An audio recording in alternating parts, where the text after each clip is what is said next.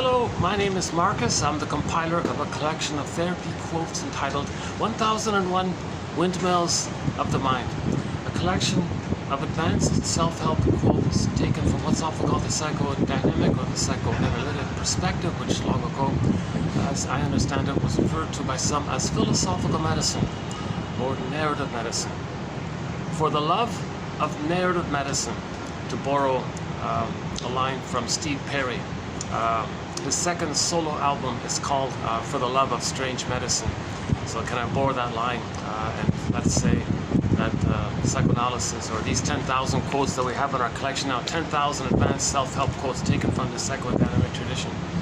For the love of narrative medicine. For the love of narrative medicine. I mentioned him because he was in the news recently, and so we included a song from that album called Friends of Mine, a blues rock song, my personal favorite solo of his. A great song, upbeat, bluesy, kind of happy kind of song. And he produced it in '88 and didn't release it for almost 20 years. So finally it got released a little while ago. A great song, yeah, that's just for fun. Most of the songs on the soundtrack do have some kind of psychological message to it. A few are just there for fun, like that one there. Although that one is linked to the album, which is entitled For the Love of Strange Medicine. So it's kind of a little bit linked there. I want to add a new song to our soundtrack. Yeah, so a little news here. Burton Cummings is in the news now. And so I thought, we already have two of his songs on our soundtrack. A very good one called You Saved My Soul. You saved my soul. Na, na, na, na, na, na, na, na. I think he did it in a movie or something. He sort of co-starred in a movie, and he played it in the movie. It's on his album. He has a solo album entitled Sweet Sweet or something. It's the first track on that song. And I want to add the fourth track on that same solo album by Burton Cummings called, Something Old Becomes Something New, something like that. Not a bad, musically it's maybe not as exciting as the other songs, but the lyrics are good, so I want to include the song on our soundtrack. And it's an honest kind of song. He said, gee, I was unmothered. I wasn't loved as a child. I mean, the protagonist of the song is saying, right? So the song's about somebody saying they weren't loved and they didn't learn how to love, so they were confused. So they went through life kind of grasping a little bit, spinning their tail, chasing their tail, or whatever. Kind of didn't work, kind of thing. Finally, they're getting older, and they look back on their life, the ashes of their life, and see if they can put some pieces of the puzzle together, kind of thing. And then he tries one last time to, love a girl or something, and then things are a little bit different now. After he did the self-introspection, after he did the midlife audit, the midlife examination period. Yeah, after he did that kind of self-introspection. Then when he tried to love again, he said, the main line is, something old becomes something new. That's a pretty good, I thought that was a pretty good summary of it all, right? So that song's called, that's on the fourth track. I think it's technically called Something Old, Something New, but not in relation to the other song by that title. It's an abbreviation of the main line in the song. Something old becomes something new. So his old way of relating, okay, not knowing how to love, making mistakes, being afraid of intimacy, not knowing how to share or make I statements, not knowing how to communicate or love or be loved, and all the mess around it. Now he's getting older, so he did the examination. He looked at the past mess, the ashes, and then picked up some clues. He said it in there, I'm looking for the crumbs of the puzzle, trying to piece it together. So after he did that kind of self-introspection, that's the midlife audit, then when he loved, he found that his old way of relating, suddenly it's now new, it's refreshed, it's better, it's normal. So he has a new play. He's not repeating the old script again and again, right?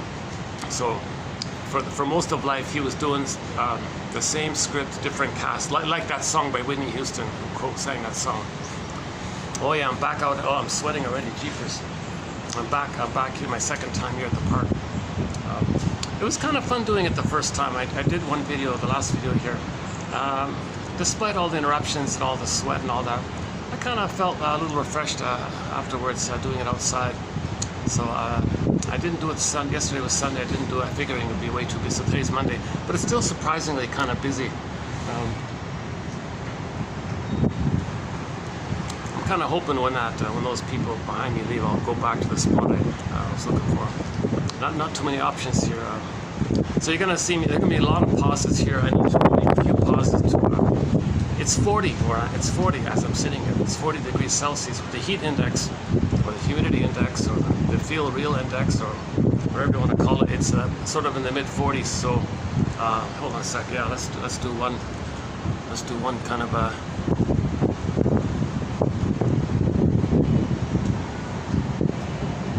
Yeah, when I was here Saturday, a lot of pigeons were here, so maybe we'll see the pigeons again. So I brought some ice. And, okay, never mind about that. You don't. I wouldn't want to hear somebody talk about their logistics making a video. Come on, Snoozeville, right? Come on, deliver the quotes. Give me the insights. Teach me something. Enrich my life, kind of thing. Well, the quotes enrich our lives. I'm not. I haven't been analyzed. I'm not a shrink or a professor, a midwife, doula, nutritionist, gynecologist. I don't have a master's degree or PhD degree. I have a basic BA. I feel tempted to change the initials of that. It wasn't from a famous university. It's a basic BA. But yeah, you needed to get jobs afterwards, right? It's kind of like going through the motions kind of thing. But it wasn't a very enlightening experience. I went on a rant about it maybe about a month ago. I won't do it again here. But anyways, my point is I only have a BA, and the bigger point is I haven't been analyzed myself. I never studied psychology. I haven't done this process. I keep reading about it, and I feel like okay, now I'm starting to kind of learn it. So nobody's really teaching this. First you got to have the minimum of a master's in social work plus experience, or a PhD plus experience as a counselor. And then you can go to the analytic shrink school. Or you're a medical doctor, then you go to the shrink school. It's kind of hard to get into the shrink school, Psychoanalytic Institute, right? So I don't even have a psychology 101. So I thought, well, let me just self-teach it. So I'm trying to sort of learn it myself in the process. I'm sharing my journey of learning it. And now the benefit, the give back of my anxious discussion of these quotes is that the quotes are posted below. So if you click the more link, or the see more link, or the show link, or the show more link, whatever it says there on your end, you'll get these quotes posted. On average, for pure video, there are roughly 10 quotes. Sometimes, like this one's about 20 something. Sometimes, yeah, like the next one is just one. Yeah, that's kind of the range. The next one is just all one. This one's like 20. So on average, there are 10 quotes. And my sincere hope is that 1 out of 10 on average you'll like. So we have 1,000 videos here, 10 quotes, 10,000 quotes. So hopefully, if you find 1 out of 10, you'll have your own customized, personalized, unique for you, created for yourself, that you made, your own personal, your own chosen, self-selected, customized, tailored to you, your own 1001 Windmills of the mind. But it's like a catcher's mitt almost. If you do that, then maybe you can get some feelings will come into you, catch the ball, get some feelings back into you, kind of thing. So yes, they're just insights, they're cognitive ideas, they're theories. No perfect answer here. Psychoanalysis is not, emphasis on the word here, not. It's not a magic breast. There's no magic words here. There's no abracadabra here. It's nothing like that. It's not meant to be like that. In the unconscious, sometimes in the unconscious, one quote said, some people when they listen to someone talk, they don't care about the content. They want to hear the tone and the kind of the words. They want to be felt. They want to feel better like that. They're not interested in getting better. They don't even care what they say. So it's not about like that. It's not about, here's our first pigeon. Here's our first pigeon. Sort of a messy looking guy. Are we getting him in the camera here? Yeah, I'm not too thrilled doing it at this spot here. It's a little considering the volume of people that pass through here. This is a wildly busy. This is a tiny little public park. Surrounded by all sorts of condos and shopping malls and hotels built all around it. It's sort of like the center of it. Like everywhere you go, there's skyscrapers all around you, kind of thing.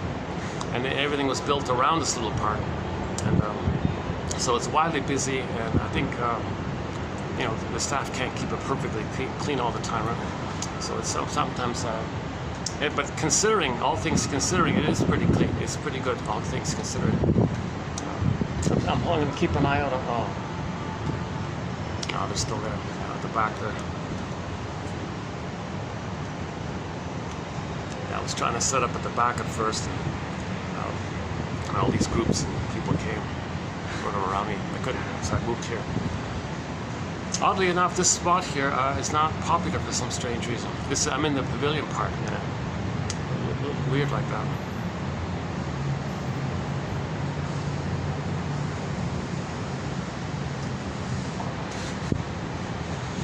Oh, you saved my soul. We're talking about Burton Cummings, right? Is that right?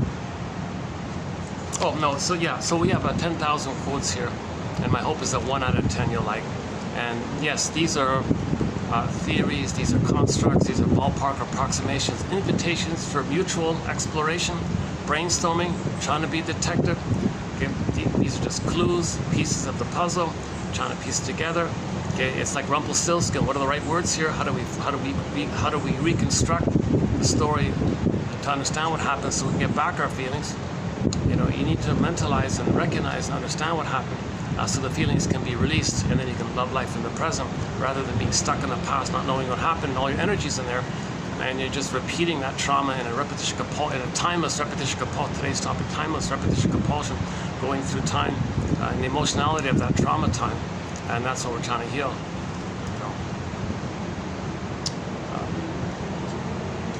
So yeah, in the last video I spent a fair bit of time despite the interruptions and all that, that last video turned out to be pretty good, I thought, in terms of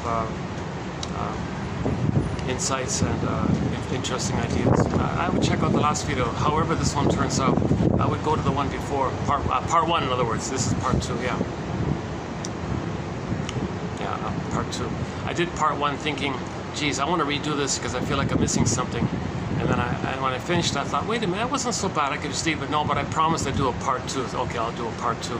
So anyways, most of it's done in the part 1. So let's see how what I can just try to add into the part 2 here. But in this part 2, I'll do a preview of the next couple of quotes coming up. I've got some good quotes coming up, so stay tuned. So as best as I can see these 10,000 quotes to be an encyclopedia. So basically, imagine this page. Imagine this times 2,000 pages like this. It's quite an exciting collection of quotes. Once again, the benefit is that they're clear, easy to follow. Jargon is clear. They're mostly written by the medical doctors, the soul doctors, like medical doctors who specialized, who then went to the Analytic Institute or the Shrink School to do the humanistic approach of helping for the love of narrative medicine, So that's what this is about. Psychoanalysis is a humanistic kind of thing. It validates you.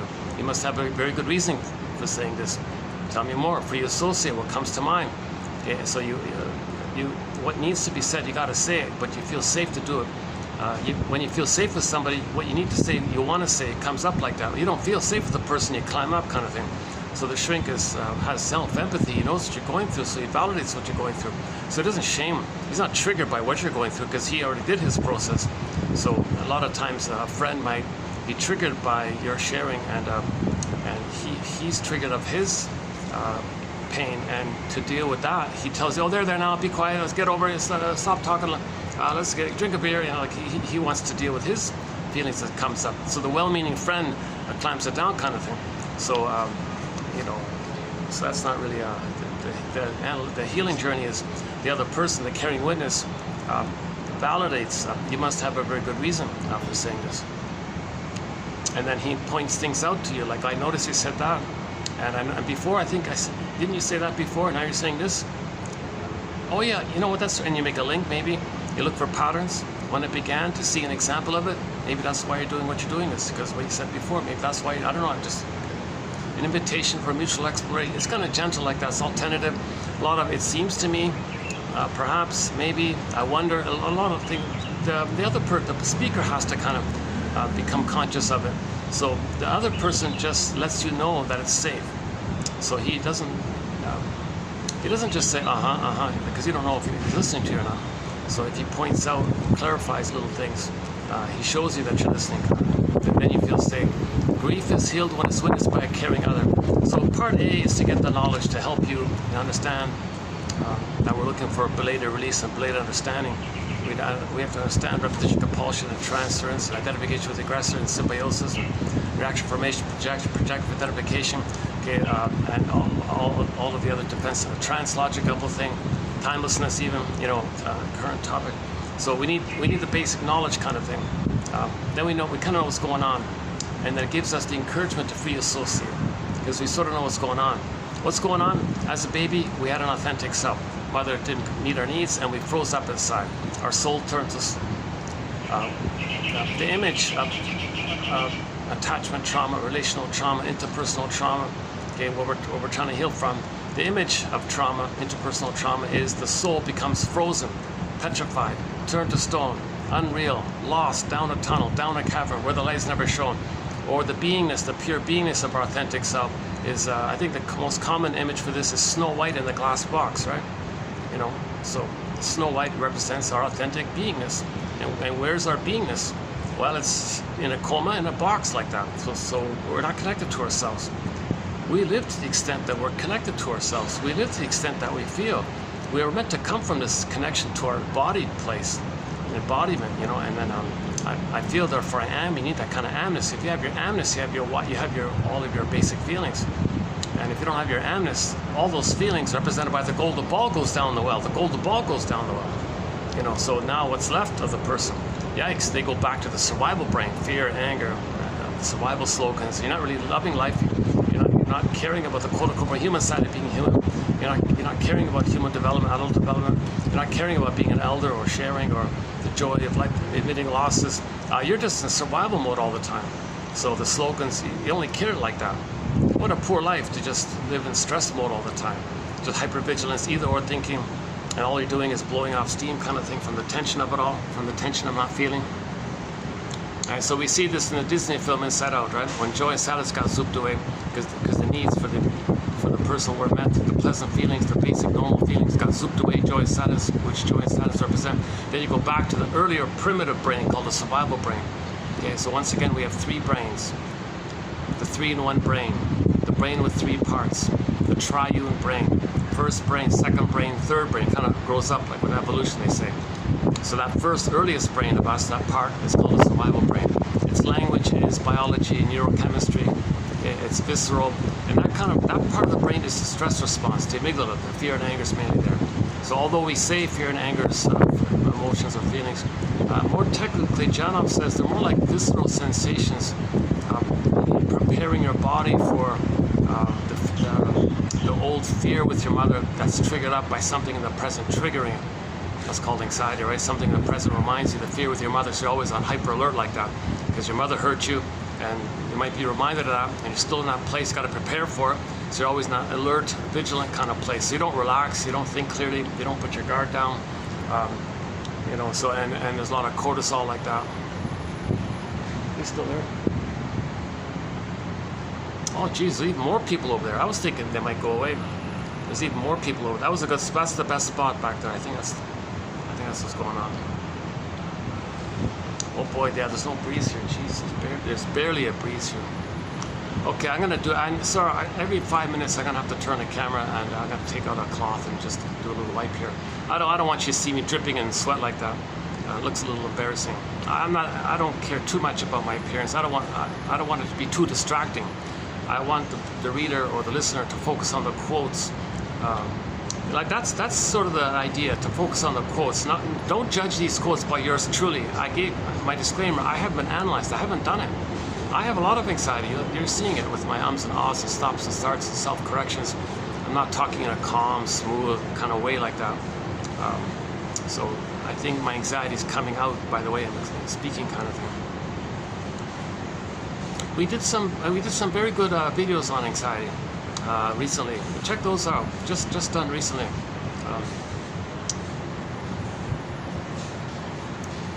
The one before was on this topic, but the one prior to it That was on anxiety. The one done in the restaurant with the peacocks, that one there, that was on anxiety.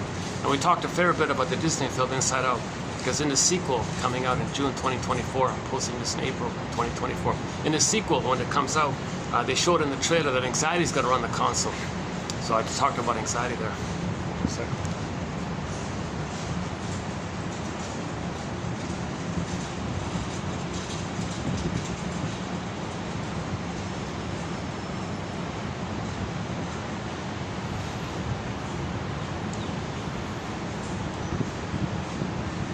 No pigeons? Where are the pigeons?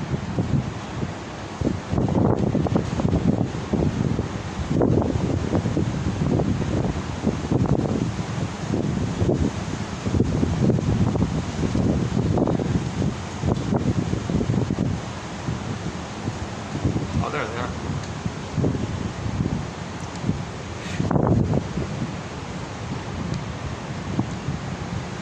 Yeah, so your mission, should you choose to accept it, is to take Robert Bly's advice and to read Psychology every day for 10 minutes, pluck out a quote, free associate by it. Why did you choose that quote? What was appealing? What drew you to it? And then ask yourself, what does this quote remind me of related to yourself? Free associate. Make the unconscious conscious. Okay, the more you can make your unconscious conscious, the more you're accepting into your consciousness aspects of yourself that belong to you which you weren't aware of. That's called your repressed self, your denied self, your unconscious self, your secret self, okay, and so on. Now that's related to your authentic self being frozen or Snow White in a glass box. There's a pain like that to not be connected to ourselves. So as we re-own and reclaim and reintegrate and re-accept aspects of ourselves which we previously didn't know, that's called where it was ego shall be. Or Hermes flies across with a message from you to you, and you read the message, you accept what you didn't know about yourself. The more you do that, then you're closing the gap. You're getting more of yourself back into yourself. So that's called wholeness and healing. John A. Sanford's book, Healing and Wholeness. The more you get back your fragmented soul, get back to yourself, you're more whole. That's called healing and wholeness. Okay, once again, when we mention his name, John A. Sanford, we mean the author, the psychology guy. Who wrote Healing and Wholeness and other books. He did a great thing. He put a lot of religious stories on the couch as well. He says, look for the psychological message of religious stories, basically. I won't enter that whole topic at this time. We do have a thread on the psychoanalysis of religion. It's a huge thread. It begins with 1203. Just as the opening intro bit, 1203 is a good sort of start. And we got a whole booklet on psychoanalysis of religion. Oh, great, got a bit of a breeze here. Hopefully it'll work. Yeah, I'm surprised how busy it is today.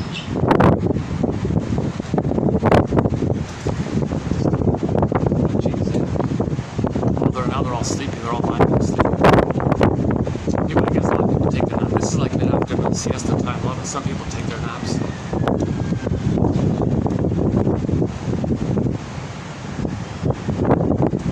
This is a real experiment to see if I can do more videos outdoors like this.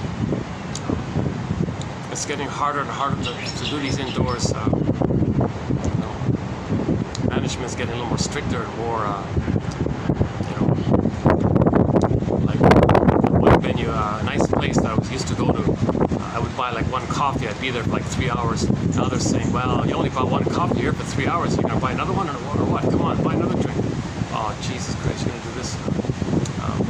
So I thought, okay, I took that as a sign.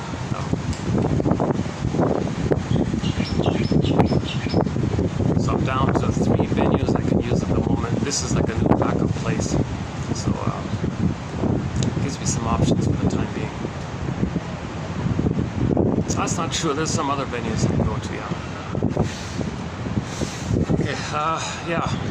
Let's lighten up a little bit. Let's go back to Burton Cummings. Yeah, I just discovered this morning, just before coming out here. I just heard a little news clip about Burton Cummings. So yeah, I heard his story. I kind of, I agree with him and all that. The complaint he's got, like it's a legitimate, very legitimate thing that he's saying. I don't want to get into the story about it. I'm not really a fan of that first band of his. I prefer him as a soloist kind of thing. But But as a soloist, he did Saved by Love and Something Old, Something New. But that's, although it's called Something Old, Something New, it really should be, think of it as really it being entitled Something Old Becoming New. It's different. It's totally different from the other one. It's Something Old Becoming New. That's a good little song, right? Yeah, good. I thought it was a good little song. Musically, it's just average, but the lyrics are great. So yeah, let's add that song to our soundtrack. So now we have 3 songs on our soundtrack. Saved by Love, Something Old, Something New, and of course this classic song called Break It to Them Gently. He said he watched some kind of crime detective show on TV, Kojak, one of those shows like that. He saw an episode, he felt sorry for the guy and all this, so he wrote a song about it. So he wrote a song after watching a TV show called Break It to Him Gently. And it's pretty good because it's kind of like a lost teenage, it's like kind of like a teenager who lost his way, nobody helped him, fatherless son, and so that kind of thing. So, you know, we can maybe a little bit emotionally emotionally relate to a little bit, not literally, but there's like an emotional feeling about it. It's a big hit. It was a big hit. I think that's his biggest hit, right? I think he closes the concerts with that one. So, yeah, so Break It to Him Gently, Saved by Love, Something Old, Something New. Those last 2 songs are off his solo album called Sweet Sweet. Break It to Him Gently is off his solo album called Dreams of a Child. Is that the one? Is that right? Easy to find, yeah. Great voice, an incredible voice. My goodness. Somebody in the comments section said, I prefer him to Elvis. The next person said, who's Elvis? He's got a real incredible voice. He's got a real smooth, kind of real powerful, smooth voice. He can be alone on stage with a keyboard and do a whole 2-hour concert, and it's clear. It's very. Check out the one. Burton Cummings. Is a kid. What year is it? 2000. Oh jeez, I forgot the year. I think the venue was Kingswood Theatre or something like that in Toronto. 2001, 2002, 2000, something in that early 2000 something, 2003 maybe, somewhere during that time. Burton Cummings live. You'll see him just on the keyboard alone. He's in top form there as well. Yeah.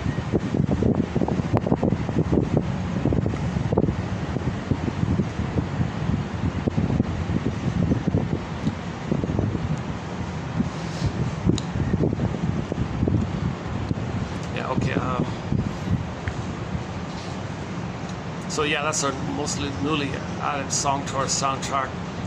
The other 2 songs recently added was the one by Steve Perry called Friends of Mine, and the other one is called the live version, Harlequin's live version of You Are the Light. You Are the Light, that one, off their live album called On/Q Harlequin. 3 recent classic rock songs, yeah. A lot of classic rock songs on our soundtrack. A lot of songs from around the world, from Turkey and Malaysia, all over the place. Every continent, every hemisphere, both hemispheres. Northern hemispheres, eastern and western. All continents. We've got songs from around the world. A lot of songs by indigenous singers. An amazing batch of songs by indigenous singers, Inuit singers, Mi'kmaq singers, Mohawk singers, Algonquin singers. I want to get one from the Dene people. I'm still on the lookout for a song by the Dene people.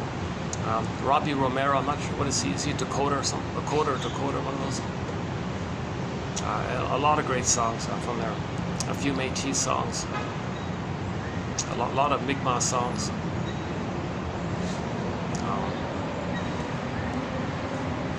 And songs from all genres. Yeah, so it's a fun collection. Our theme song to this collection is Katja Epstein's German cover of the song Windmills of the Mind. It begins with the tuba, the bass tuba, the booming bass tuba, that one there.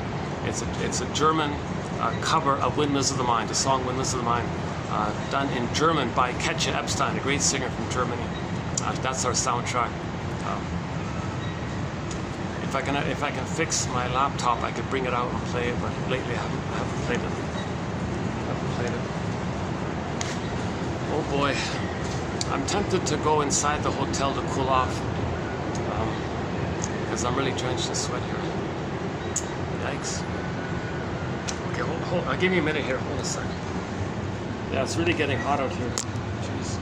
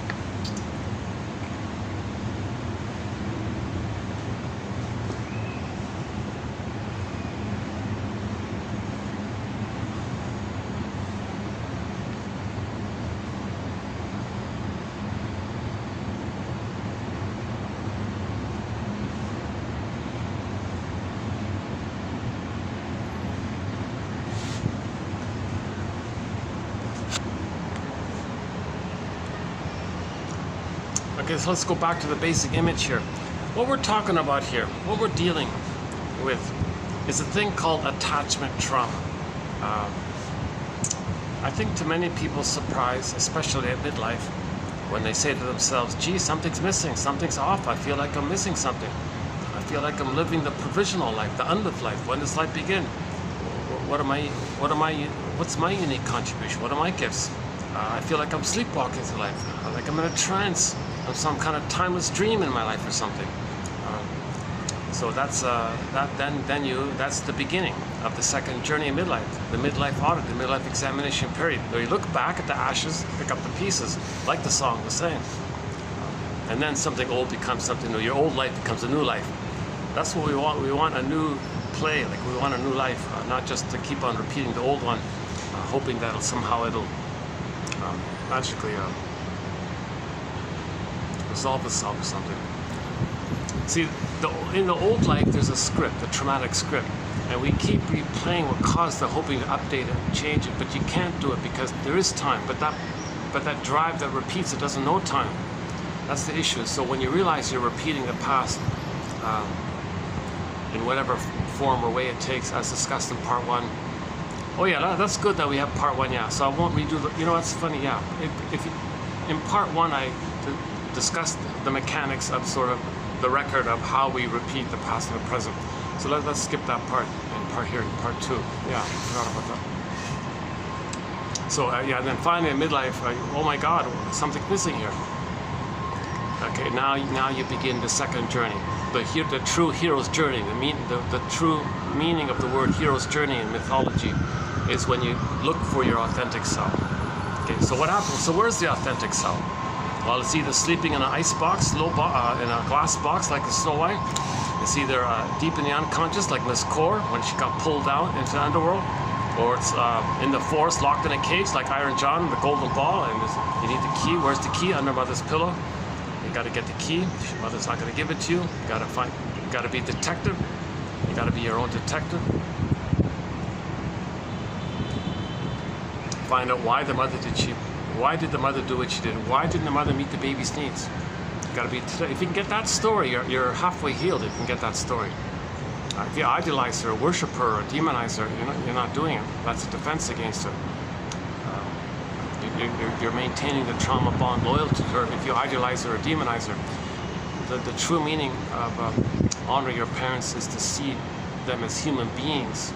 See them as human beings and get their true traumatic story. Okay. What kind of personality did they develop? What about their birth order? Okay. What kind of humor do they have? Are they more of a stinger personality or more of a clinger personality? Do they have a lot of survival slogans in their life? That's a sign of trauma.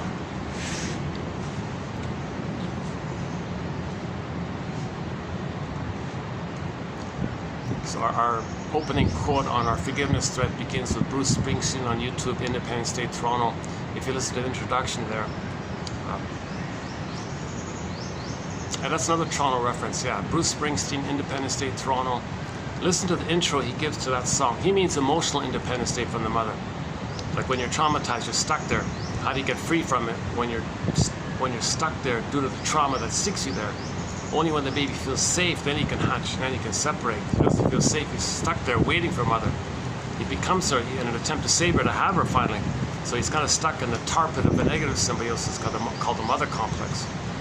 So how do you be free of the mother who hurt you, when the condition to be free from her is first having received her love? Okay, enter forgiveness. So that's the second way. Either you're loved and you do it naturally, or at midlife you forgive her, then you do it post in the second half of life. So yeah, Bruce Springsteen talks about it. Another elder, Inuit elder, Rosanna Deerchild, she has a very good line. The more I learned of my mother's story, the more of a person she became to me. So see her parents as people, traumatized people. And it goes on from there. And so we've got a whole thread on that one. Actually, that one by Izette DeForest, a 3-parter done last week. That was part of it as well.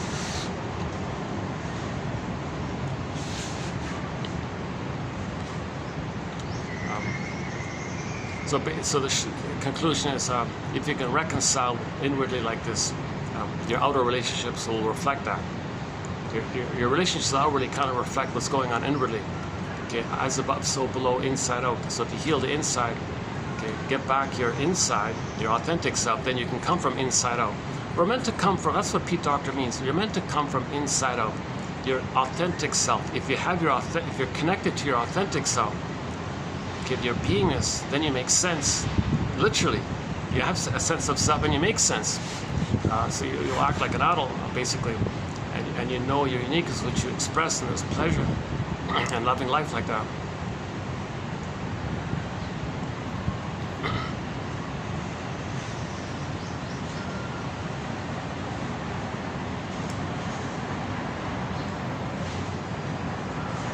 Yeah, my second time doing it, so I don't really know the ins and outs of this, how things are going here, so let's see how it goes. Second time here. But it wasn't bad Saturday. That's funny. I thought afterwards I felt a little okay about it.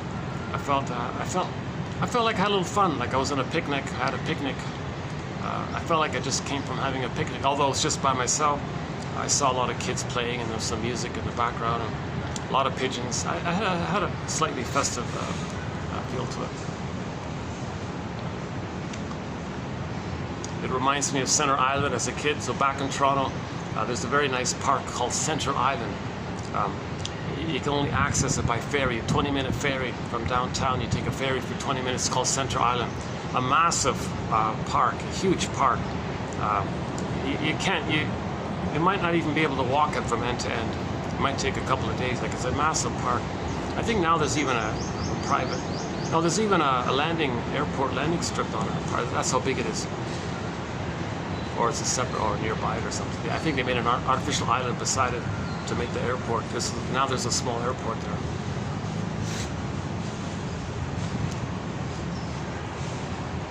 Near the CN Tower, that area. Yeah.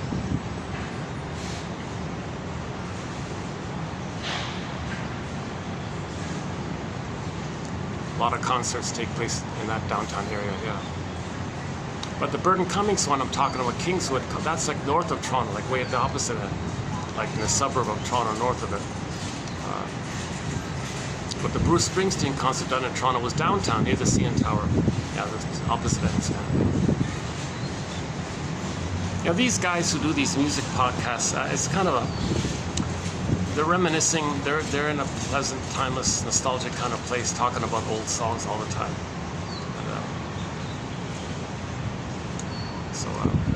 Yeah, today's topic, timelessness, yeah.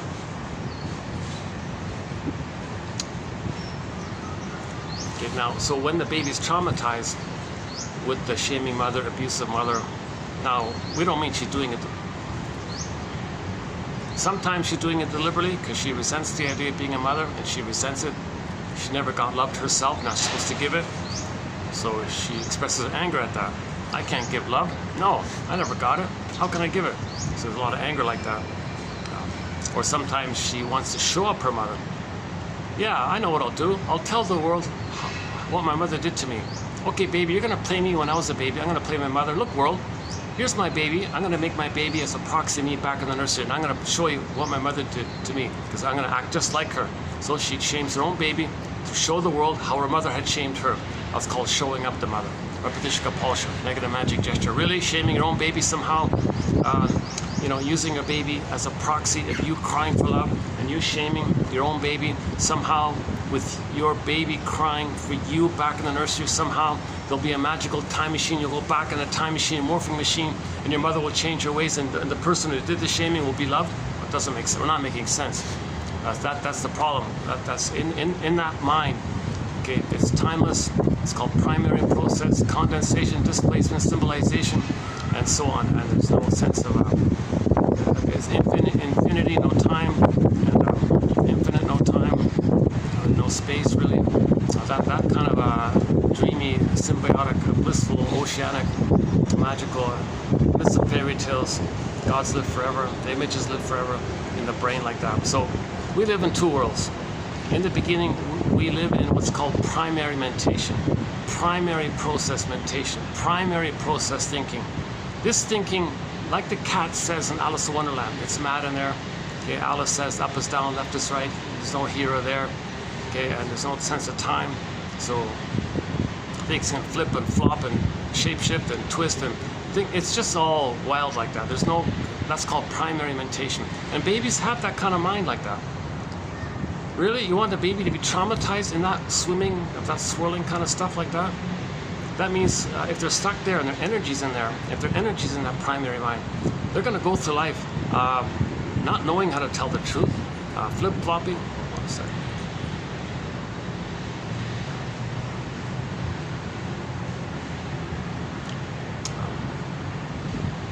Okay, 1 second. I might have to move here. Let's see where else I can go. Oh, he wants to, some people here want the shade like myself, so let's see, do I have a backup place? Let's see.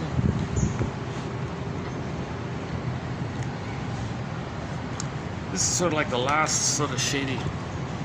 Maybe what I'll do is I might as well use this opportunity to go inside to get some AC. Maybe I can go in.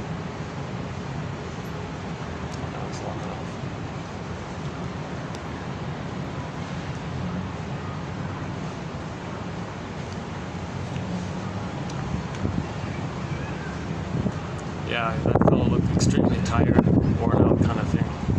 Kind of looked at me and I just gave a little hello, and not too much. That was all. I think he saw me packing up, so then he walked off kind of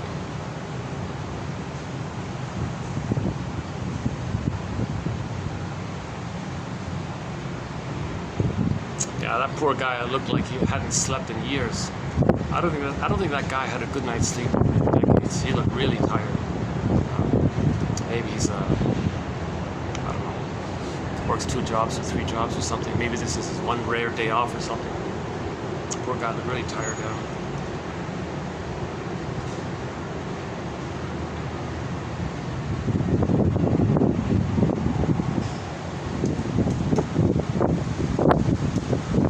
But he wasn't threatening. He wasn't threatening. He just looked tired. He looked a little lonely. He looked a little lonely. I'm sure he feels angry underneath at not sleeping for 10 years or whatever it is.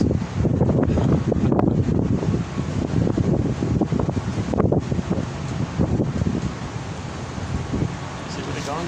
Oh, yeah, he's moved on, right? Okay, good. All right, that's just it.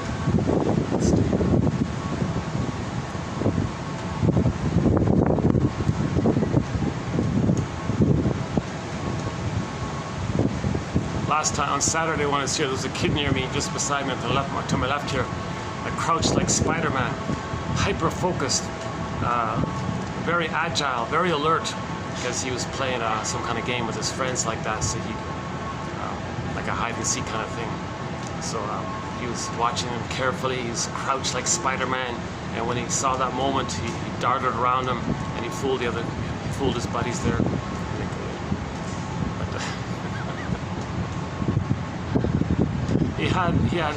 He was so alert, like he looked really focused and alert.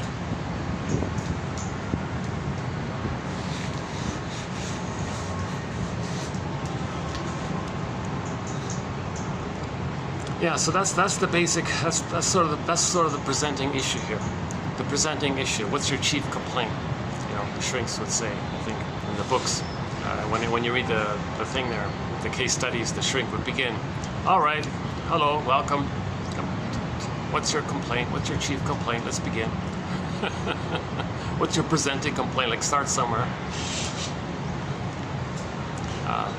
So the chief complaint, I think, maybe we can say it that way, is our authentic self didn't get a chance to animate for us, be there for us, because we had to, for safekeeping, put our soul into cold storage. In the song "You Saved My Soul," maybe he felt safe with the girl, and with his new knowledge, seeing things in a different way, and attracting people that reflects that, he finally felt the chance to get back his soul, kind of thing. Had he not met her, maybe he would have missed it, kind of thing.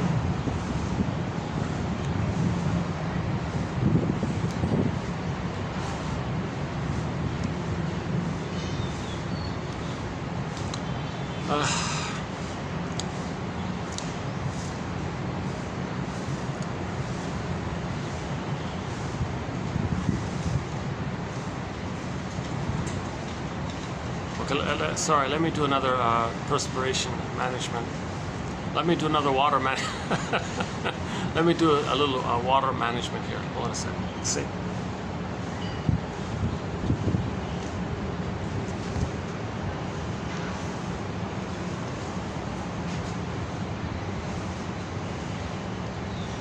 Can I just do this? Hold on a second. Let's just try this.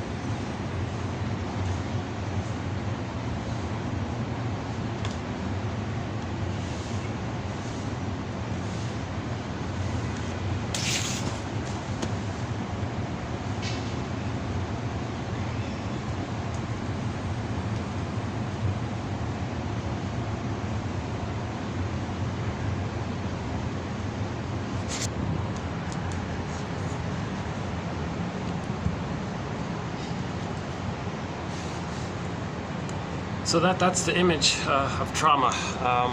Snow White in the glass box. When a character turns to stone or a statue, that's another image for trauma. So our authentic beingness is unavailable to us. Okay? Now, related to the authentic beingness is the positive, natural, basic, pleasant feelings by it. That's the golden ball. I feel, therefore I am. If you don't have your authentic amness, you don't have your basic feelings. Everything's frozen up like that. That's the middle brain. Then you go back to the first brain. Oh yeah, by the way, so the first brain, the survival brain, the mammal brain, the cortex.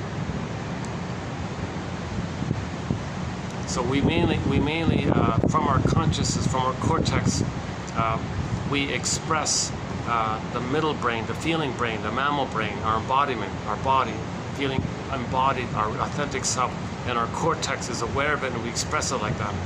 Okay. So and the primitive brain is just there if there's an earthquake or something, got to run or something. So we're not really meant to have that flared up all the time, kind of thing. But if the middle brain is frozen, okay, then the survival brain flares up. EAS, enlarged amygdala syndrome. So that's when we see joy and sadness at the console. Now the person's hypervigilant, and they think only in terms of survival. Thrival, forget it. Feelings and trust and empathy and care and relationships and spontaneity, creativity, and just tenderness and affection. Oh, you've got to be kidding! They're only in survival mode. So that's a miserable kind of condition.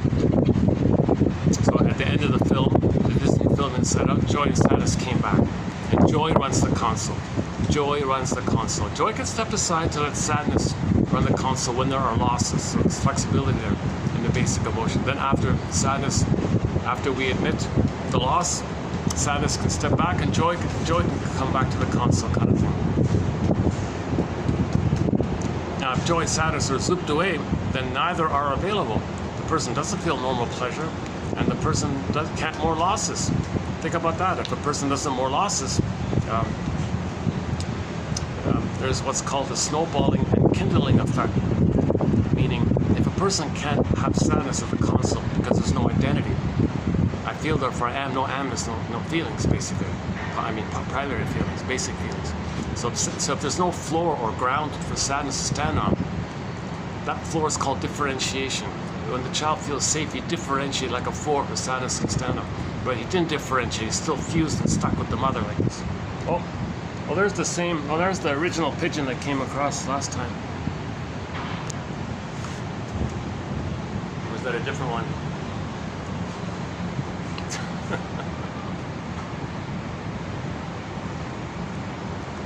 I just realized, it's amazing.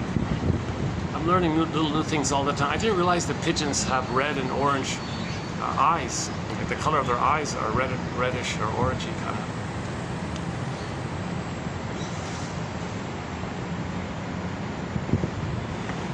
And quite an amazing variety of the pigeons. They're not all the same. Some are skinny, some are really fat, some are different colors. Like cats almost, right? There's quite a variety there. Yes, a lot of gray, a lot of classic gray and black ones. I told the pigeon joke in the last video, let's not do it again this time. Okay, so yeah. So the psychic structure needed to admit losses is called differentiation. A sense that you differed from the mother, that you're other from the mother, that you're an other, the mother's an other, you're separate people, there's two others like that.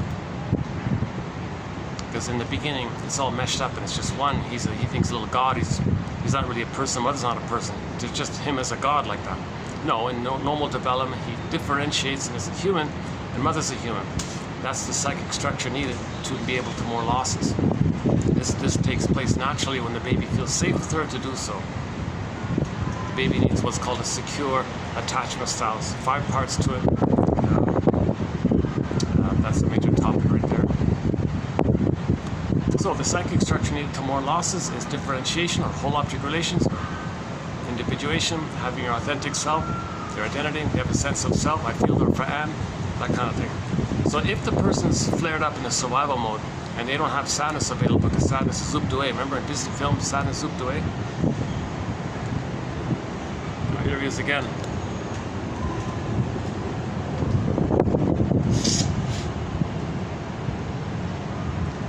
Now this one has orange eyes, yeah, more of an orangey eyes.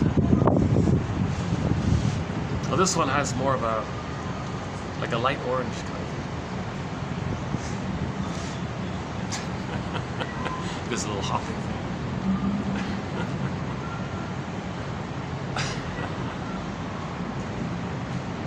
It was so natural and whoop, you just bounced like a little rubber ball would.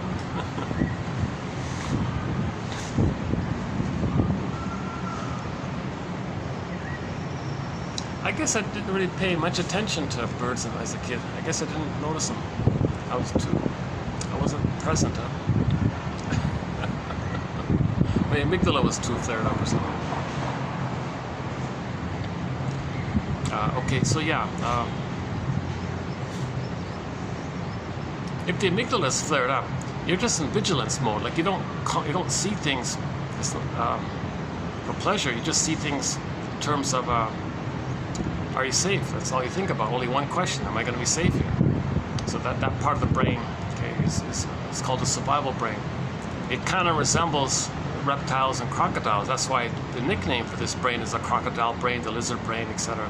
Just not calling any person that, just giving a nickname to that part of the brain, called the survival part of the brain, the brain stem. Janov calls it the salamander brain, because that brain only cares about survival. And like the crocodile, they only care about survival. You don't talk feelings to the crocodile, right? The lizard doesn't know time.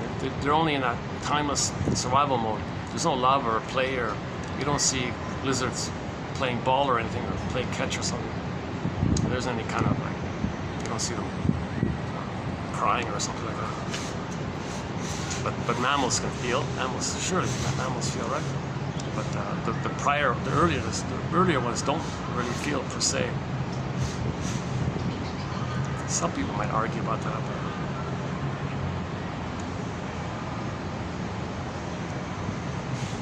no one really thinks a lizard feels, right?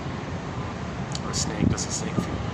So, but the mammals do. The puppies, the chimpanzees, yes, they feel. It's horses, yes. We can see them. We see tears in the elephant's eyes. So, clearly the mammals feel. That's pretty. Well, and we're mammals, so it's pretty clear like that. Well, we grew the cortex, so we became the hominid, the Homo sapien hominid, right? That's the third brain. We evolution up, first brain, second brain, third. We're the only one with the third brain. All of us are from that hominid, the same hominid that grew that third brain. So we used to be Homo bodoensis from Africa for a million years. It took us 150,000 years.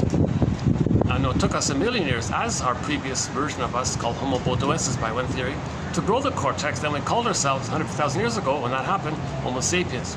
We spread around, settled around different places. Ballpark 10,000 years ago, with our discoveries and all that, we accidentally traumatized ourselves. So we became Homo sapien traumicus, Homo traumicus, Homo economicus, Homo short sellicus, Homo secret psychoticus. So I think Homo traumicus is sort of just the quickest way of saying it. So for more on that topic, go to check out 2725 part 3 of 3. There's a 7.5-hour video on what's called the 48 symptoms of Homo traumicus. And it took me 7 hours to run through the list. So that's a huge topic there. It's sort of like the social equivalent of a personal trauma. What's the social equivalent, like kind of that kind of thing? What's the outer of the inner? As above, so below phenomenon. Like, what are we repeating socially? Like more than one people. When many people repeat their traumas,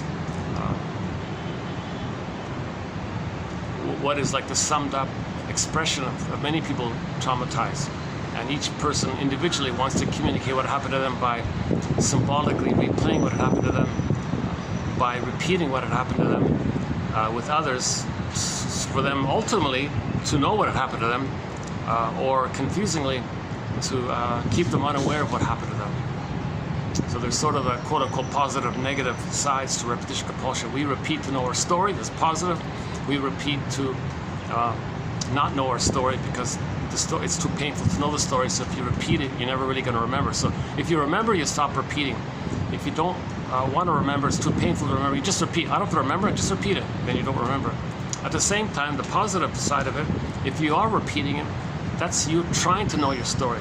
When you repeat the past from the present, okay, the present becomes the presenting past, or the present becomes like a replay or instant replay or new edition replay of the past, and then and the present is just like a melodrama, psychodrama, and they call it enactment or reenactment of the past. And so it's like a staging. So in the present, you find someone to play you, or you play the mother, or you play you and someone else plays the mother. You flip it around. You kind of recreate that trauma originally, but your emotions are in the past. But in the past, there's no time, so the present is still the past emotionally. So you're just recreating a staging thing to relive the emotional interaction with the mother, hoping to undo it. That's the false way. Hoping to see what happened. When you repeat something in the present, that's for you to know what happened in the past. That's called the inferring mind. You make this inference, the thing you're doing over and over again. Okay, that's like an inference to know.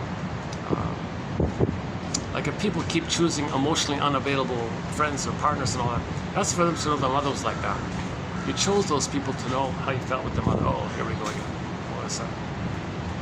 Hi again. What's it?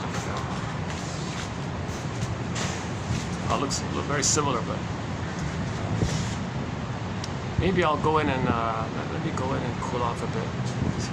They're gonna sell right in front of me. Yeah, hold on a second.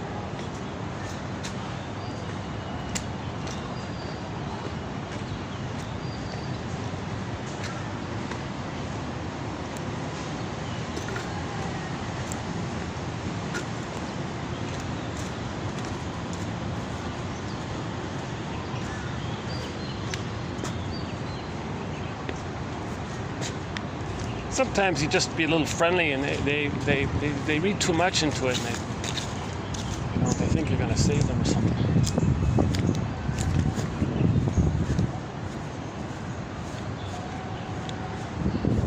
Okay, maybe I can. Yeah, let's do this.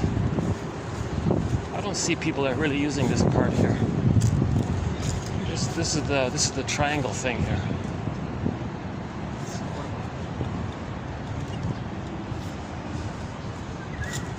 Oh, look at all these people, my goodness. Oh, it's getting busier. Jesus.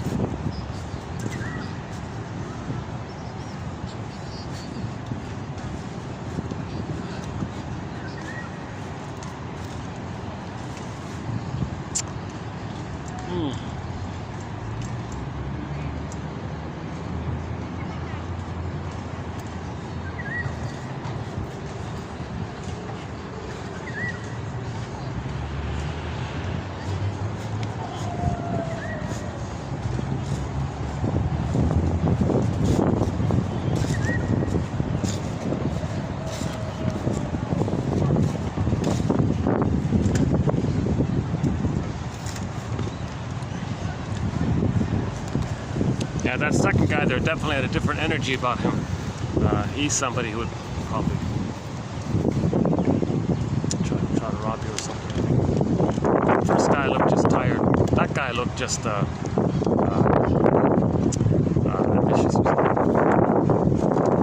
Oh, I got a brace here. Yeah, okay, hang on. Maybe this.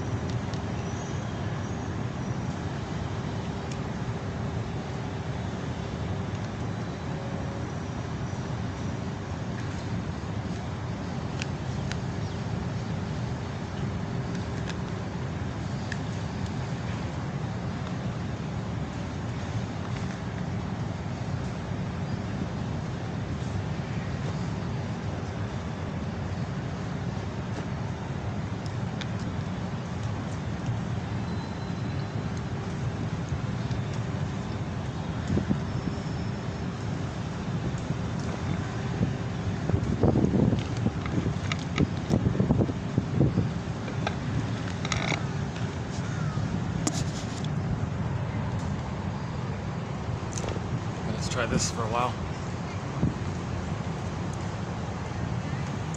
Yeah, so that's the presenting issue, right? That's the presenting problem, right? The authentic self is not available to the person, so they feel disembodied, they feel empty, they feel numb, they don't feel fully real, they don't feel fully alive. Like that's the issue. So in response, we develop a scaffolding of operations of the mind, maneuvers of the mind, measures of the mind, bundle them up, and that creates your false self, your as-if self, your kind of mask, right? Like, so you can go through life with the mask, okay, but something's missing. But with the mask, you can get 10 PhDs and 10 medals and 10 awards, but something's missing. Okay? We live to the extent that we feel. We live to the extent that we feel at home within, like that. So although the person can still get 10 PhDs with the mask and all this, they're missing something. And as you get older, you don't want to keep that gap widening and widening. Then the mask says, well, get more PhDs as a defense against the pain around losing your authentic self. So at midlife, you got to pause and say, wait a minute here. Like the song, like Burton Cummings' song, Something Old, Something New. He said he did this audit. He examined the ashes of his life and all this stuff. Actually, Rick Santers has a song called Ashes, yeah. Oh yeah, another musical voice to our soundtrack. Rick Santers, yeah. Rick Santers. We have several of his songs on our soundtrack. He briefly stepped in for Rick Emmett when Rick Emmett left and Triumph. Santers toured and filled in for a few of the songs. So you can hear Rick Santers singing Lay It on the Line in Magic Power in the 93 tour that Triumph did. There's only audio of those two songs. But Rick Santers, yeah, so check out the song Lovesick by Rick Santers. So there's more good songs by him.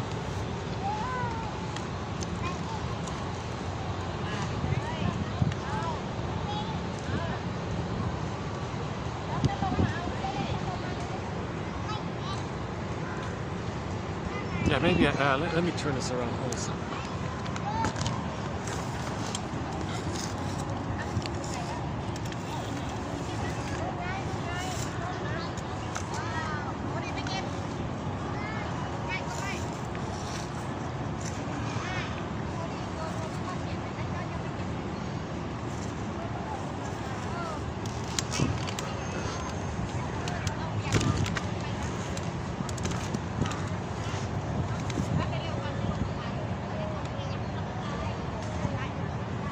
I try not to get people on the camera, but sometimes it's gonna happen.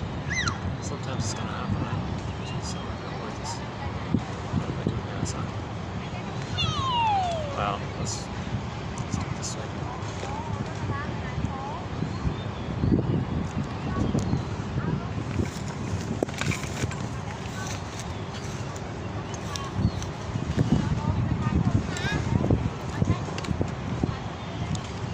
I actually worked better on Saturday. Can you believe it? Saturday was it was easier doing this on Saturday than it would on Monday. I thought Monday would be a breeze. Oh my God,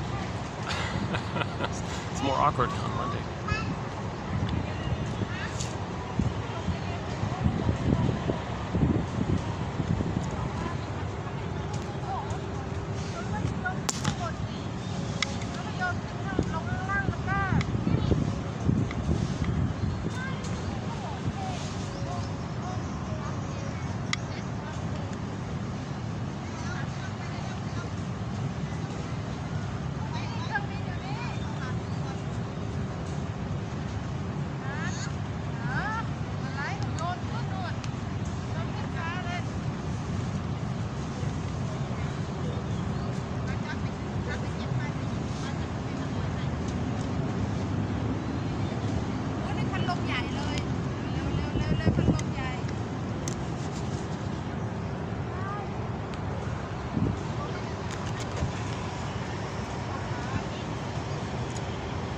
Okay, let's try to continue here.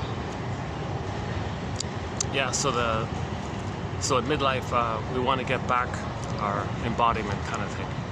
We want to feel real and alive like that.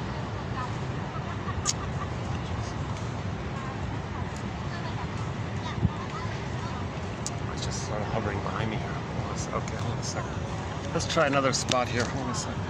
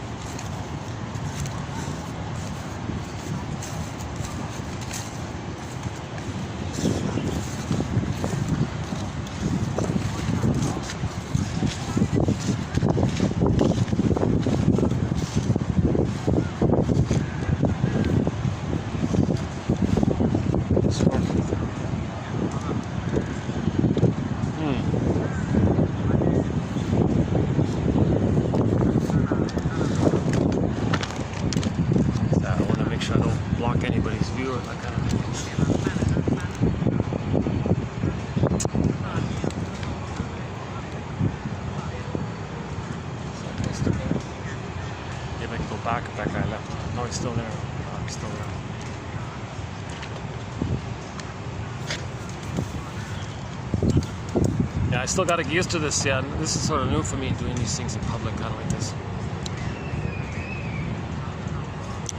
Yeah, so, okay, let's jump to repetition compulsion. If the soul is frozen, if the baby puts the soul, okay, flash freezes his soul for safekeeping in a cold storage and then buries it down a tunnel so it's not available to the person, or a character becomes echo becomes a statue. Okay, so when a character that represents your Snow White, your beingness, becomes a statue. So Snow White could be a statue. It's the same idea, it's the same psychological message. Your authentic beingness is not available to you. So it could be in a box, it could be frozen, it could be missing. Okay, so that there's various ways that storytellers can describe the disconnection that you feel with yourself. And that's the trauma. The child feels disconnected from himself. We want to get it back. We had our basic connection, we lost it, want to get it back. This core pulled down, we want to get it back to Persephone. Okay, so we had the golden ball, went down the well, want to get it back, and so on. So that's sort of the whole idea. So, first things first. If there is trauma, what does the mind do? What does the person try to do? Well, in its sort of blind panic, I guess, it says, "Wait a minute, I didn't get mother's love. That's why I lost my soul." Well, maybe since there's no time, I can still be at that place where I can cry for mother's love, since there's no time, timeless. Infinite, no time. So just reach out for love. Now there is time, and the pain said, and there was pain. He doesn't want to feel the pain, so he doesn't know the needs, but the needs are still there, and there's no time. So imagine this memory. Memories are relational. The baby and the mother. Okay, the baby and the mother have a relationship.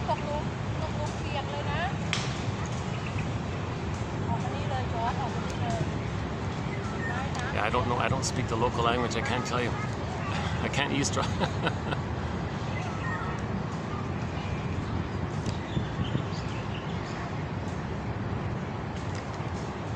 Memories are relational. The baby and the mother had a relationship. There's a memory about that relationship, about himself, the mother, and how he felt. So memories are relationship. Memories are relational. Now, when the mother said no to the baby's needs, that relational memory is grooved in, stenciled in, etched in, okay, wired in, neuro-wired in. That's survival brain. That survival brain remembers that. And that's about survival, the baby's survival. Baby thought he's a goner if the mother's not around or something, or mother doesn't understand him or something, or the mother uses him to take care of her. Oh my God, he's a goner like that. So all the energies in this, all the child's life forces in this looped, timeless memory. Okay, imagine a person's energy being directed, the jargon is cathexis, and emotionally invested in, put into this circuit, this timeless looping memory. Okay, baby needed love, mother said no. Baby needed love, mother said no. All the energies in this, like this. This is in a survival brain, there's no time there. And all the energies in there. That's called unconscious motivation. Okay, when there's trauma, we end up with the unconscious hope for the fulfillment of old unfulfilled needs. So we have this unconscious hope, this timeless hope, that we're going to get mother's secure attachment. But there is time. But that brain doesn't know time. Okay, so imagine this as a metaphor. Imagine this relational memory as a metaphor. Imagine this being grooved in on a 45 disc record. Imagine a 45 song music disc record, and grooved in is that scene, that relationship. Mother, I need love. Mother said no. Mother, I need love. Mother said no. Imagine that like a broken record on a song, like the same old tired, loopless, infinite loop. No time, no time. All time is that loop.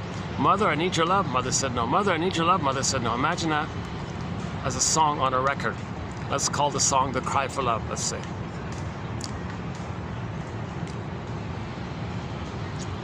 Okay, so now this is going on in the timelessness of the person, and their energy is the powering of it. It's going around like this. That's called unconscious motivation, the famous iceberg metaphor below the line. All the energy, right? Well, that pyramid's not a good example, but you see the tip of the ice above the water. It's not, the metaphors, it's all that's under the water that's pushing the whole iceberg, not the little conscious part at the top. That's called unconscious motivation.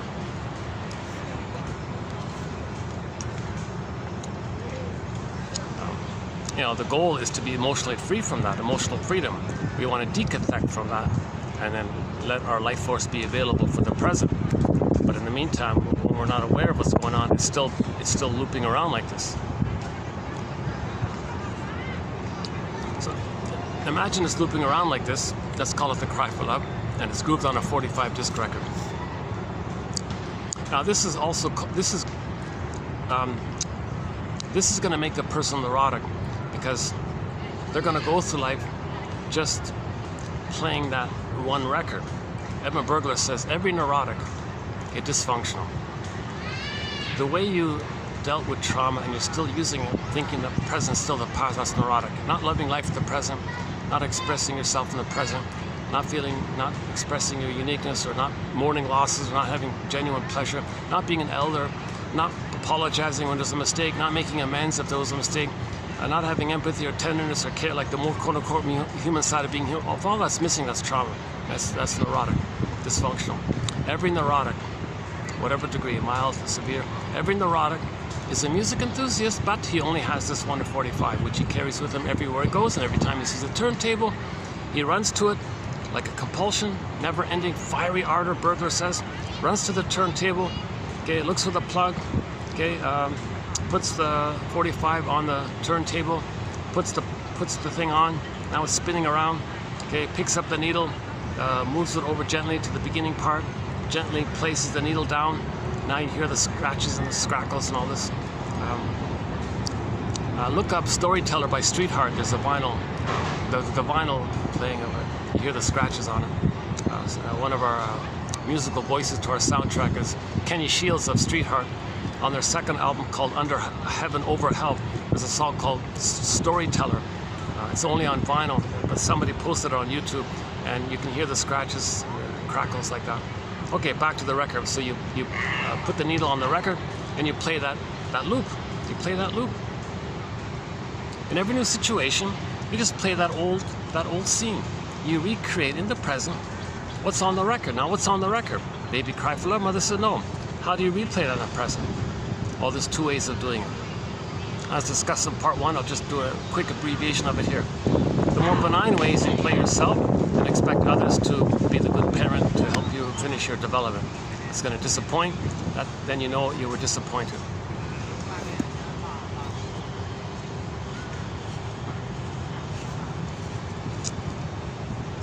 Well, the kid was in a mind, was daydreaming, almost walked.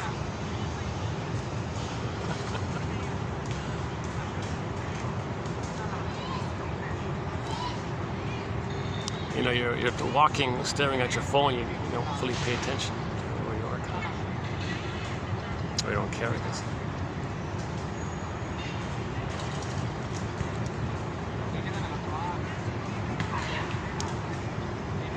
Just some kid kind of with their mother.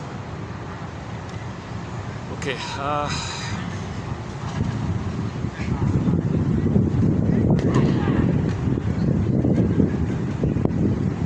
oh, it's gonna get noisy on the, oh yeah, I forgot about that.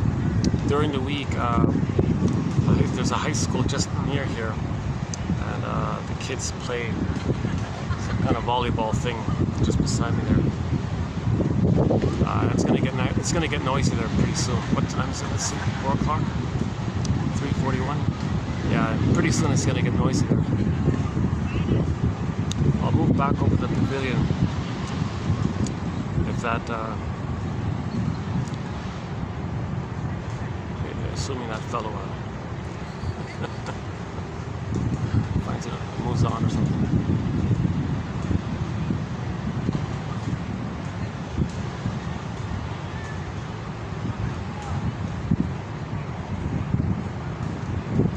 Yeah, some of the guys work really hard. They work 2 or 3 jobs as delivery drivers, or maybe like the food delivery guys, or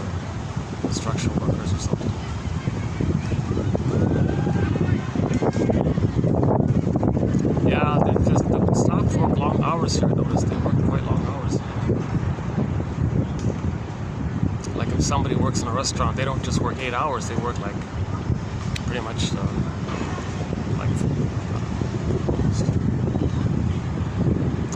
more than 8, whatever it is.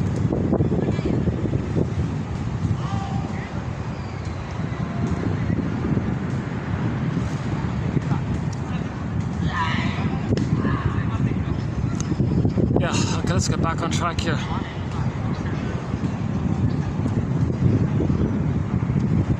Okay, so let's talk about this record for a minute here. So let's say there's a new situation with a person.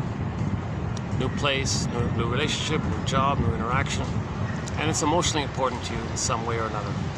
Okay, so some kind of slightly close relationship. Anyways, new situation.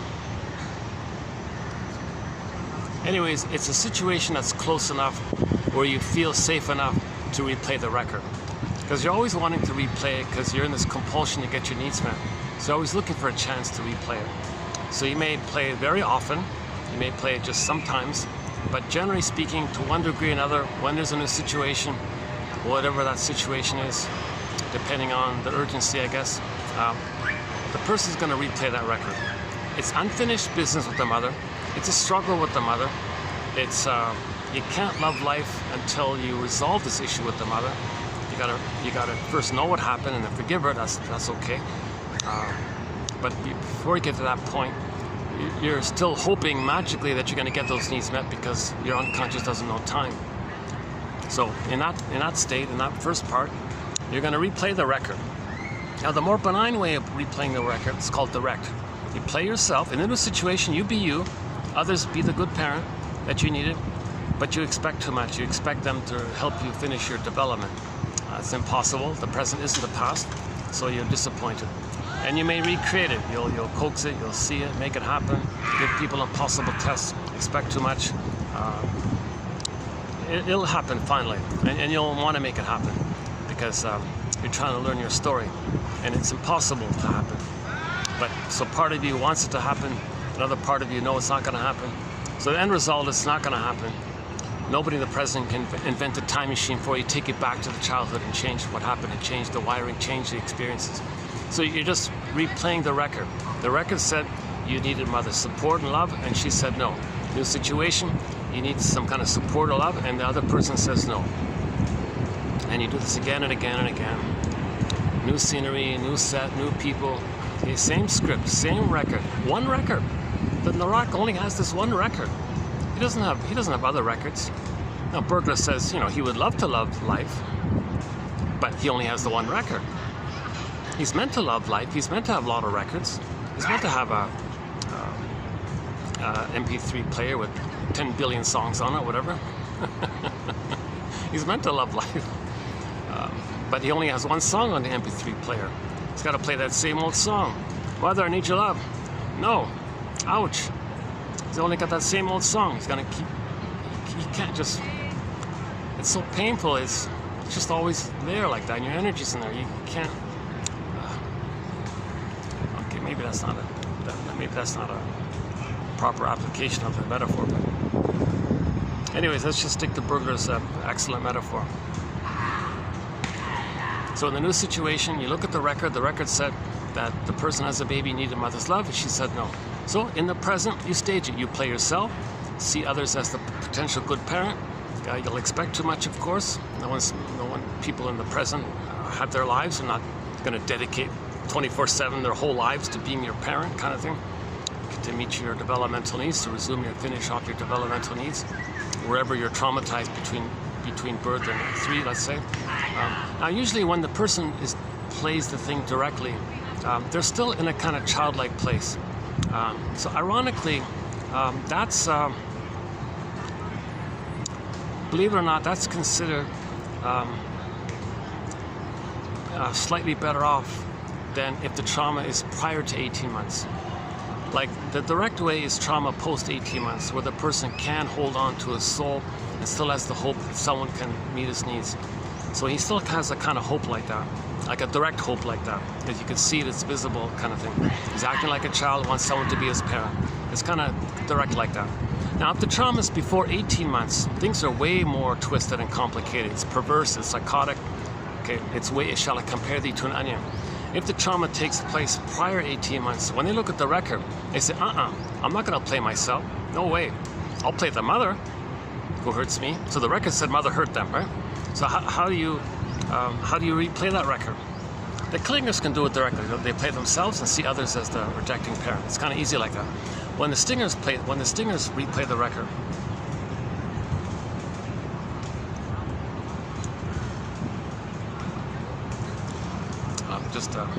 I wanted to show you the pigeon, but if I turn the camera on, you're going to see the people sort of sitting in front of me like that. Here's another one. Yeah, here's another one passing by.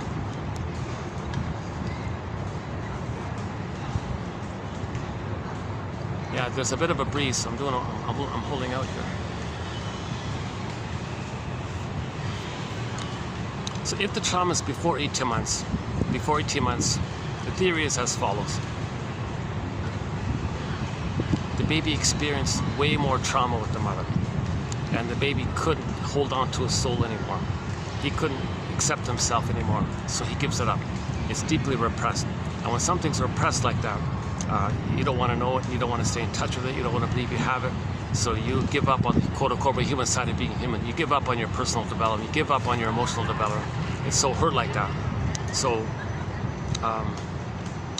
now that's part A. He represses very deeply and he denies very deeply his authentic self. So what's left of his identity? Well, he'll remember the time in the uterus when he was on the throne. All babies are on the throne. Infantile megalomania, primary narcissism, solipsism, all about them, everything for them. They feel like magical, self-sufficient, superior. Everything's for them, everything's about them. There's only them in there, by the way. It's a blissful, he's in a timeless, blissful, spaciousness. It's all, everything's for him, about him. He's on the throne, he's a magic man, he's a magic baby. Unconditional hallucinatory omnipotence.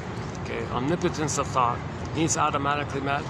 And in the uterus, he doesn't understand psychic boundaries, where he doesn't understand that he's an other, the mother's an other. It's just all this symbiotic thing. It's just oneness of the mother. And the power of the mother is his power, he thinks. So he thinks he's the whole universe, or the universe is just there to serve him, so he's special and chosen like that. So he feels important, he feels powerful, he's got his golden ball, he's happy. Times are good, Robert Bly jokes. So he's considered to be in the Garden of Eden, Shambhala. In literature and all this, when there's a metaphor of paradise, they're talking about this psychology. Myths and fairy tales and religious stories, most of them, if not all of them, I don't know, let's just say most of them, they're metaphors for psychology. They're true on the inside, not on the outside. Robert A. Sanford says, don't bother with the technicality of something being maybe true or not true on the outside. You gotta look for, if the story is like magical or fantastical, it's a metaphor for inner dynamics. It's a metaphor for the primary process mentation. Myths, fairy tales, and the dreams you get when you sleep at night and wake up, and religious stories, most of them, let's say, they all kind of come from this primary mentation. It's pictorial, it's exaggerated, it's wild, things can flip, magic, flip, flop, morph, twist, shapeshift, all these magical things can take place. That's what's going on in the primary mentation. Mr. Bion calls it the beta elements. I don't know how helpful that phrase is, but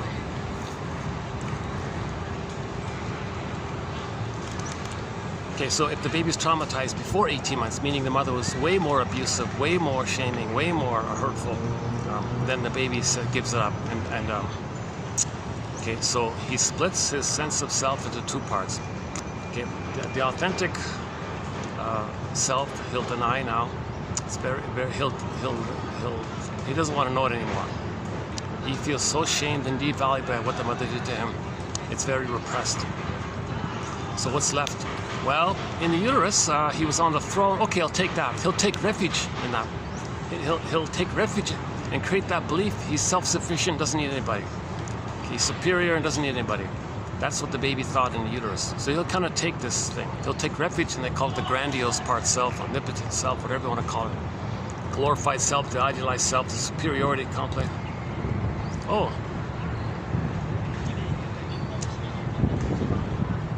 Well, that pigeon had a...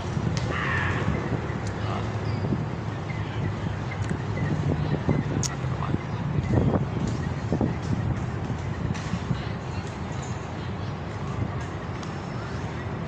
Doing okay, yeah, doing okay. Yeah, he did give me that vibe a little bit, like he's gonna sit near me, check me out. Is he gonna rob me or something like that? I got a little bit of that. First guy, no, not really. I didn't get that vibe with him. I was gonna leave anyways, but that second guy definitely kind of looked like he was more hungry or desperate or something. Still there.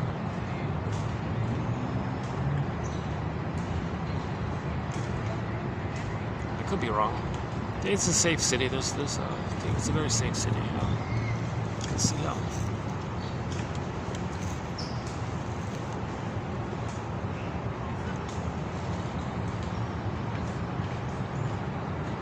Like any big city, I'm sure there's the occasional thing that happens, but by and large, it's a safe city.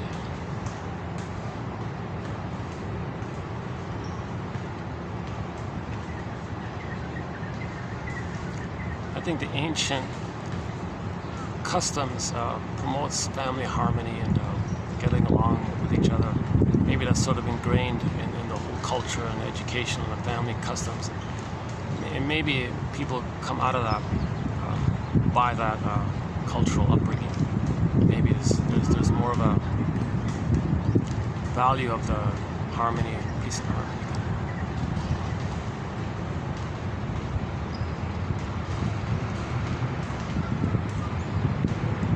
I don't know too much yet. I don't know too much about that.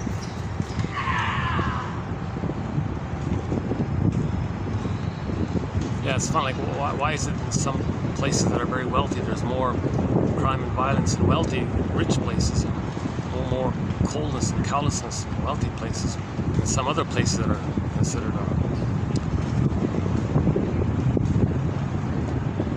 victims of the pillage and the plunder system, and they're more kind of nice to each other.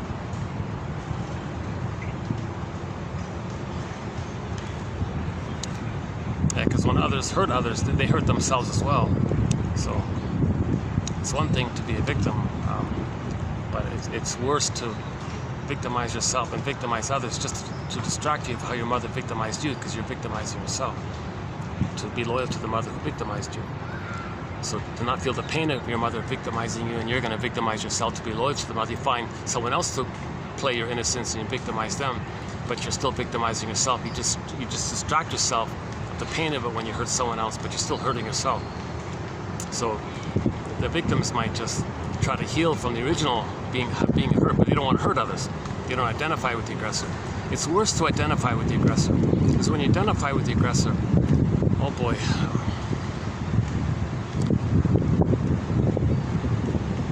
See, it's a way worse situation. If the baby's traumatized prior to 18 months, and it leads to one of the various quote-unquote disorders of the self, right? Narcissistic pattern, bully pattern, Iago pattern, lower functioning BPD pattern, any kind of negative kind of personality pattern that's based on survival slogans. Only care about survival. No trust, no intimacy, no affection, no care, no dealing, just survival. Greed, okay, chip on the shoulder, angry, envy, greed, okay, can't mourn, no pleasure. Schadenfreude, of course, is there. It's a pathological pleasure of feeling that you're loyal to the mother who hurt you. That's a pathological pleasure. Finding someone else to play you, and you distract yourself from you hurting yourself when you hurt someone else who stands in for you. So you think you get some kind of sadistic pyrrhic victory pleasure because you maintain the oneness of the mother. Okay, I'm cramming too much in here. Part one, I did a better job there. Okay, hold on a second. Let's back up a second. So if the baby is traumatized prior to 18 months, you see 18 months that's the time when the infantile megalomania dissipates. That thing where all babies think they're little gods and all that. Not humans, not others, not persons, they're little gods. That dissipates post 18 months. So if it's traumatized prior to 18 months, that implies a much more severe trauma, and they're stuck at that place where they're going to take refuge prior to the trauma point. So usually it's in the uterus when they were on the throne. Okay, so what about the attachment? What about the need for attachment? All baby must attach to the mother. The baby has to have some kind of emotional connection to the mother. But how does the baby attach to the mother who's hurting him? The mother's abusing him. It freezes his soul and rejects his development. And now he's got to have some sense of having a mother when he's got no loving mother. He's in a huge double bind like that, right? So he does one of the most desperate measures known in psychology. It's called identification with the aggressor. He won't be himself. His mind is he didn't get a chance to have his own thoughts, like Alice said in Wonderland. She had to fight for the right to have her own thoughts. Right? The child didn't have that chance to feel safe to have his own thoughts. So in the putty of it all, right? The brain is malleable like that, and they're one like that. The mother's mind fills in for it, and the child adopts the mother's mind as his mind almost. It's in a ballpark approximation by Elizabeth Howell. Very good quote in that area.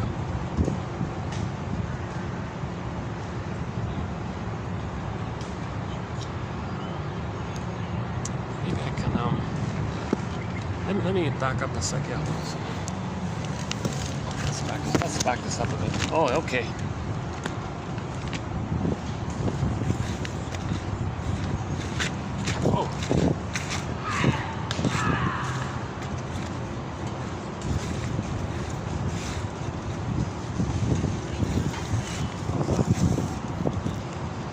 That's a little better. Okay, that's a little better.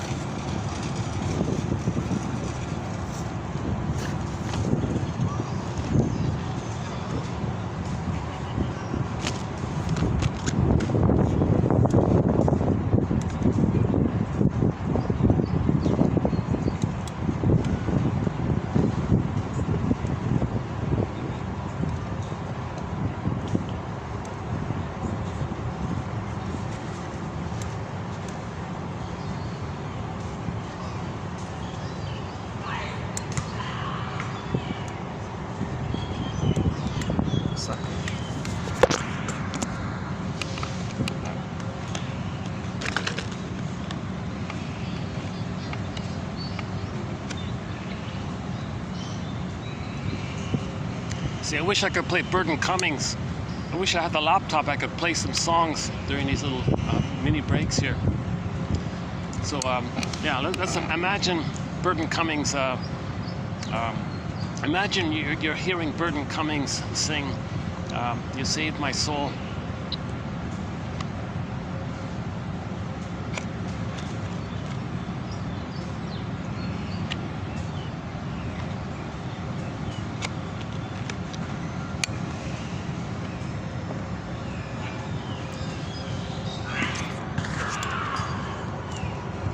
Identification with the aggressor. A very drastic measure.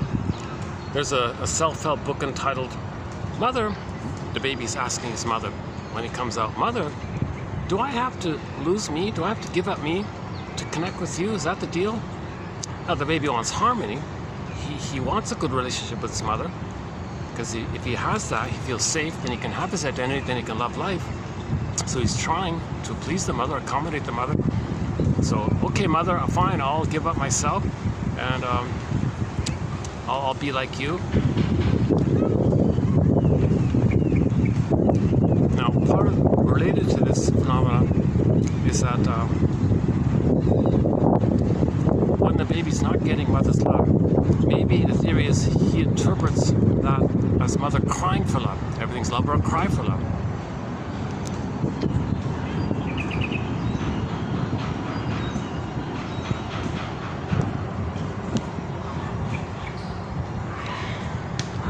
Everything's love or a cry for love.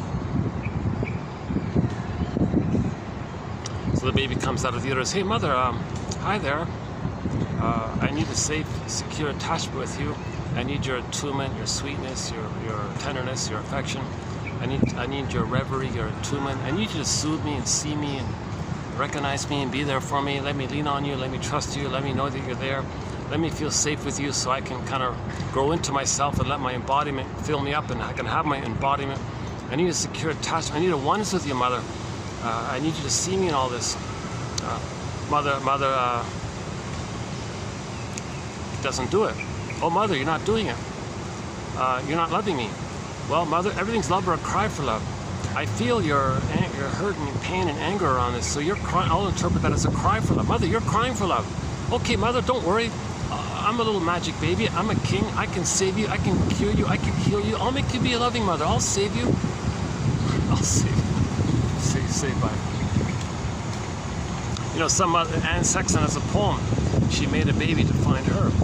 Anne Sexton, 1960, has a poem. She said to her daughter, I guess she was in her 60s, she wrote a letter to her daughter in her 40s apologizing that she wasn't there for her, didn't love her, didn't see her, and expected her, the daughter, as a baby, to soothe her. And the mother confessed, yes, I made you to save me. I wanted you to save my soul. The line is, I made you to find me. Baby, I made you because I wanted you to save my soul. No baby can save the mother's soul. So back to the thing here. Mother, you're crying for love. Don't worry, mother, I'll save you. I'll save your soul. But the mother, as if maybe the mother might say, gee, baby, I don't think you can. Well, mother, the thing is, I need a loving mother. So I gotta save you. If I save you, then I have a loving mother, then you'll turn around and love me, then I'll have my identity, and then I can love life, and I'll be normal like that. So if I don't save you, I'm stuck with this memory of you hurting me, and I'm gonna be obsessive in this old painful memory, and it's gonna bother me like this, and I'll dwell in the past, linger in the past, and I'll live my whole life in a trance or something out of that. So I gotta save you, because if I save you, then you'll love me back in return, right? Oh, gee, baby, I don't think it's gonna work like that. I don't think a baby can save the mother. You know, I was traumatized myself as a baby. Okay, mother, what about that? What did you need as a baby? Well, baby, when I was a baby, I needed mother's symbiosis, a blissful oneness. Okay, mother, we're already in a blissful oneness, all right, right? Well, that's true. Well, I'll play the mother for you. You be the baby, I'll be the mother that you needed. Oh, gee, baby, I don't think you can do that. Well, mother, I gotta try. Oh, gee, sorry, baby. When I'm older, I'll write a letter and apologize for that. Well, mother, I gotta try to save you here. So, well, how are you gonna do that? Well, we're already one, so how you think and feel and believe, and I'll be just like you, and I'll think like you, and I'll treat me the way I'll treat myself the way you're treating me, because that's my memory, how you're treating me. So I'm gonna be just like you, I'm gonna identify with you. I'll be you, basically. And maybe if I'm you, you'll feel mirrored, you'll feel seen, you'll feel symbiotic, you'll feel one, you'll feel connected, you'll feel safe that I'm there with you, and we're always one, and you feel the blissful, timeless, happy feeling of the blissful oneness, and I'll be the good mother for you. So I'll just imitate you, and I'll keep on doing it to the point where you feel nourished by me, and then you can separate and return the love, so I can separate from you. So he's gonna maybe try it like that. So what's the memory if he does that? The mother hurt him. The mother rejected him. Okay, mother, yeah. So you rejected me, so I'll reject myself. That we're one like that. We're in a blissful oneness. I'm imitating you. I mimic you. I'm just like you. So you hurt me, I'll hurt myself. Gee, sorry, baby. Well, I gotta try here. And the baby says to himself, oh, wait a minute. What have I gotten myself into? What have I gotten myself into here? If I'm gonna hurt myself, that's more pain. I've identified with because of the pain of relating to her. Now I gotta continue that pain. Okay, I know what I'll do. I have an idea here. Emotional triangle, scapegoating. I'll find a proxy to play me. I'll find someone else to play me. I'll imagine someone else as me being a baby crying for love. They'll play me needing love. Okay? I'll be the mother who says no to me. So I'll say no to me, but when I imagine someone else being me crying for love, it distracts me. It puts my attention outward like that. It distracts me of the pain of me saying no to me to be loyal to my mother who said no to me. So I'll say no to me the way my mother said no to me, but I'll do a little sleight of hand thing where I'll just shame someone else, okay, the proxy, okay, evocation of a proxy. They'll find someone else to play them as a baby. So whoever's there in the current situation, it's as if they say, okay, Hugh, I'd like you to play me as a baby crying for love. I'm going to give you the role. I'm going to evoke in my imagination. I'm going to evocation of a proxy. I'm going to evoke in my fantasy that you're a baby who's vulnerable, who needs something, who needs love and all that. I'm going to see that. I'm going to see that in you. Okay? And I'll make some excuse and I won't tell you about it. Now, I've identified with the aggressor. Now, the record says mother shamed me. So, I'm going to shame myself. But since it's too painful to do that, if I shame someone else playing me, it distracts me of how I'm shaming myself. So I'm doing both. I'm going to shame myself but not feel it when I shame someone else. Now, as he does it, he maintains this symbiotic, blissful oneness with the mother. So now he's addicted. He's actually addicted to this. This sadism is addiction now. So when he hurts others, he's addicted because he's in a blissful oneness with the mother. In the uterus, when the baby's one with the mother, it's a blissful kind of ecstatic thing, they say. Now the baby's not in that place, but when you go back to it, it's addictive. Hence, narcissism is named after that little white flower called the narcissus flower. If you look it up, it's called the narcissus flower. A little white flower. Nothing around me. I don't see any little white flowers here. I got some bunch of leaves, some dry leaves, some yellow flowers. I'll do it. Okay, well anyways, you can look it up easily. Your mission, should you choose to accept it, is to look up Alexander Lowen's book called Narcissism and read that book, and at the same time look at the front cover. You'll see an image of that flower there. And in ancient Greece, they named this psychology after that flower because that flower, narcissism flower, comes from the Greek word narke, narcotic they mean, and it gives people that a dreamy kind of phenomenon. It's a blissful, timeless feeling. So you feel blissed out or something like that. So when they act like the mother who shamed them, they maintain the blissful oneness with them. They're the mother who shamed them. So they relive how the mother shamed them. They're in the blissful oneness. They're in the target of a negative symbiosis. So they maintain that blissful part. The pain of it all, they get they distract themselves from feeling that pain when they see the proxy express the pain. And the remaining pain they feel is numbed over with the endorphins, the swoon. That's why he's in a trance like this. So this is called identification with the aggressor, evocation of a proxy. Again, proxy means when someone else plays a role for you, someone does something for you, okay, someone plays an identity for you, someone feels for you, whatever. So you just see the other person playing that part of you. You as a baby, as a child, needing love, crying for love, because that's what's on the record. You as a baby cried for love, mother said no. So you're going to play this. You identify with the aggressor. You're going to be the mother who says no to you. So you do both. You say no to yourself, but to not feel the pain of that, you find a proxy. Your attention is out like that, and you're distracted like that. Hey, I need a proxy. Hey, you play me as a baby crying for love. I'll say no to you through their dark humor, shaming humor, put down humor. You're a this, you're a that, insult humor. So that when they see others in a negative way like that, shaming comments, belittling comments, humiliating comments like that, that's how they felt. That's what the mother did to them. They become the humiliator who humiliates them. So they humiliate someone else to distract them of how they're humiliating themselves. They do that because they are the mother who did that to them. So this is how they're replaying the record. They're not playing it directly. In the clingers and the pleasers, they do it directly. It's simple like that. When the stingers do it, they don't want to play themselves anymore. They find a proxy to play them and shame the proxy, who's them. And they're the mother, and now they're going to be the mother who shames themselves. It's all twisted, disturbed stuff here. Now, you can imagine the anger associated with this. The main emotions are hate, greed, envy, envy, spite, vindictiveness, shadow for it. Okay, constant search for infantile megalomania. So the humor is always dark. Their comments about others are negative. Okay, so they need someone to always belittle, put down, and say negative things about, because that's them. That's them. That's their shamed self. They got to see it outward, and they're dependent on that to be loyal to the mother who did that to them. So they're addicted to this. So they're addicted to hate. They're addicted to prejudice. They're addicted to like this. Prejudice is confession. It's negative things you're saying about others, not about yourself. Oh, you might not be hearing me for a little bit. When it's windy, when it's windy, the camera easily picks up the muffling sound, right?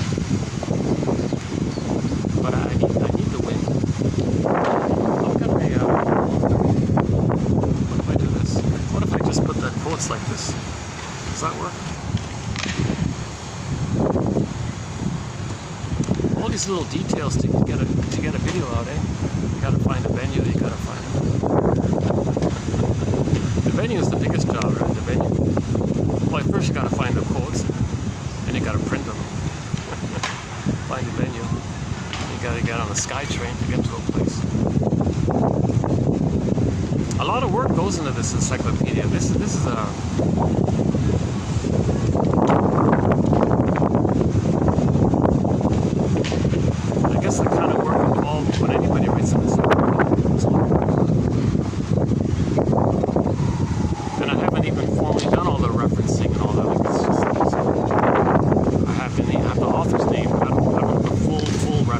kind of leaving it up to the viewer to look it up if they're interested. If you look it up, you'll find the original reference. So I kind of feel now, I think in those terms. If somebody publishes, if someone officially publishes this, I may have to go back and trace the original source, like the full details of the Quran. Or hopefully the publisher has someone to do that. Oh, Jesus.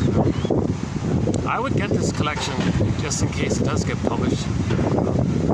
So it's available for a minimal admin fee at the moment, a minor, small, trivial administrative fee for the price of a donut or something, for the price of half a coffee, not even a coffee, half a coffee. It's just a couple bucks, it's €4, I think it is. I think it's still not €4. That's the minimum thing there. And you can have a whole encyclopedia.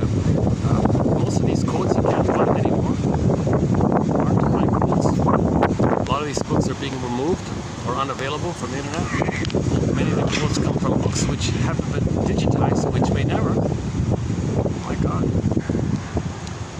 It reminds me of people now posting all these old lost and found vinyls like that. Like we'd never know them if they didn't publish them, right?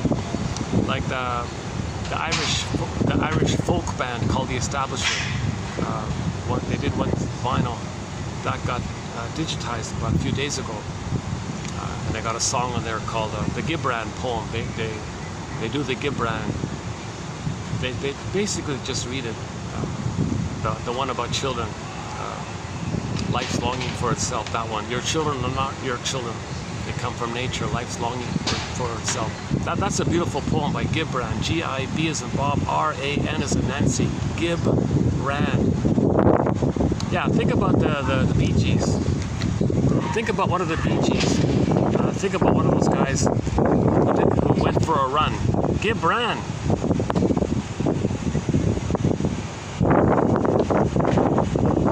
So Mr. Barry Gibran, he did a run. He ran. Gibran. One B, G-I-B-R-A-N. That's his last name. A famous poet from 1,000 years ago, whatever.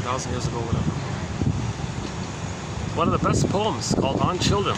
That was yesterday's mission. Yeah, that was the mission for yesterday, to look up that poem by Gibran. So your mission, should you choose to accept it. Likewise, in this video, is to look up that poem, Gibran, On Children. And just read it directly.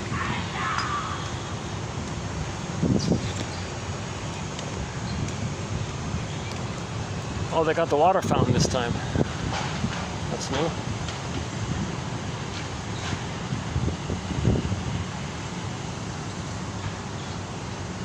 Or is it? Or maybe it's always like that. I didn't notice it.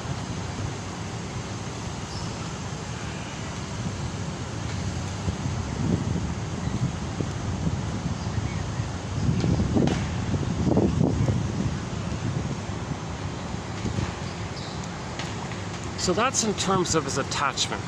He's going to imitate the mother. Find someone to play him and shame them. That's his attachment. So, but the question is this: how does he be the mother and still continue his fight with her when he is her? Think about that question. The baby has an unfinished struggle with the mother, but if he becomes her, how does he fight with her? Meaning, hoping the baby hopes the mother will change. The baby's screaming and angry, "Mother, change, please love me, please don't hurt me." So he's fighting like this. But if he becomes her, how does he continue that fight with her? Think about that question. For his identity, for his attachment, he becomes her. Well, what about his need to change her so he can get her love? How does he do both? How does he be the mother and fight with her at the same time? Okay, emotional triangle, Murray Bowen's theory, scapegoating, evocation of a proxy. First, part A, for the attachment, he finds someone else to play him. Now, he's the mother who shames him. So he shamed the other person. That's his attachment to the mother, his loyalty to the mother, like this. Now he's loyal to the mother. At the same time, he's angry with her. How does he fight with her? Hocus pocus, Alice in Wonderland, primary process mentation, no space, no time, infinite flip-flop, morph, twist, imagine here, up is down, left is right. Okay, so it's all wild like that. Anything could be anything, anywhere like that, right? So when he shamed the proxy, who a moment ago just played him, his innocence. The proxy played his soul. He shamed his own soul. The proxy held his soul, and he shamed the proxy who held his soul. He shamed his own soul because mother hurt his soul. Okay, so now, part B, hocus pocus, shape-shifting, flip-flop, double focus, the image morphs. Okay, the proxy now is going to be seen as his mother. And he'll play him now. He'll play himself now as a baby fighting with his mother. Now he's angry at the proxy. Now he wants to control the proxy, make the proxy be a loving mother. So first, the poor proxy doesn't know what's going on here. The poor proxy can't say, hold the phone here. I'm not you from your nursery. Hold the phone again here. Now you think I'm your mother from the nursery? Are you psychotic? This is called perverse logic.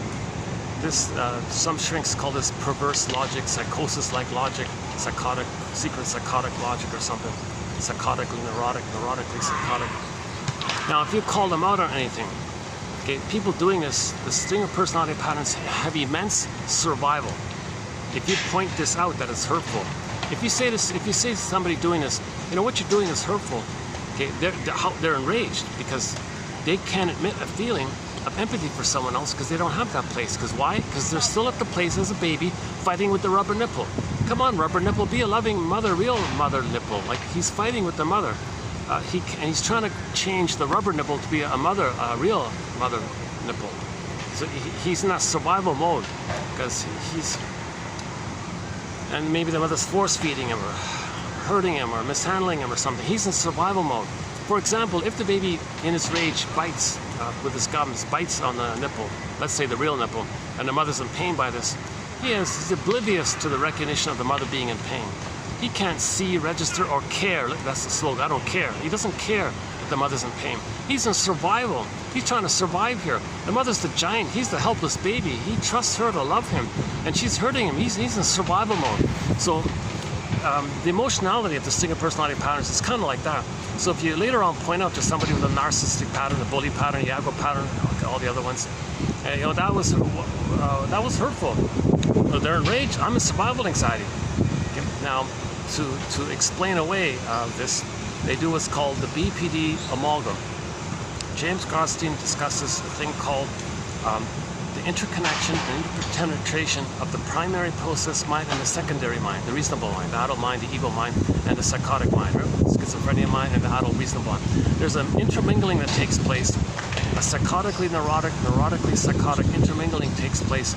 And out of it, the fusion of it, there's a new amalgam called the BPD phenomena, the BPD feeling, the BPD pattern, whatever you want to call it, the BPD something.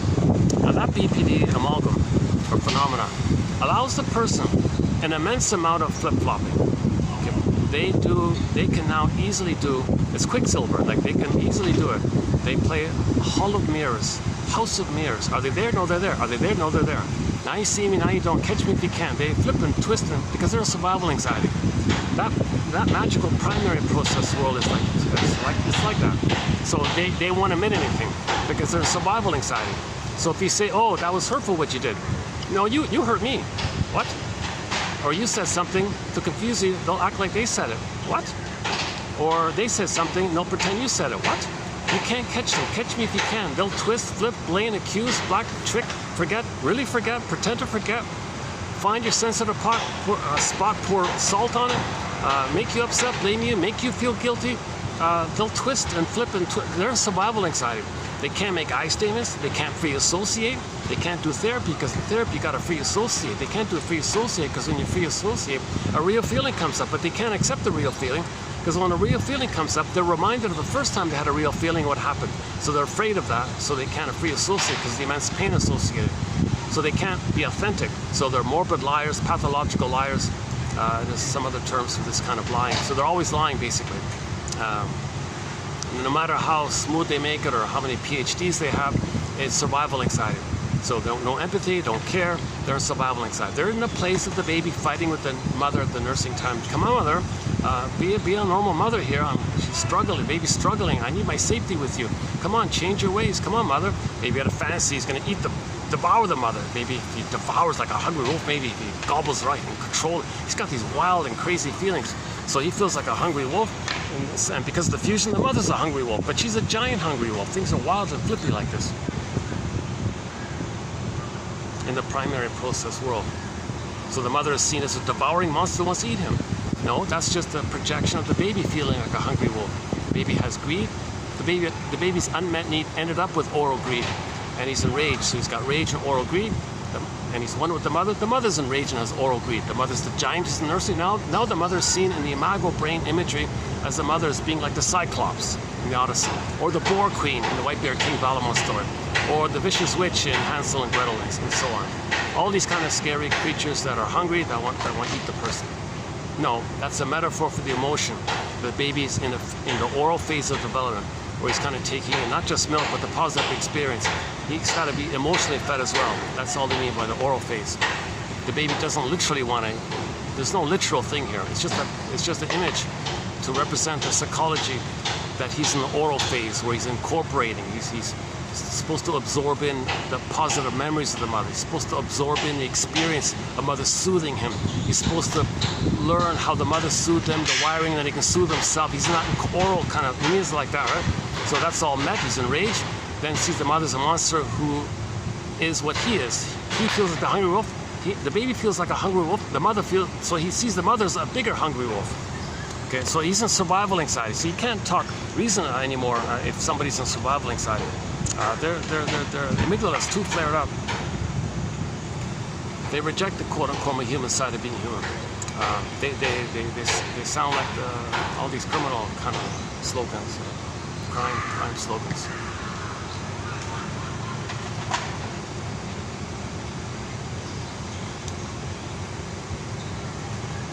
What's that?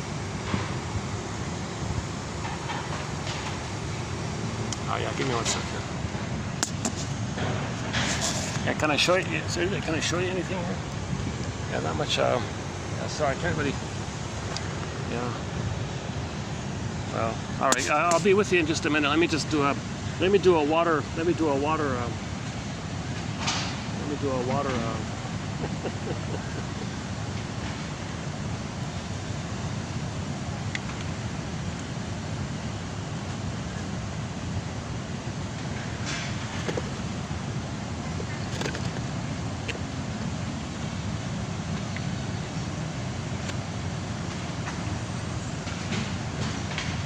Yeah, I've got some frozen orange juice here.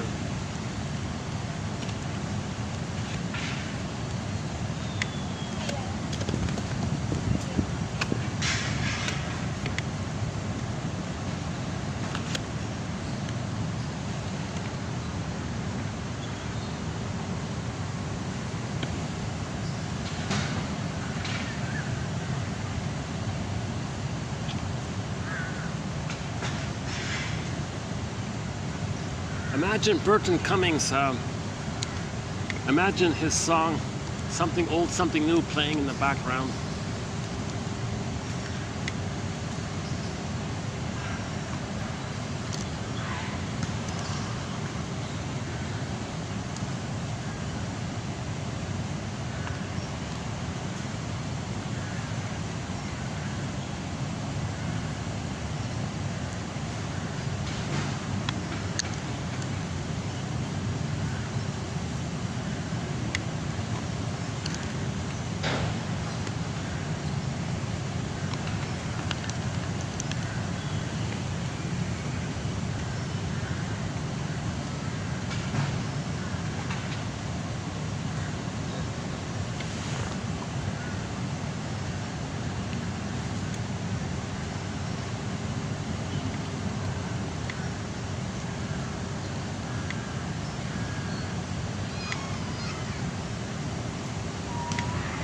Hold on a sec.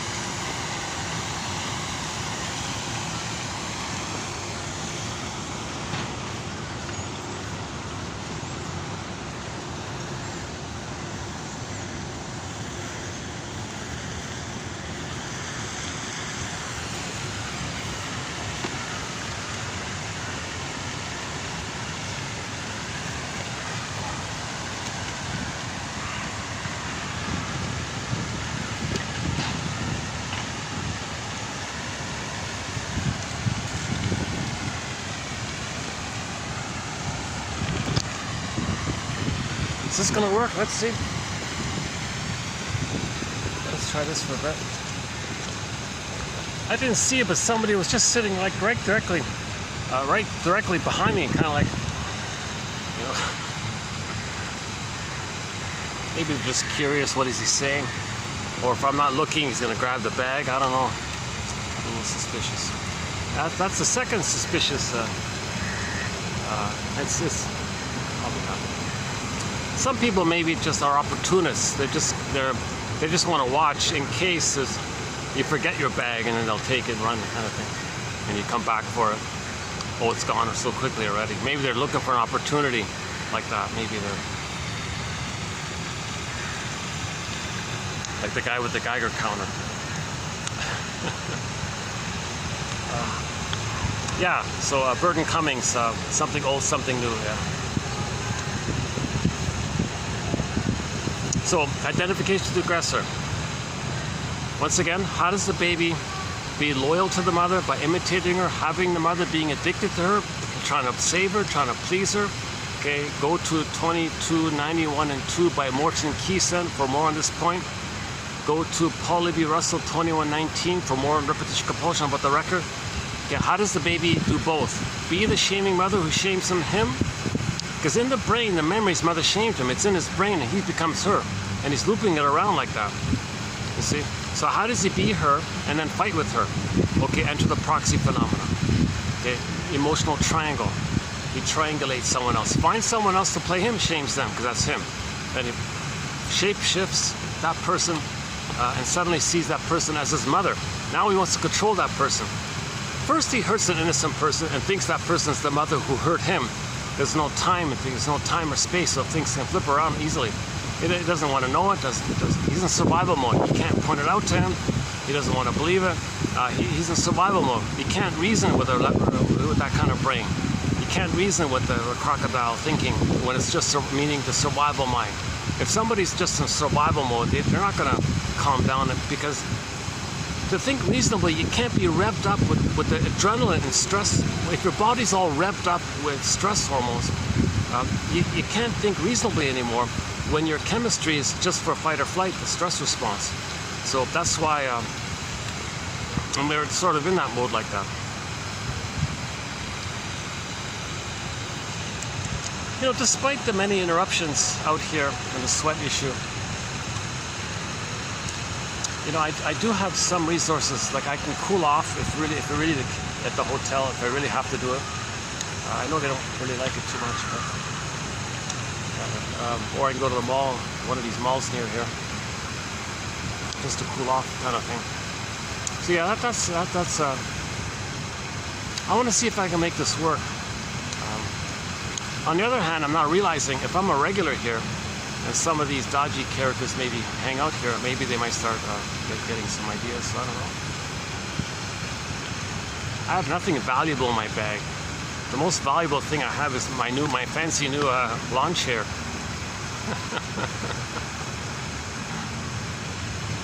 It's holding up. It's my second day using it. It's still standing. It's sort of a flimsy lawn chair. Why am I talking about that? Yeah, it's yeah. Actually, I'm doing okay. Yeah, it's not perfect on the back, but yeah, I can hold out for 3 hours on this chair, and then it'll start to. Well, I'm gonna get the reflection. The sun is gonna reflect off that glass building there, right?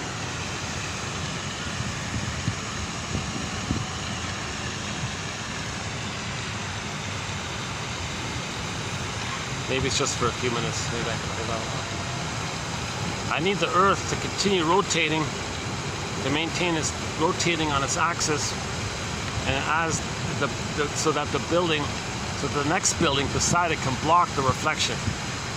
Yeah, so maybe that'll be about 15-20 minutes. It's so bright I can't see myself in the camera.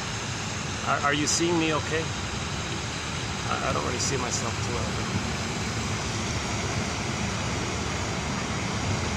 Oh, there's a little kid doing this little maze here, this little garden maze here.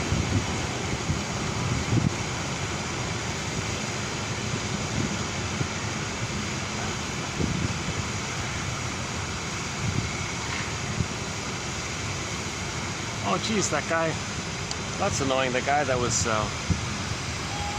yeah, there's a very uncomfortable, there's that character that was just sitting beside me. He kind of, now he's loitering around, staring at me again. This is crazy. If I was still sitting there, he might still be sitting behind me that I left. So he got triggered, he felt lonely. Now he's wandering around. I bet you 10 to 1 he's gonna walk in front of me here again. So that means he's, if that's the case, I'll go into the hotel then. If somebody's following me like that. We'll see.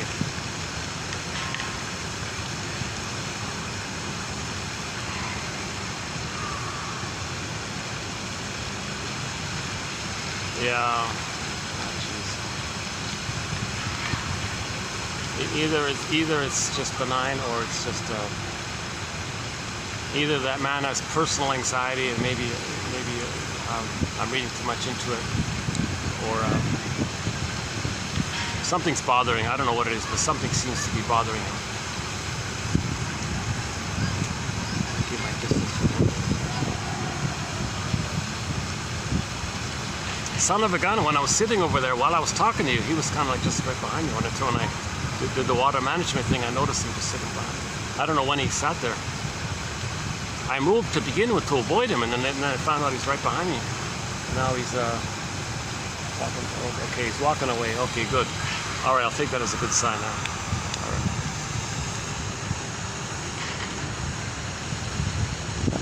You know, if that fellow, for example, is doing, he's sort of in a middle-age category, right? See, a lot of men in midlife, let's just generalize here.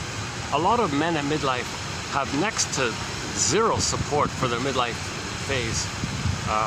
There's very little support to help men at midlife. These men's circles that try to come about, called grief circles, men's talking stick circles in the 90s, okay, they weren't done properly, and they turned into clubs, and then they just drank beer. It didn't work. So there was no screening, there was no therapist involved, there was no understanding of how to do a grief circle, so it didn't work. So there's very little support for men in midlife. I looked around myself, and I phoned around, and I looked at the journal, in the Canadian Psychoanalytic Journal. I'm looking for authors I might like, connect with or something. Oh my God, it's just gibberish, fluff. Oh, forget these guys. I phoned a little bit around. Oh, forget it. My conclusion was, it's not really in Canada. And somebody pointed out to me, why? The boomers, he said, you got to be kidding. He implied you're a loser. He actually implied if you're not a millionaire, if you're in Canada and you're not a millionaire, you're a loser. He said. Can you believe it? Most people in Canada are multi-millionaires with their homes and all this, and properties and cottages and other things. So most people are magical, instant multi-millionaires due to the real estate boom kind of thing. So not just in Canada, I'm assuming that's in other places all over the place. So why bother? If you won the lottery and you can have fun nonstop, why bother? If Don Juan can be Don Juan his whole life, he probably doesn't care. The narcissist character didn't care his whole life. He ignored his soul his whole life. And what happened to his soul? What happened to Narcissus? What happened to Narcissus' soul? Echo, his soul? The Snow White, the soul? Frozen, disassociated. What happened to Echo? Echo turned to stone. She became a statue. Okay? So, and he's in the solipsistics, all about him. Everything's for me. Who cares about you? I just want to stay in this blissful kind of place like this. I don't want to feel or know my feelings. So his feelings turned to stone, and he just and it lived in this addictive manner. So there's no. If you have this manic ability to always enjoy shopping every day or whatever, new things, new trips, or new purchases, new exciting things to do.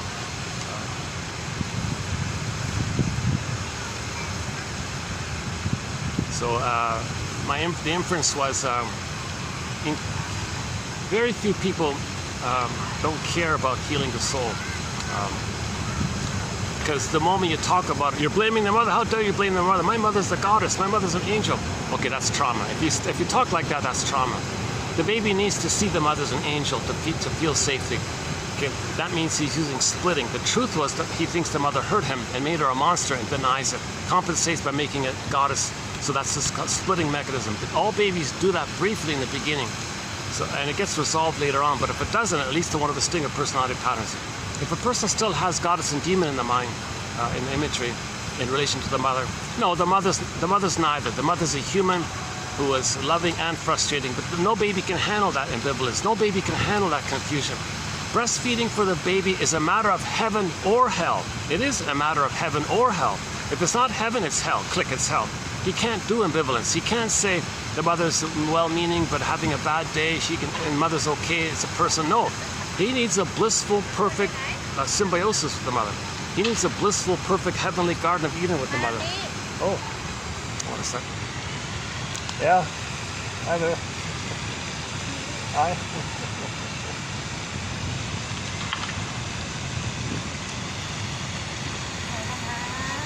Okay. Hi. He's very cute. He's curious. Oh, he wants to give me his toy. Oh, he's handing his toy to me. Oh.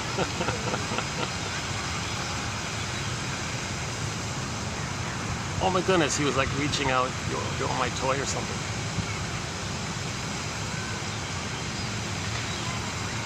Yeah, he's a very healthy kid. He's only he's under a year. He's only like maybe I'm gonna guess maybe 6 months or something like that.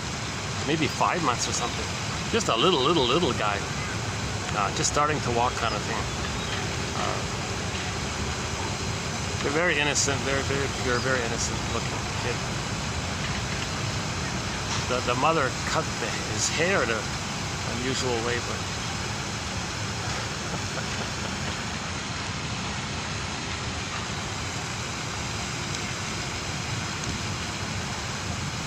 yeah, that's a happy couple. She's not smothering the kid. She's giving the kid freedom.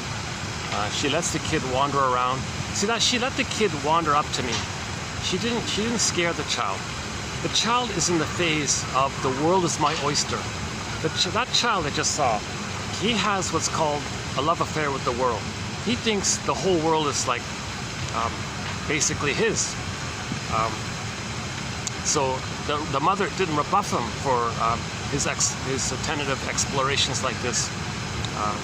So the mother didn't rebuff him or hurt him. And,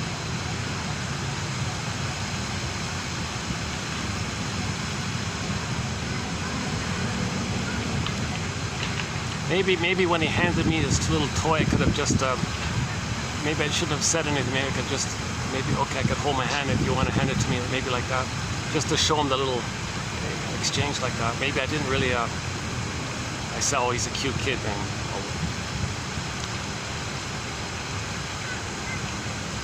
maybe the kid thinks, oh, he's judging me, he's saying something about me. Well, I'm gonna go away. Oh, the reflection is still there. Oh, jeez. Hold on a sec.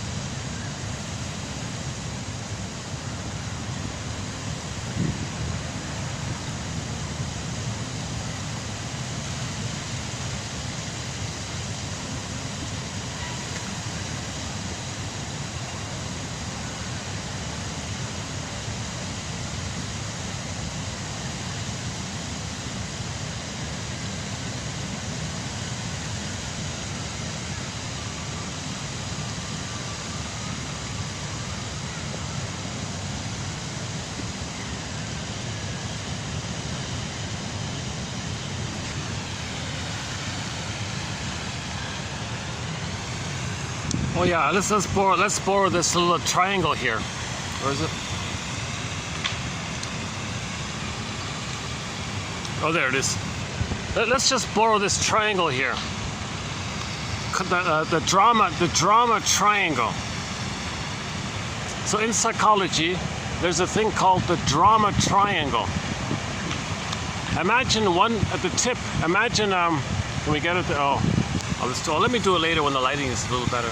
But there's a thing called the drama triangle. Okay, victim, persecutor, rescuer. The baby's the victim. The mother's the persecutor. After the mother persecutes the baby, she steps in as the rescuer. Okay. So why does the mother persecute the baby? Sometimes the baby has his own thoughts. The mother persecutes him. You're with me or against me? I like this oneness. I like this symbiosis. I like this timelessness. I like this blissfulness. Don't have your own thoughts. Don't separate. So she persecutes him. Then the baby's crying, I'll stay. Then she rewards him. That's how the mother brainwashes the baby.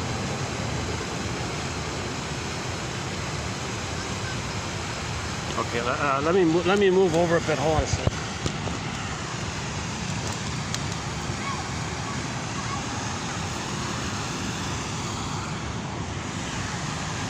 Oh, I think I can go back now. Yeah, I think I can go back.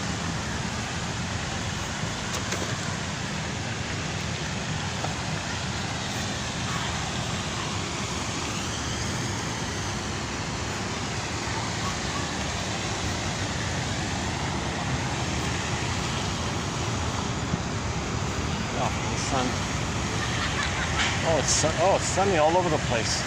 We're gonna get some shade. Oh, not much shade around here. Oh.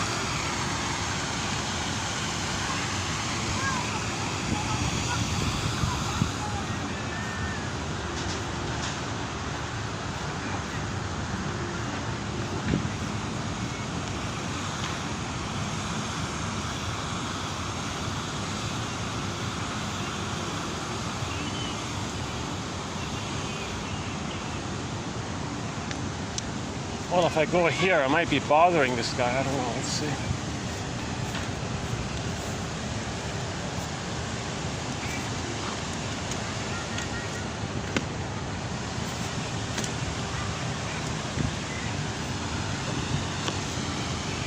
Well, I'll keep an eye on this guy, see if I'm bothering him. Hopefully I'm not bothering him. I just need to get some shade here. Jeez, yeah. Let's try this for a bit.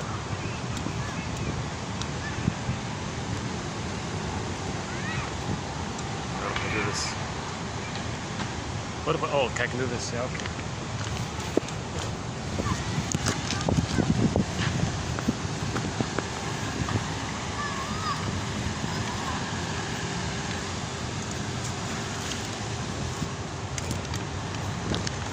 Nope. Okay, let's see.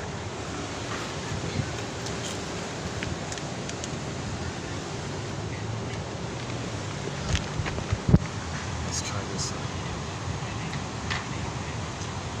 A little awkward here, but a second.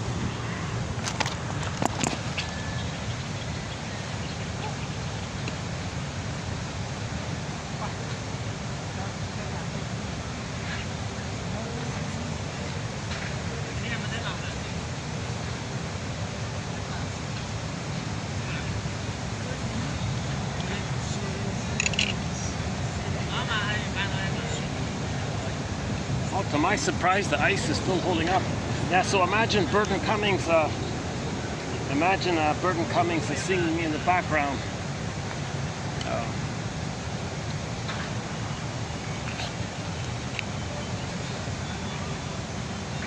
Wow. On second thought, let's try I think I can go back to the pavilion place, right?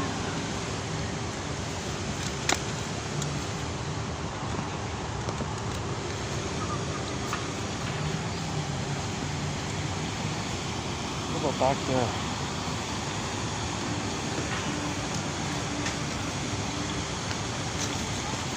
Geez, surprisingly busy today, eh?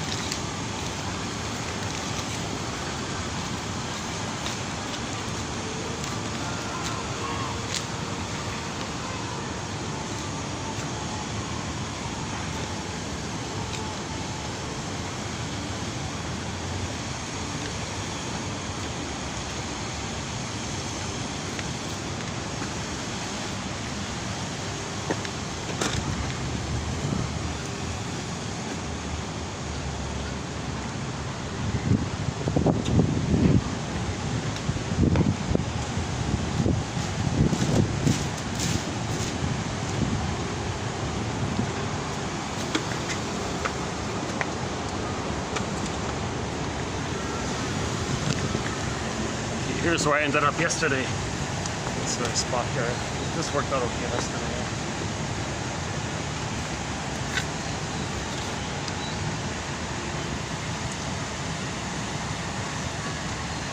Okay, so that's a little bit about so the commonality of distinctive personality patterns, identification through the aggressor, okay, is that they're coming from this primary process mentation.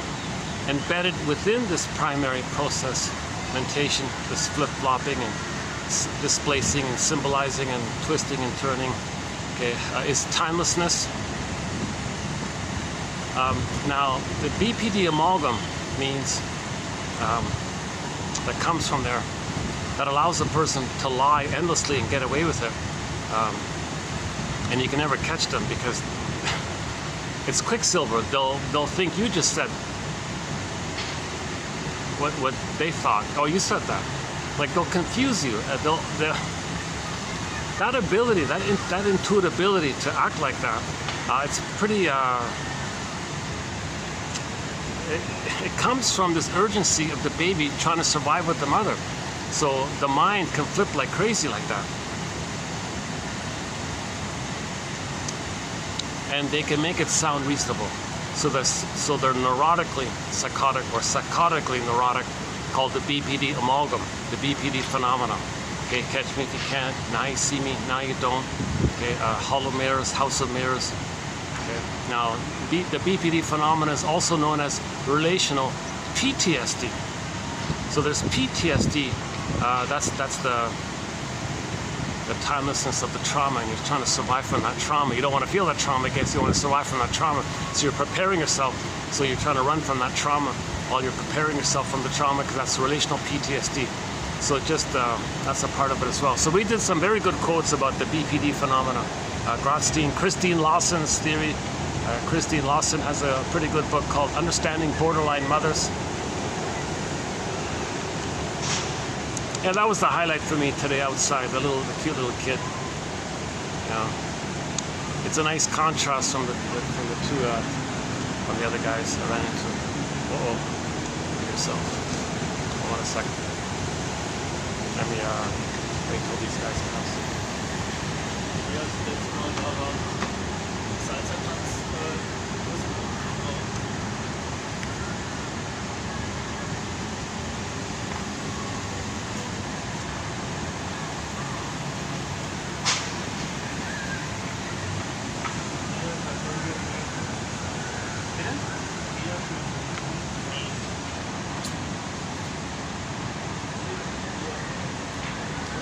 Is it better if I turn around? Yeah, last time I turned around, right? Last time. Yeah, let's do that.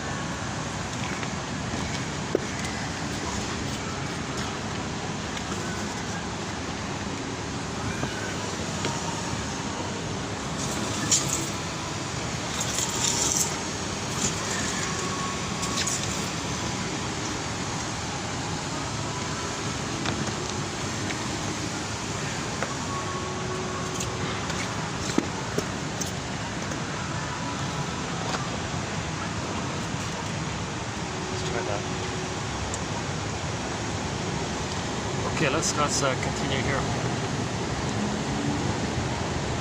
So let's go into today's quotes. It's basically, I'm going to do a redo of part one, see if I can update it a little bit. So the topic is primary process mentation. Okay, this Alice in Wonderland. Okay, so in myths and fairy tales, when there's some kind of magical thing like that, okay, down like Wizard of Oz, some kind of magical place, any kind of other kind of place, okay, any kind of magical place, okay, that's a metaphor for the primary process mentation. And we live in these two worlds. We live in our conscious ego world, our rational secondary mentation, and the primary process mentation, sometimes called the ego and the id, the famous ego and the id. So that a lot of the energies in that primary process, that energy is called the id. The energy in the primary process is called the id. And myths and fairy tales, the id energy can be personified as beside an ocean. And in the Odyssey, you saw the ocean speaking to Odysseus. The way Jim Henson did the special effects and made the waves speak to Odysseus. Hey Odysseus, who are you? I'm your lost. I'm all that's repressed. I'm all the energy in you that's repressed, and it's coming up now. I don't want this. No, it's coming up. You can't ignore me. I don't need you. I'm self-sufficient, superior. I don't need feelings. Oh yes, you do. No, I don't. Yes, you do. Okay, finally it came to him. So okay, fine. I get it. Oh, I get it now. I have a second. I have to go on this journey to find my home. You mean I'm not at home? Oh my God. I lived my life with no home. I've been homeless, emotionally homeless. That's right, Poseidon says. So how do I go home? You got to go on this journey here. So part of the journey to going home was in the underworld. He saw his mother there. He saw Sisyphus in there. When Odysseus looked into Sisyphus's face, he saw his face. Now his mother betrayed him. He betrays himself. That's the image of Agamemnon, who betrays the feminine. Okay? That's what his mother did to him, and it's spinning around. Oh my God, I get it here. He's got to find home. Now when he's trying to find home, all these feminine voices, temptations. Oh, Calypso, just stay childlike. Oh, be a playboy, it's okay. Be a He-Man, it's okay. You don't need your home. Just stay with mommy. So all those feminine voices, Calypso, Circe, the Sirens, all these female voices, their memories, their phantom memory voices of the mother saying to the baby, oh child, don't be yourself. Just stay with me. Just stay one with me. I like this oneness feeling. Don't leave me. Don't separate. Don't find your home. Don't find your soul. Don't have your own thoughts and feelings and identity. Just stay with me. This is an alluring temptation like this. And when Odysseus is trying to find his home, those voices are coming up. So he's like resisting himself. Sometimes he gives in a little bit and, oh, I can't go on like this.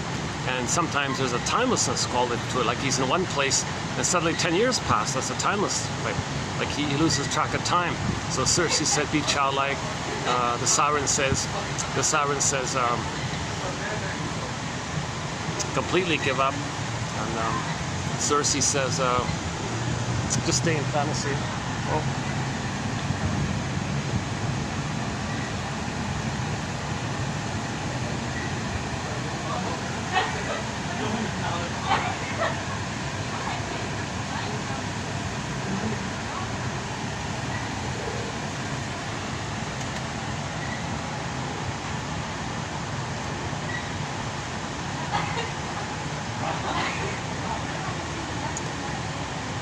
If there's going to be a loud conversation going on, let me move to another spot here for a second.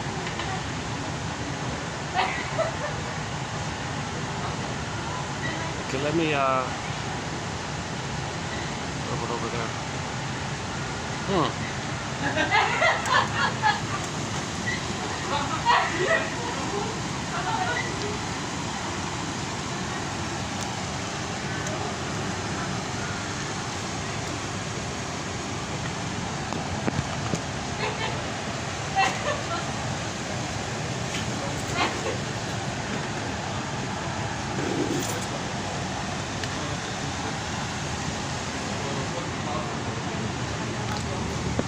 Ja, wollte ich mal.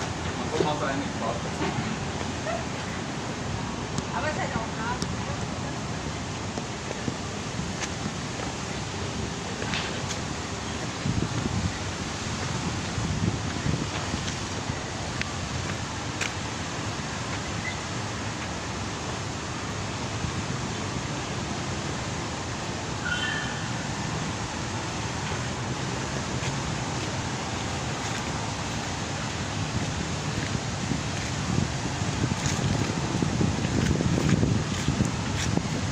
What about back in there? I've never really tried it in here. It looks a little mucky in here.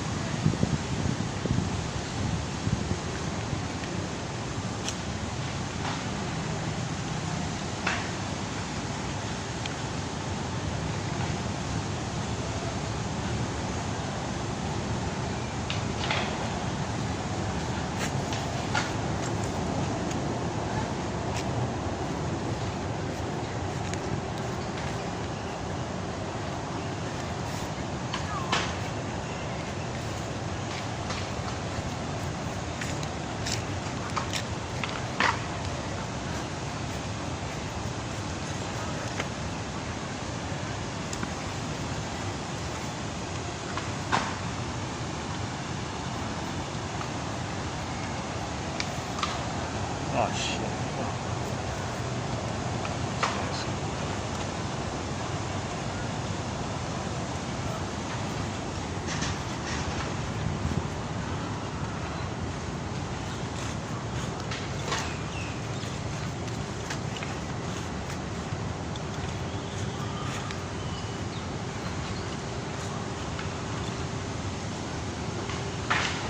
Yeah, those three look like trouble. Let's get away from them.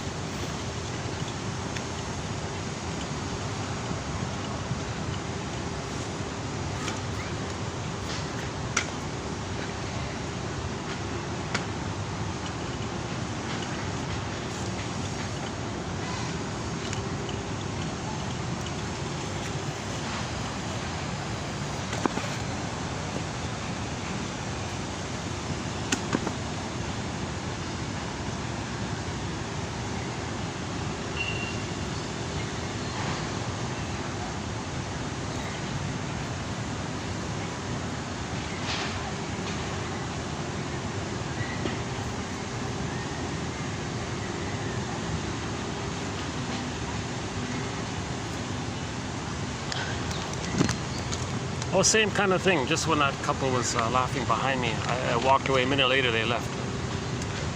You know, that could be the triangle issue, right? That could be the triangle phenomenon. If the two feel tension together, if the two feel very tense with each other, and they can see a third nearby, they can, in their fantasy, see the third as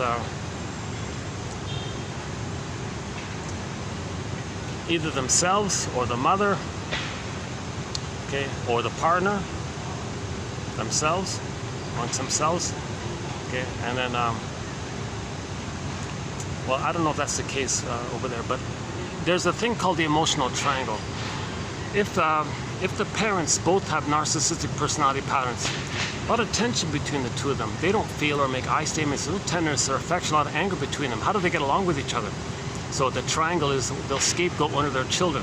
They'll have a child, he'll be naughty, that's on purpose, to give the parents an excuse to be angry at the child, to blow off tension like this. So they scapegoat the child like that. So sometimes, so that child is serving as a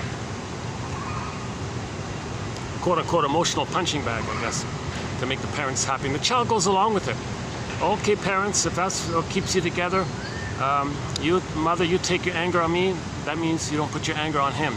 Dad, you don't take your anger on her, you take that anger to me, that means you don't take the anger to her, that means you two get along. So that they're using the child to keep them together. So that's the emotional triangle issue. Murray Bowen makes a big emphasis on this. He thinks this is really the universal pattern that needs to be highlighted, this emotional triangle issue. I think he overdoes it. Not everybody does that. Only stingers do that. Now, he's a stinger himself, so he thinks he perceives everybody from his lens. No, not everybody's a stinger. But he's right to a degree. I think most stingers, or maybe if we borrow his idea, all stingers do this. Okay, they have a scapegoat hunger. Burglar describes it as two buddies taking turns playing big shot with each other. It's just two buddies, okay, and they want to take turns playing big shot with each other. They're both narcissistic, they both have the bully pattern or whatever. They don't want to argue with themselves. They don't want to have any real feelings towards themselves. They don't want to make any kind of I statements or share any vulnerability. But it's there. So first thing to do is the two of them say, okay, who are we going to hate? Name a third. Make it up. Who cares? Make it up. The guy at the end of the block. The guy in town this other town, or some they over there, whatever, just some kind of third, whatever it is. And all their unwanted emotions they'll see unto them. They'll see them as no good. So the shame the two of them feel amongst themselves, the third does it, has it, feels it. They project it onto them. Okay, then they see the victim as the mother who hurt them. So now they're angry at the one they just shamed. Okay, same kind of thing. So, right? So the two stingers get together. They make up a third. Now prejudice can come from here because the two of them like this have a fear of personhood. Put it this way, if somebody has a devaluing, negative opinion about any other kind of people, culture, or whatever, they don't see themselves as a person. If they can't see others as people, they don't see themselves as a people.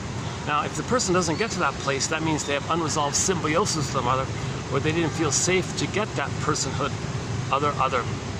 The baby is a person, the mother's a person, two others like that. They didn't get to that place. There's still that unresolved symbiosis. So that's why a lot of prejudice is in this area, where people who want everybody to be the same, that's the imagination. Well, there's no otherness. We'll just imagine we're all blissfully one, or each is blissfully one with the mother and the breast.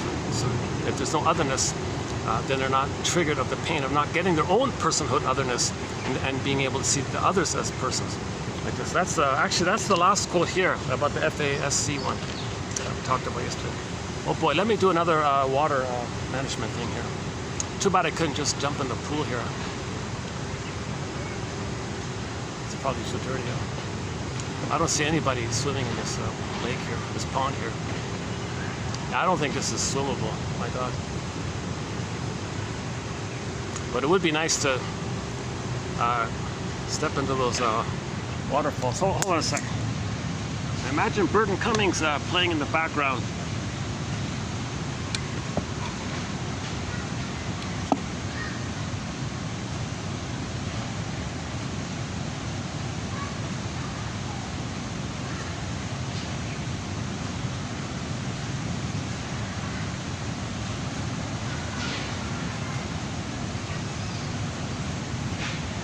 His most famous song, I think, is I'm Scared, Stand Tall, Undone. Those are three of them, I think.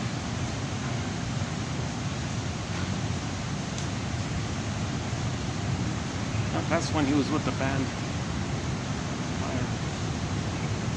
But most of his life, he was a soloist.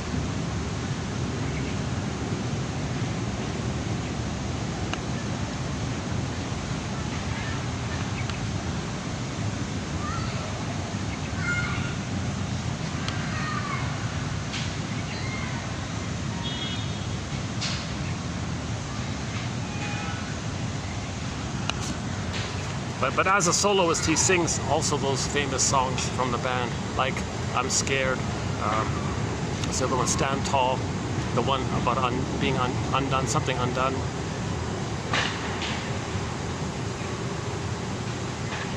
Those are the first three that come to mind from them. But the three songs we have on our soundtrack are his solo songs.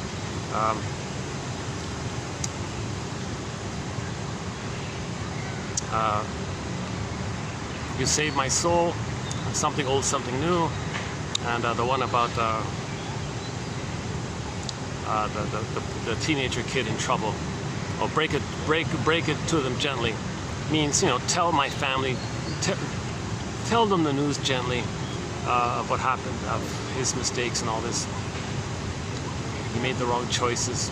He's in big trouble like this.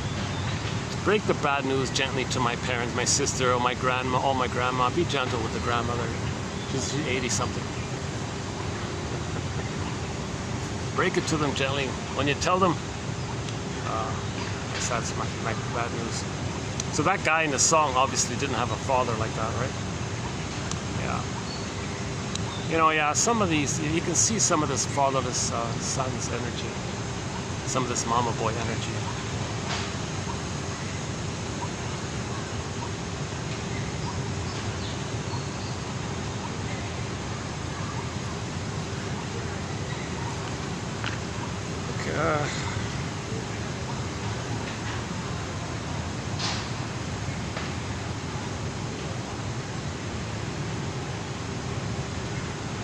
Oh, no breeze here. I'm drenching here already. Yikes.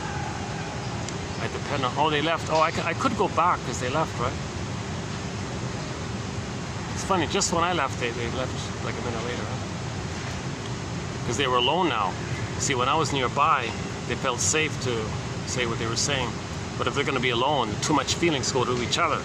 So they needed a third nearby to kind of disperse the triangulation effect. So I think for a minute there, the reason I left is because I felt that. I felt they're going to put me in that triangle thing. The tension between the two, there's so much there. So they're going to put me in it emotionally, psychologically.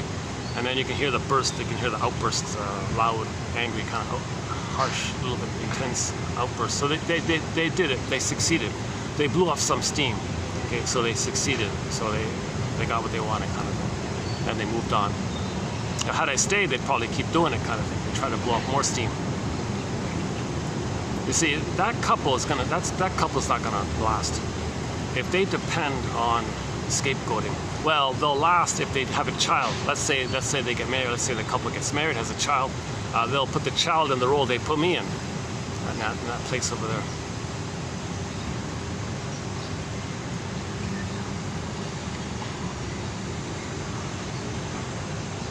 How are we doing here? What's the... Oh, the battery. Let's check the battery. Oh, good. The battery's holding up. 510. Okay, let's just run through the quotes here. Hopefully we'll add to part 1.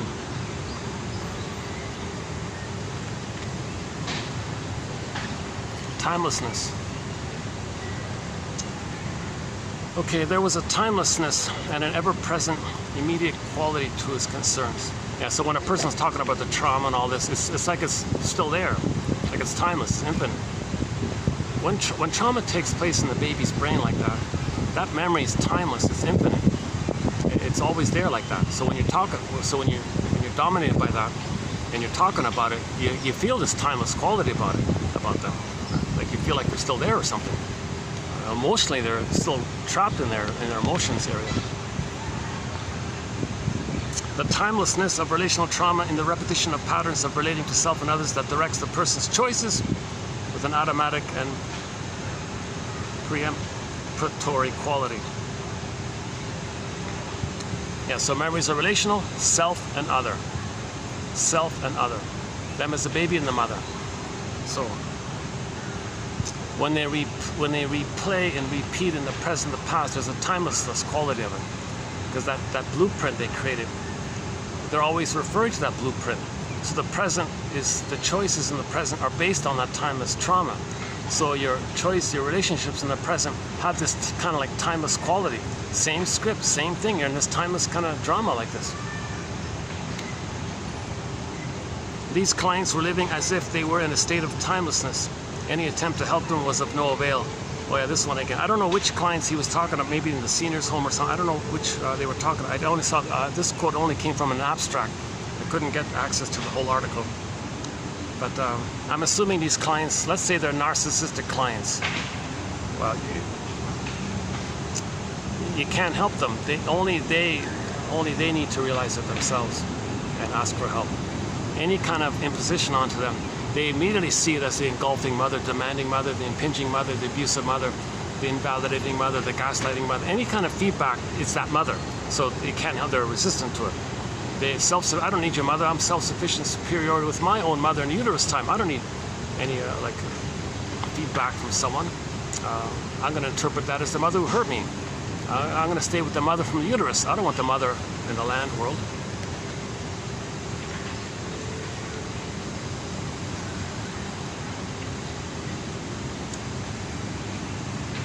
Okay, the lady in the seniors home, she felt like she was in some kind of timeless state as a defense against the reality of aging.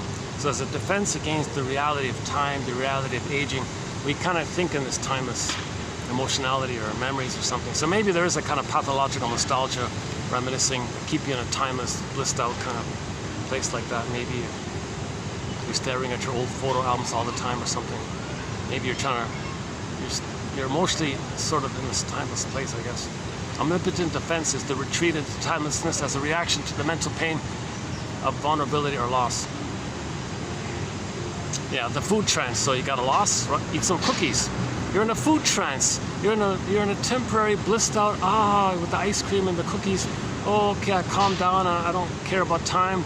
I'm in a time standstill kind of. I don't care what's around me. You're in a kind of like a blissful little bubble like that. So that's a defense against the pain of the loss when you go back to the timelessness quality.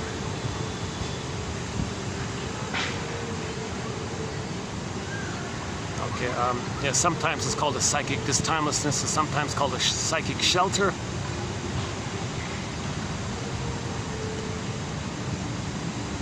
Psychic, okay. Psychic shelter. Trauma, repetition, compulsion. In one sense, time is completely suspended, crystalline. So when they say the crystallization of trauma, that's the timelessness, the freezing. Sometimes the freezing, it's frozen in time, it's timeless. They sometimes, instead of freezing or petrification or turn to stone, I don't use the crystalline one. Sometimes they like a crystalline phenomenon. So maybe we'll include that one sometimes. In which nothing flows because nothing can be expected, whereas at another, it continues as a form of daily engagement with timelessness. Time doesn't. Oh yeah. So here's a little, just a slight ironic paradox here. If there's no time, then why are we repeating it? Like if there's no time, why are you fighting with timelessness? If you're fighting with timelessness, it's like a time-like quality when you're fighting with timelessness. A little ironic thing there. Time doesn't stop, but it doesn't develop either. Hold on, let me do it. Jesus, really big. I guess, yeah, there's zero breeze here. That's what I depend on the breeze. See, there's a breeze over there, right? For some reason, there's no breeze here. Why is there no breeze here? Okay, hold on a sec. Let me do another water management.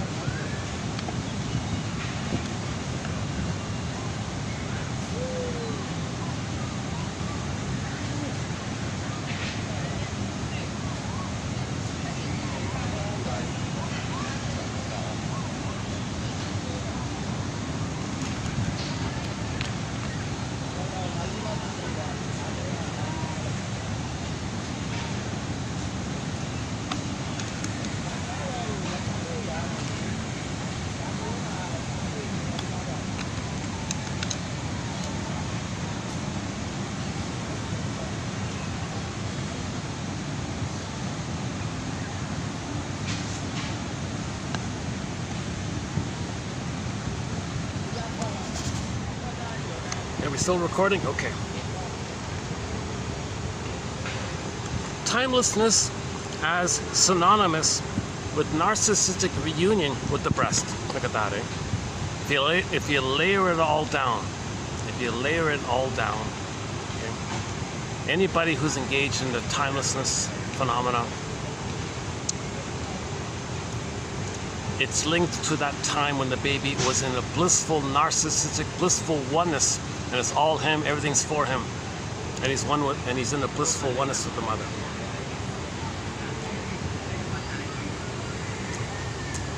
Okay, now if there's stress, people can regress to it.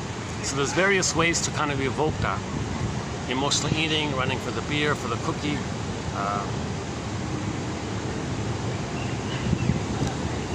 The daydreaming can do it when you're daydreaming, just lost in space, being absent-minded.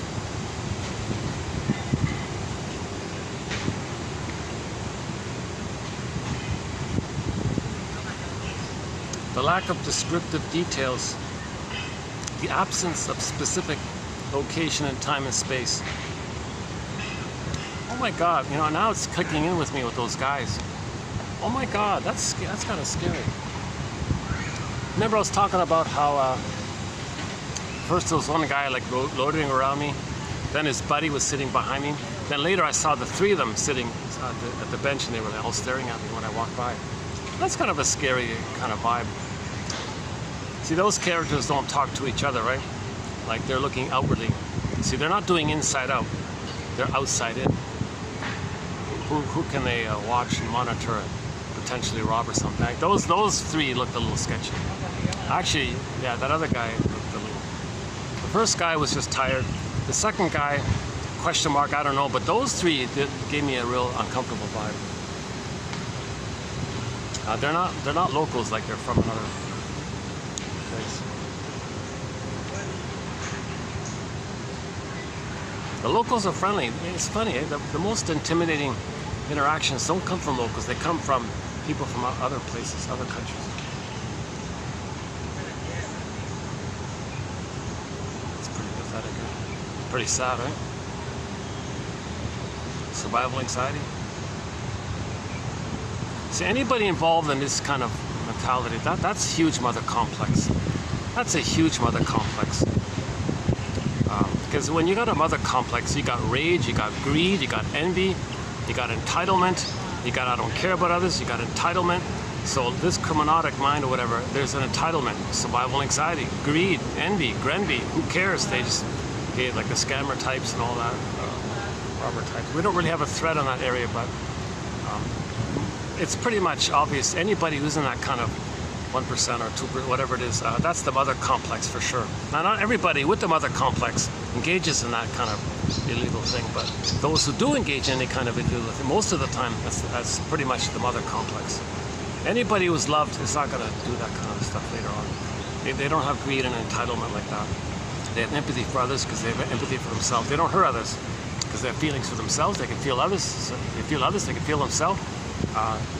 They have the ethics and morality come from your feelings. If they're amoral, or whatever, that means they didn't reach the place of empathy and having feelings. If the feelings are not there, there's your lack of empathy and lack of morality and all that. If you have your authentic self and your feelings are there, then all the virtues and ethics and morals come from there. The mother will know how to love the baby if she has her feelings. She doesn't need a manual. The person will know how to not be civil because they have their feelings and all this, right?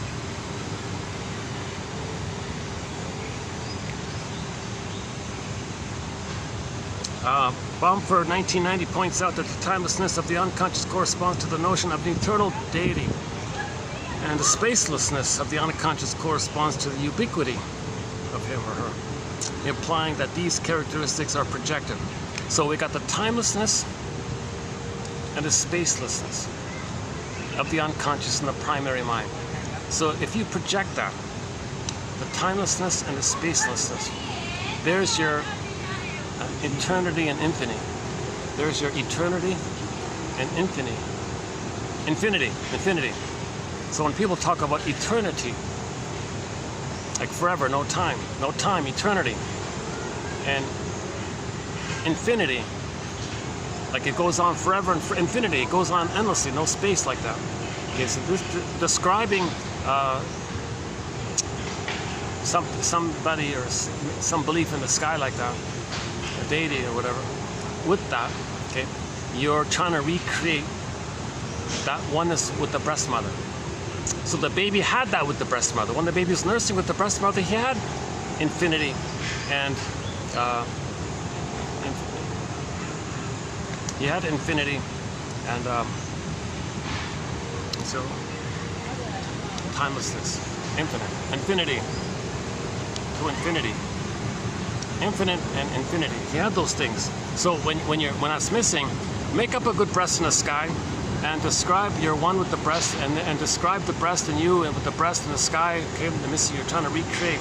Remember, when there's trauma, we have the unconscious hope for the fulfillment of old unfulfilled needs. When there's trauma, you repeat. So imagine the good breast, okay, they're created and all this. Oh, you're disappointed. Well, keep the hope there, disappointed. Do it again, disappointed. So now you're addicted like this. You're still searching for the good experience in the past. But believing in the good breast in the sky, or your phantom placenta in the sky and you're accord with your placenta, these kind of imaginings doesn't change what actually happened in the past. And now you keep, in the first half of life, you do this, because you have the unconscious hope for the fulfillment of old unfulfilled needs, and trauma is infinite. So you keep doing it in a timeless kind of place like that, and it's pretty stubborn like that. Those grooved in trauma memories of the survival brain, it's pretty stubborn like that. Your energy is grooved in like that. So it's kind of hard to, deconfect from that, and use your energy for the present. So in the meantime, you're still looking for mother's love. So imagine a good breast in the sky. There's your mother. I found your phantom breast, phantom placenta. Connect with it, and you're saved in all this.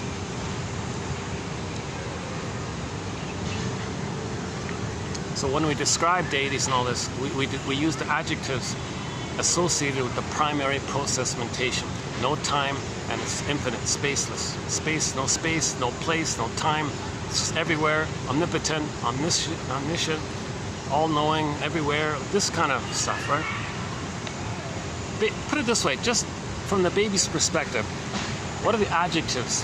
What adjectives might the baby adopt to describe his experience at the blissful union with the blissful motherly breast nursing experience? What adjectives would he describe?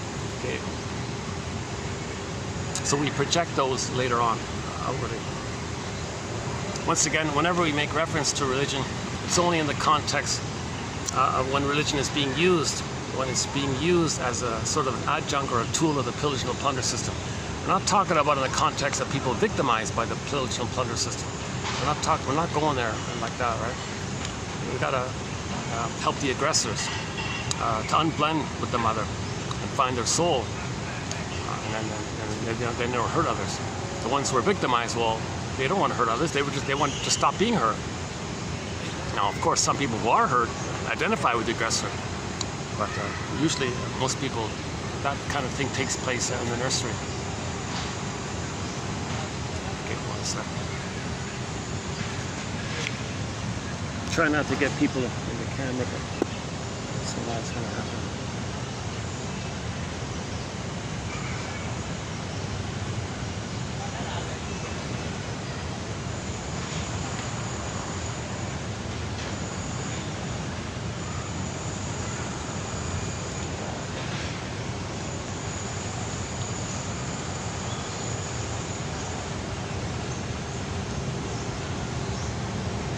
It's funny about the park, you got such pure innocence with the babies and the kids, and you got some criminal minds nearby blending with these innocent little kids. Jesus, you got families, you got couples, you got just buddies, you got workers. It's quite you got the whole gamut, you got the whole spectrum, the whole range here, right? From the innocence of a 5-year-old little baby, and some very traumatized, fatherless, overly abused by their mothers, adult, improperly loved sons, unmothered sons.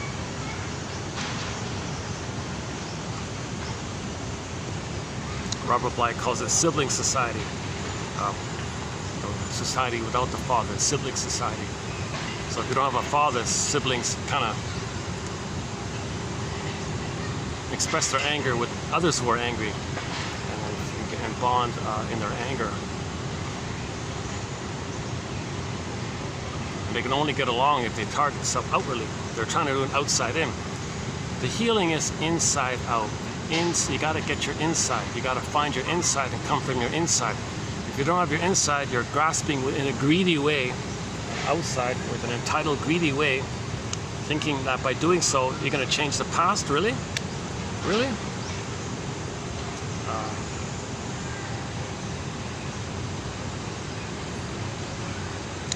Whoa, why am I baking? I'm hotter here, even though it's later in the afternoon. Are those characters still there? Maybe I can go back. Let's see.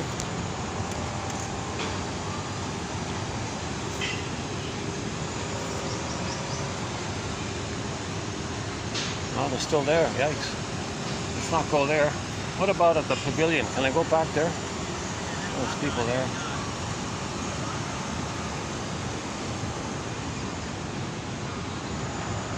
Maybe I can finish it up in the hotel. I can cool off in the hotel. Maybe finish up the quotes there. Let's do that, yeah. Fast forward this video for 5 minutes. Imagine Burton Cummings singing in the background. Burton Cummings, yeah.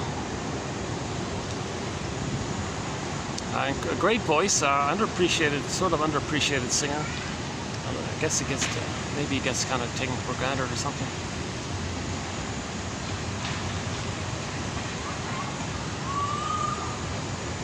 Let me find some AC and we'll continue with the AC because I'm drenched in sweat here. So let's.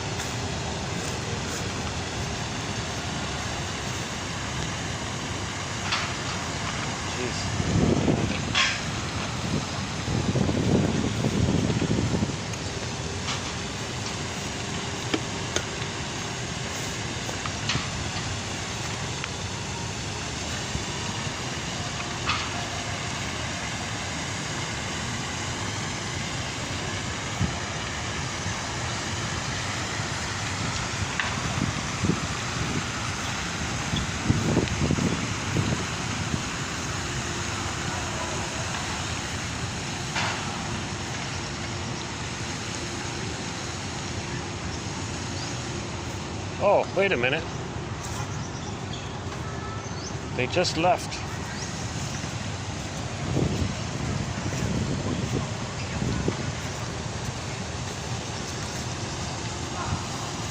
Okay, well, since they're gone, finally, I think, yeah, I can just stay here after all. It's a bit of a breeze here.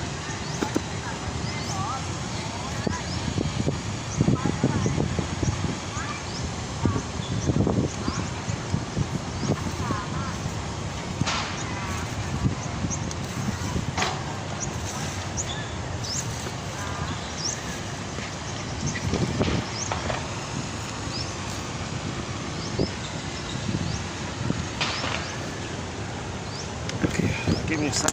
Let me do another water maintenance hydro maintenance.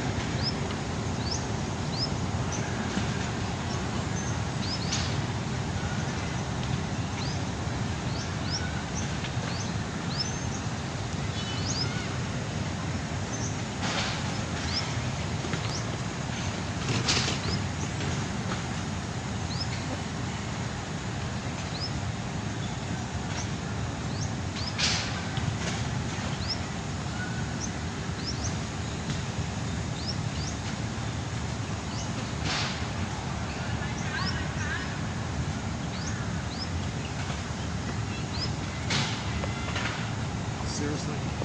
Huh?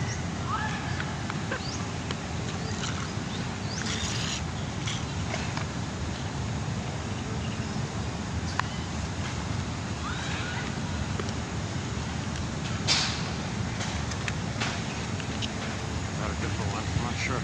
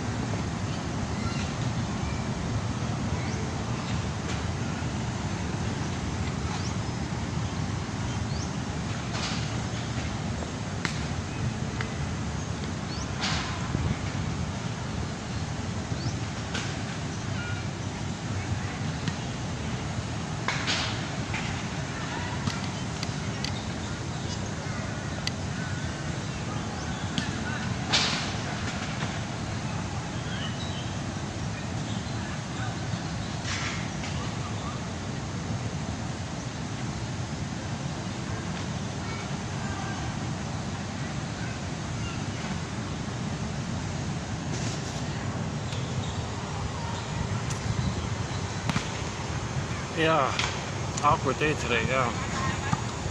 Just when I sat here, I think one of the gang just like walked right beside me, across me like that. I don't know, I'm not fully sure if it was one of those three, but I think it might have been. So I'm not sure. But it's a very rude kind of thing. You got space all around and you want to walk right like 1 inch beside the person. That's kind of a rude kind of thing, right? I want to feel important. You play me when I was a baby. I play the mother who is superior. So when people always need to feel a need to see someone else in a lower position than them, okay, that means that's the blueprint, the prototype in the brain that the mother hurt them in that place. So as a baby, they were hurt by the mother. So they identify with the aggressor and always got to see others in a down kind of condition in their mind, in their rude behavior or something, or see them startled or see them upset or something. Well, when they were a baby, they were upset and startled and scared and all that. Well, make others like that because they're the aggressor. On second thought, this person just walked by me in the same manner. Maybe it's just, maybe I'm blocking them. Or maybe it's just sort of in the middle of a task, sort of. That's part of it, I guess.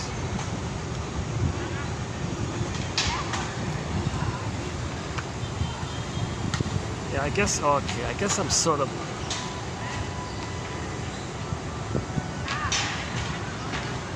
wow, there's lots of space all around. That's too bad, eh? If these little things happen, it kind of wrecks the video. It kind of really takes me off my momentum. And kind of, I don't want to be triggered while I'm doing a video, because that takes me a while to process it. Like, I gotta analyze my trigger. And I might not be able to do it while I'm filming.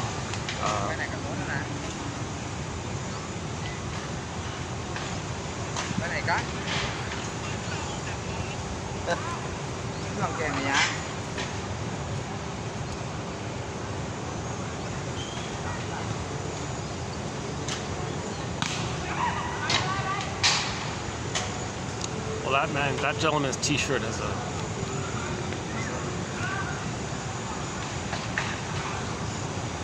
a promotion for wine.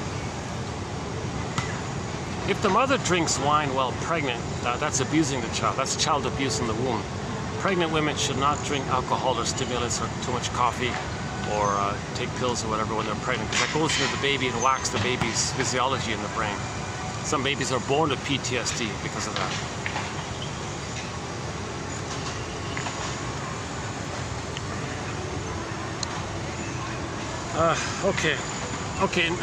The lack of descriptive details, the absence of specific location and time and place, as well as the absence of proper names for the characters in myths and fairy tales contribute to a feeling of poetic timelessness. Okay, so notice how in myths and fairy tales there's no specific name, no specific place, no specific exact time, location, no specific name. It's just something vague like, oh, she's Snow White, or he's Red Riding Hood, or Miss Core, like some kind of vague kind of thing like that. Okay, that implies the timelessness of it all if you make it vague like that. You don't want to make it specific because that's like a time and a place. No, it's not a story. It's we're describing how the unconscious, how there's no time in there. So myths and fairy tales come from this timelessness world. So if you're going to create a story about trauma in that early brain, you got to make the characters like they live forever. They're all over the place. It's all the time like that. Freud, 1915. This sort of topic, a lot of people give Freud credit for this. In 1915, Mr. Freud in 1915, in his conceptualization of the unconscious, considers that the unconscious has the features of condensation, displacement, timelessness, and the absence of mutual contradiction. So in the unconscious world, in the dream world, you can symbolize something that represents another. That's displacement. Condensation. You wake up and think something is soft. There's no time. Things condense, can be brought together because there's no time. One quote said, we have it here coming up. One quote says, timelessness, a preview for upcoming quote here. One quote said, timelessness can be defined as all times at one time. All times at one time. Get condensation, timelessness. So you can wake up in the morning and in one little scene, something from childhood, something from a month ago, something you saw on TV, something you read that day or whatever. It can all those times can be in that same one time.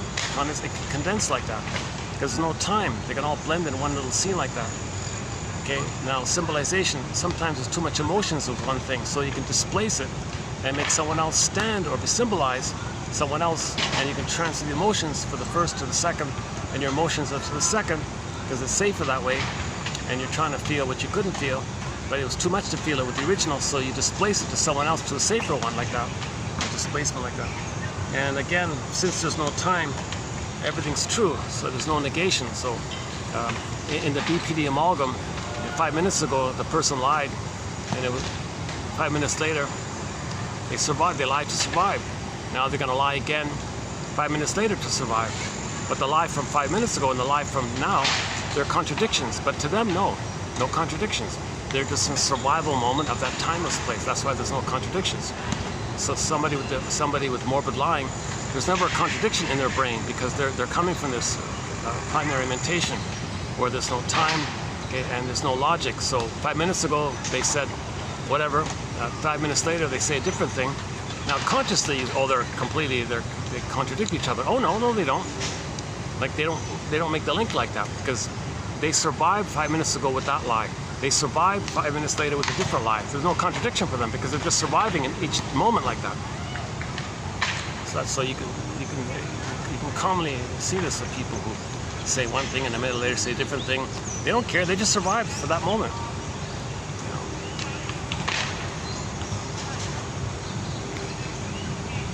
Maybe certain professions, the pillage and the plunder system probably takes advantage of this.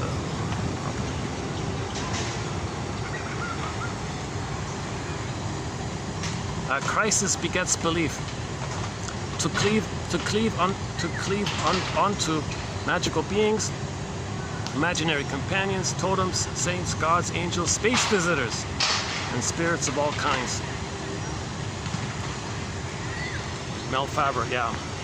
But Janov talks a lot about this in his book called Beyond Belief. The pain with the mother causes the third brain to create a belief to repress the pain. But the pain creates the belief, but the belief makes you unaware that it was created by the pain that caused the belief. So you believe in something, it's there to repress the pain of not getting mother's love. So you believe something, the belief makes you unaware of the pain that caused that belief. Okay, so pain creates beliefs. Beliefs are defense against the pain. An important aspect of mystical experience is accessing a state of primary consciousness, opening up a mode of experiencing marked by timelessness. So anybody who claims mystical experiences and oceanic cosmic consciousness, anything in that kind of area of timelessness, okay, that's primary process thinking. There's a timeless quality of it all. So anybody who talks about anything in terms of mystical, well, there's timeless. Okay? It traces back to the symbiosis with the mother, where there's no time like that. Oh. Well, I guess I really am walking the path here.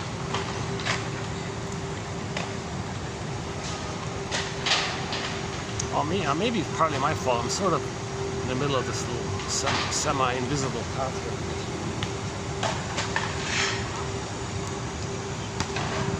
Let me move over a bit. Hold on, just a second.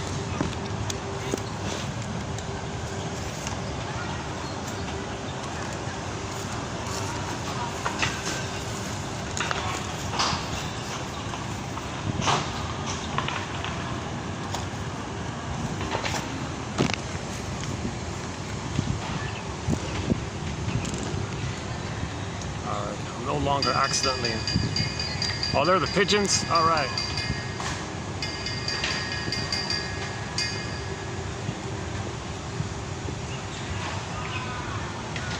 Yeah, I don't have this in our collection. It's in the honorable mention pile. I'm not too keen on it, but John A. Sanford, in some of his interpretations of religious stories and all this, he says that the motif of the flood.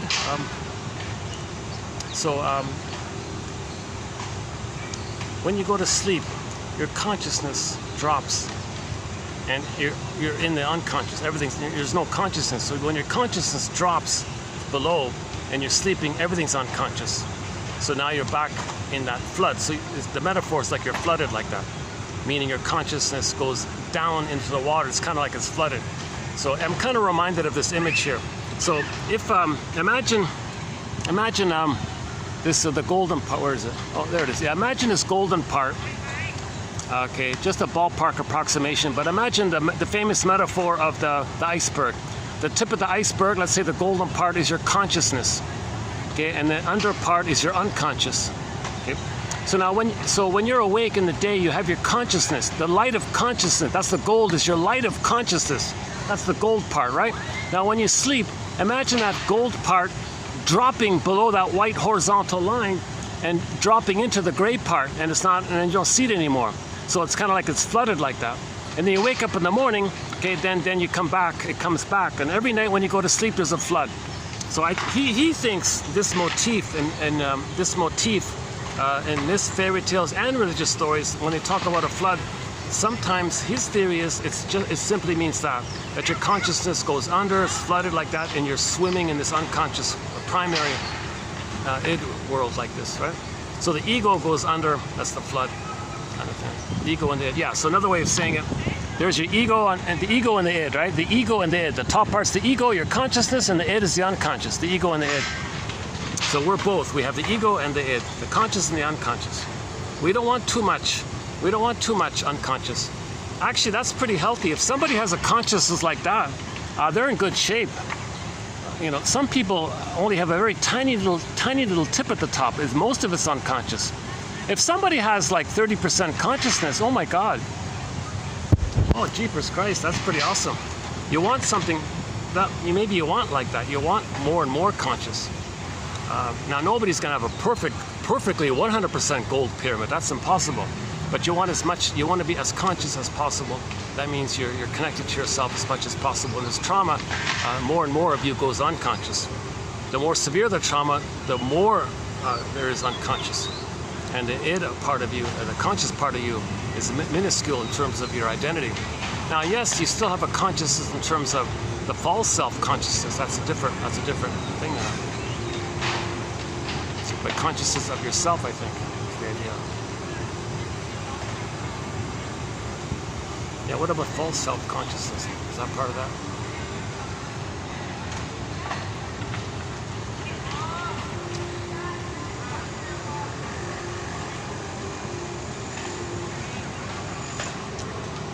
Most of us are surely sometimes struck dumb, taken out of ourselves, overwhelmed by a sense of depth. As the poet Robert Frost said, quote, tripped headlong into the boundless, unquote. Tripped headlong into the boundless. Given by something, a feeling of timelessness, even though this may only be for a moment or two.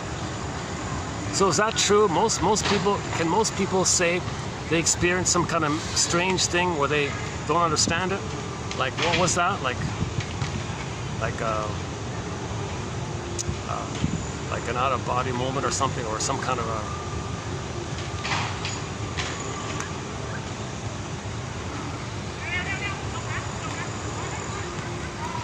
you know, maybe, I'm gonna guess here for the time being, maybe something we're trying to feel our trauma, like we're trying to feel. So maybe there are times when we feel safe to trigger up something in the past, but in the past, you're back in the past where there's no time, so you're kind of out of yourself.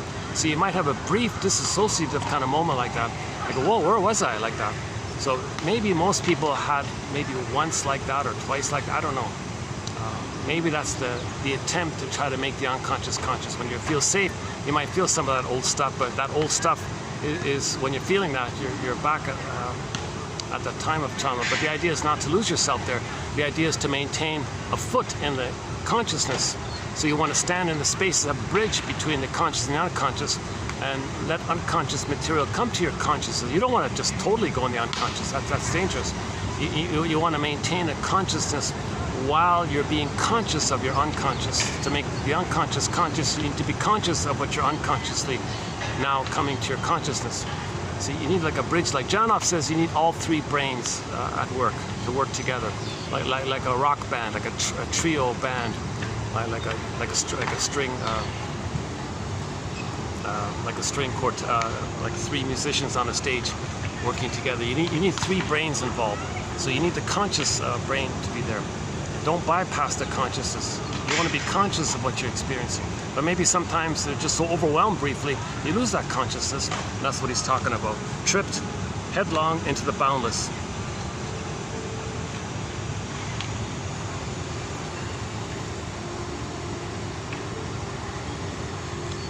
Oh, we did the one about the clocks in the casinos. Okay, go to part 1. I talked about the casinos one. The absence of clocks in casinos speaks to the timelessness of the activity. Okay, go. I'll leave that to part 1 about the casinos and the timelessness of it all.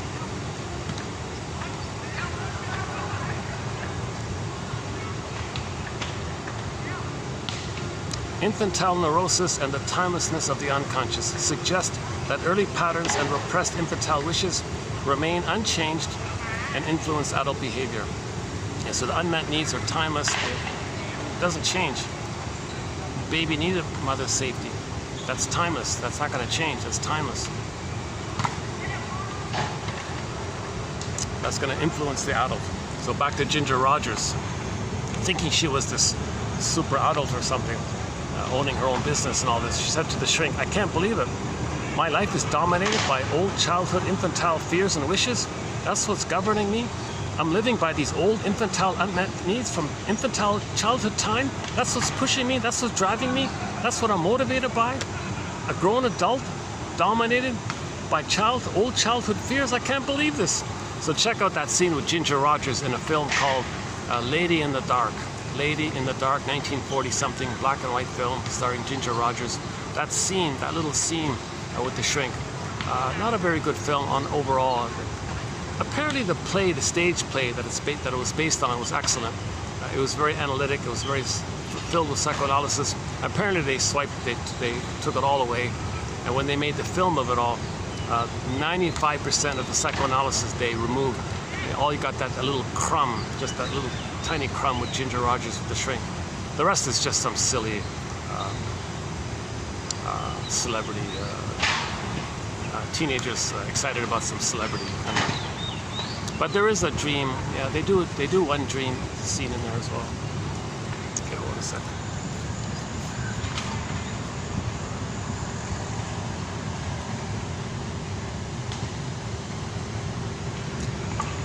Well, here I was totally out of the path, and still somebody walked just like 1 centimeter beside me. maybe there's a. Oh, the little kids are feeding the little children are feeding the pigeons there.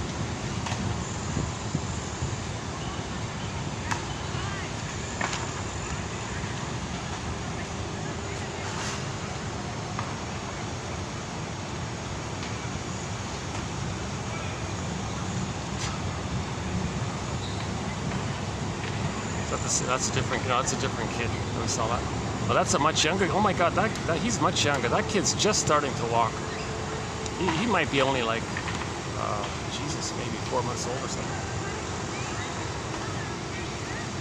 That little kid that I see there is just beginning to walk. He's just beginning. He's learning.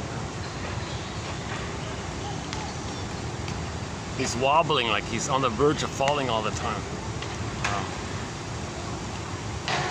Jesus.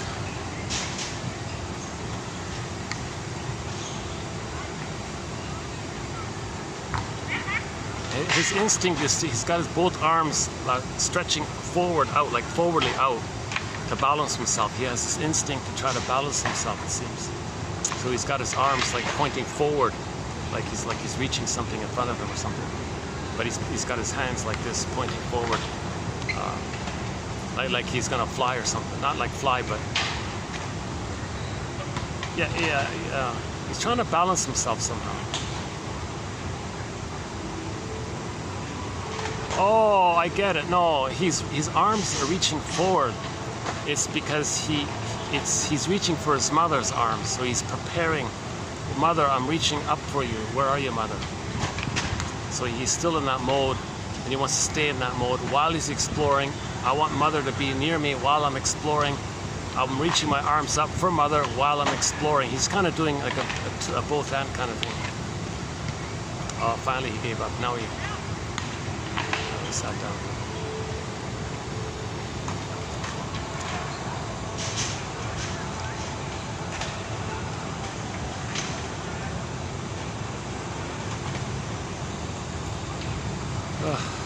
Okay, what else? Hold on a second.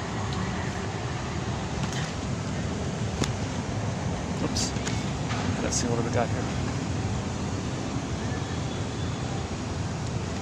A perfect expression of the perceptual timelessness of the unconscious is to be seen when we do not feel ourselves growing old.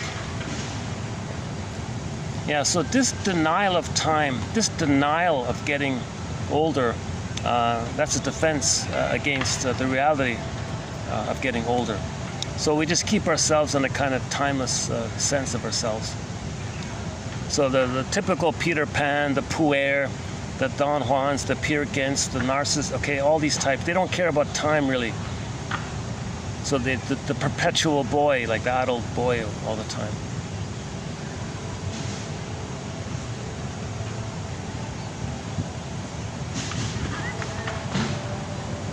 Is that it? Okay, in literature we see lots of references in literature to somebody being in a state of timelessness in one form or another. You know, the idea of ghosts might be part of that as well.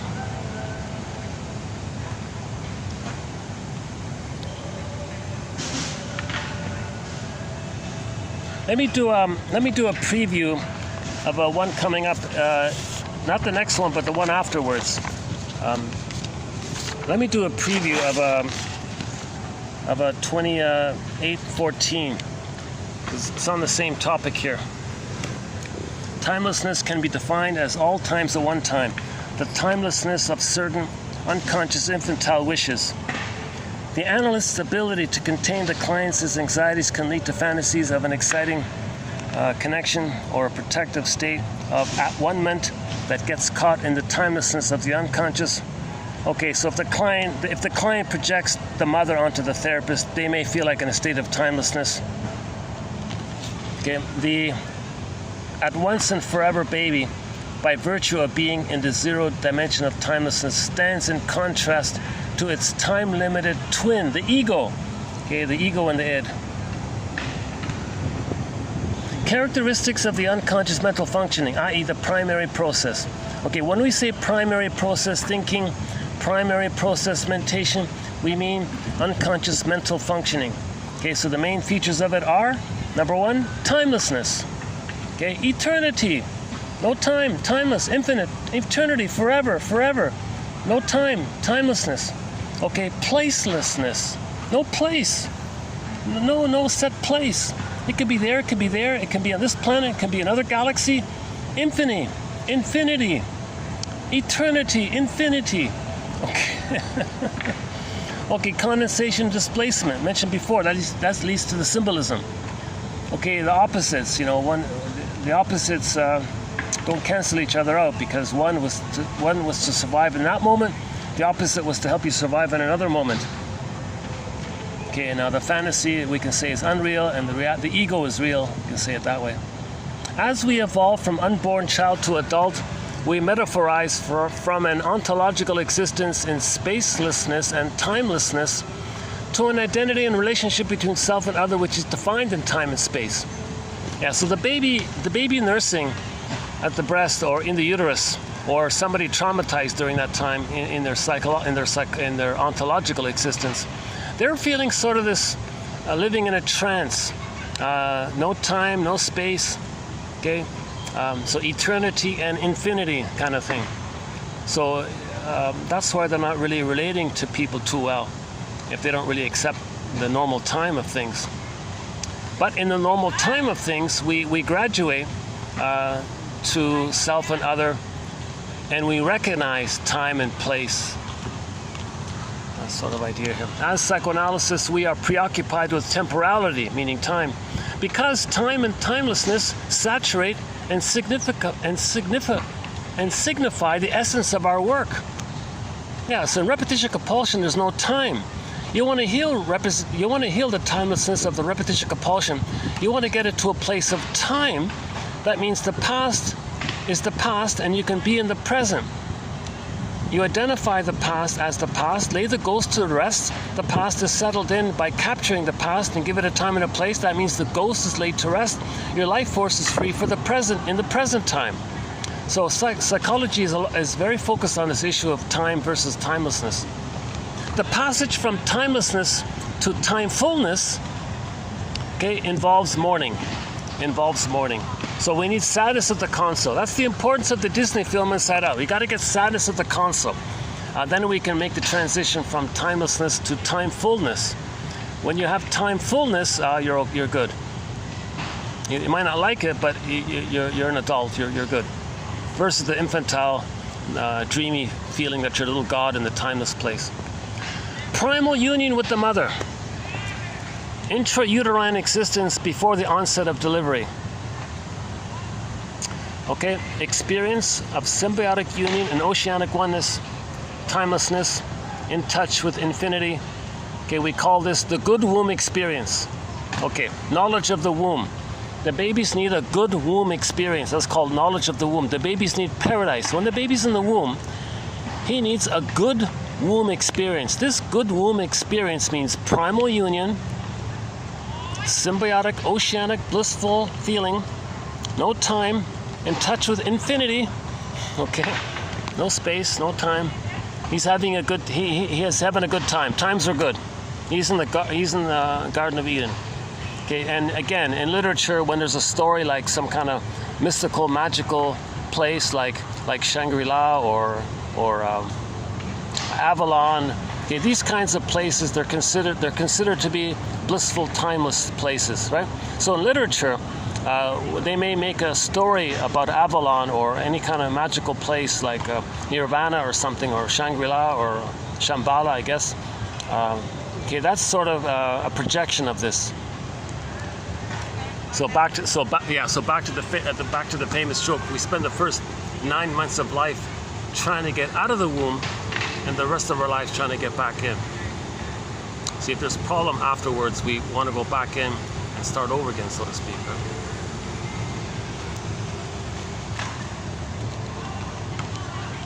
The recognition of time may be understood as, drum roll please, a fact of life.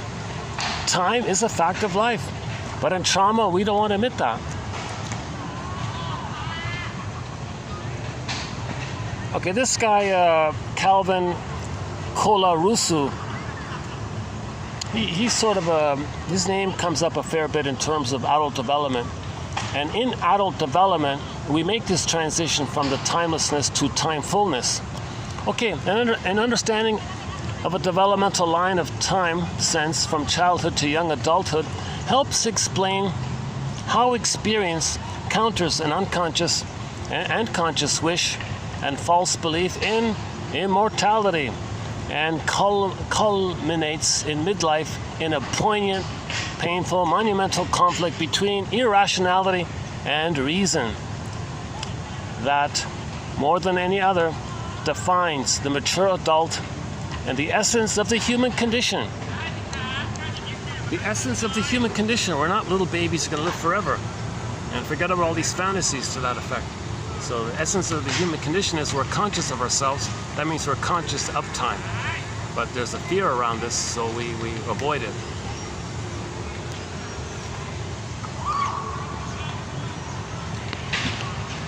Okay, Peter Hortokolis notes, the unconscious impulse to merge with mother as one factor involved in the desire for the experience of mystical timelessness. And he makes it clear that unconscious anxiety influences the perception of how time passes. Yeah, that's true. If I feel anxious, I'm not fully aware of time. If I'm like a little anxious or something, I might lose track of. I've done that. I'll lose track of time if I'm worried about some dodgy characters around me or something. What if I'm forgetting about time now, right? I mean, such a peaceful family, such a nice, fun family park here with lots of kids and families, and you got some kind of guys like that. Jesus Christ, eh?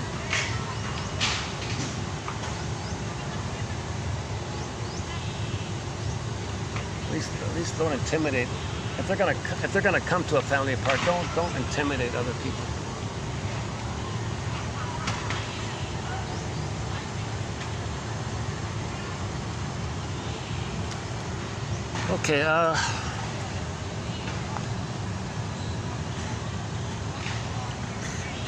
Okay, let's do the next one here. The journey into the psychic reality of timelessness. Our clients may come to us in their 70s or later, but with conflicts dating back many decades. Yeah, so one line was the guy in the nursing home. He was dealing with conflicts from the nursery. Okay, he was still dealing with the nursery conflicts. And then when he went into the nursing home, nursing, he transferred those old conflicts from the babyhood nursery time to the nursing home, and the guy's in his 90s or whatever. He's transferring these decades ago, the old conflict.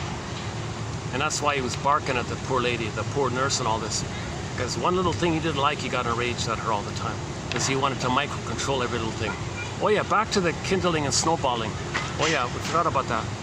When someone doesn't have their authentic self, they don't have sadness at the constant, they don't mourn losses. But as they get older, they are going to experience little losses. That's going to trigger up the pain of all the previous losses which they couldn't process and mourn. So another loss later on, it brings up more and more. You're kind of adding it up like snowballing. It builds up like that. And then now you're getting older and you want to be more OCD-like. Now you're controlling micro little things. That's the kindling effect. So it's easier to flare that because there's more pain being bottled up and you're getting older and you want to be more controlling of micro little things. So there's a snowballing effect and a kindling effect if you don't have your authentic self to have this mourning. That's why so many people late in life are not elders. They just become bitter, grumpy, irritable, grouches and grinches and all this stuff. They're not generative and sharing their knowledge or wisdom for everybody or whatever like that.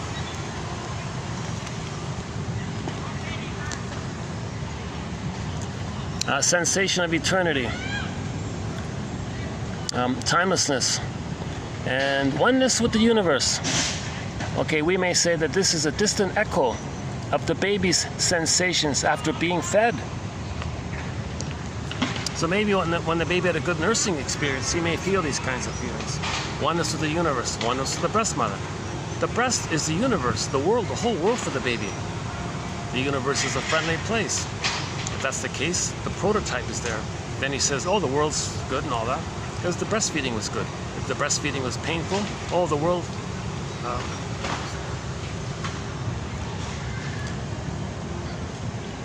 To perceive ourselves as adults living in the present tense requires that we move away from the more pervasive sense of timelessness that suffuses our early experience.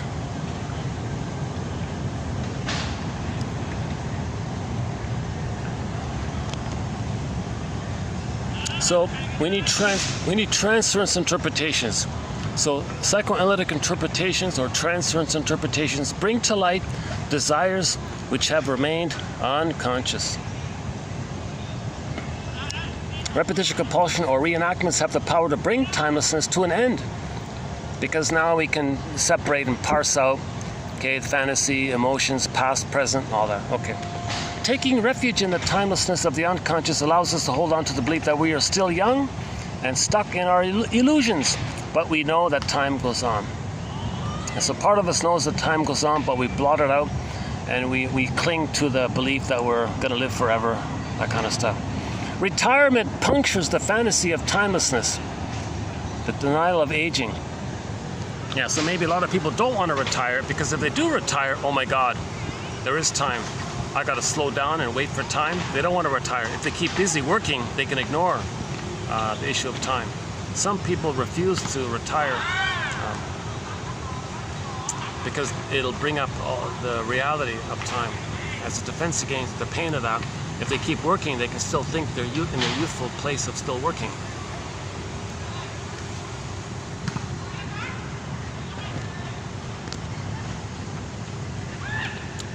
A separation between baby and mother, even though it's in the future, can spoil the feeling of timelessness, which can be one of the enjoyments of a mother and infant's early weeks together. Okay, so the mother herself is not supposed to indulge in this blissful timelessness with the baby. The baby's supposed to have that using the mother. The mother's not supposed to use the baby for that. If the mother used the baby for that, oh boy, that means she's parentifying the baby. No baby can be the mother for the mother. The mother's meant to be the mother for the baby. So she's okay. But if some mothers do that, that's called the Jocasta style of mother. What does the baby do? Okay, his soul gets locked in a cage, and the key is under mother's pillow.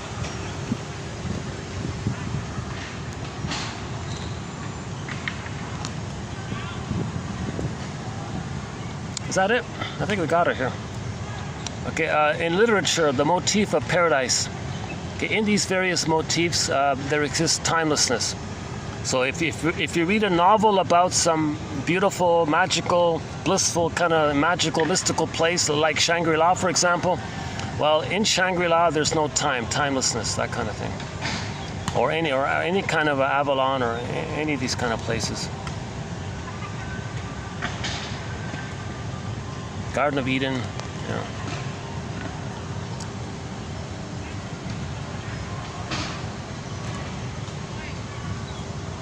Okay, these last three, I'll save it for the next time here.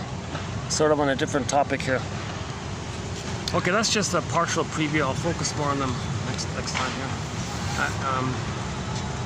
Okay, so that'll be it for 12. In the next video, in 13, I'm going to do this one here, this lengthy one here. This is all one quote by Matthew Alper. It also talks about timelessness, and he links the timelessness topic to the whole area of so-called spiritual ideas and things. Yeah, so stay tuned to the next topic. We'll do. It's just one quote. So so there's the range. Each video, the range is between one quote and 30 quotes. You know, so. And then following that, the ones I just read, I will spend more time on. These ones here.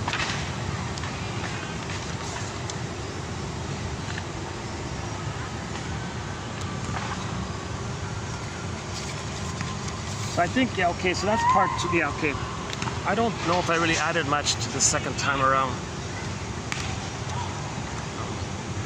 I think my part 1 was better, to tell you the truth. I really kind of,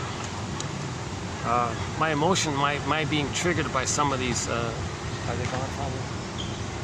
By that little, what a contrast, eh? You got this whole pleasant family kind of park with just people taking rests, some people taking a snooze, work people taking a rest, a few unemployed people maybe, lots of kids and families, teenager kids there, the occasional lonely kind of guy, I guess. And then suddenly you got this like little, from not locals, like from some other place, but they look like they're up to no good, I think. And they were like walking around me, and one sat behind me, and a third one was watching. I didn't know there were 3 of them. Like the 2 of them were like scouting me, kind of thing. Creeped me out a little bit. Finally, they're gone. When I came back to this end, I noticed they were gone. I was gonna leave to the hotel, and I noticed they were gone finally. Maybe they wised up finally, because I got the camera running if there's something going on.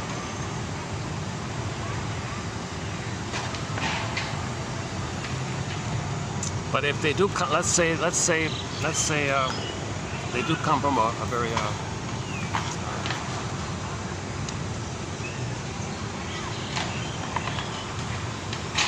don't know. That's rare. That's kind of rare. Yeah, I gotta get used to this public environment. You don't get this in hotels, right? You don't get little things like that in the hotels, right? And the local people are just sweet and friendly. They're kind of easygoing, kind of peaceful, very peaceful, easygoing, delightful kind of. They're just in their own little family worlds like that. They're kind of like, I think that's part of the appeal of this city or this country as well.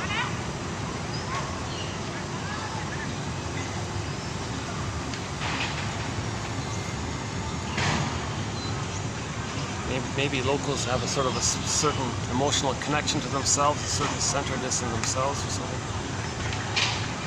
It'd be interesting how they view love the foreigner crowd, right?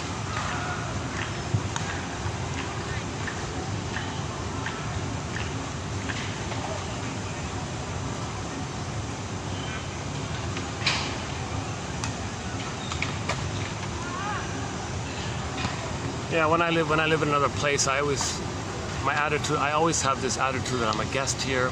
I'm a guest, so I'll clean up. I'll be as polite as I can everywhere I can, kind of thing. I'm not gonna litter or show disrespect to anybody around here.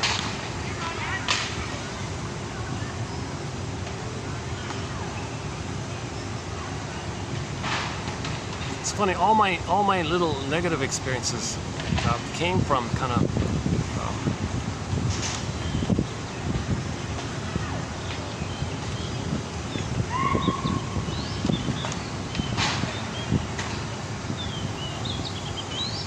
well, I guess I got triggered now.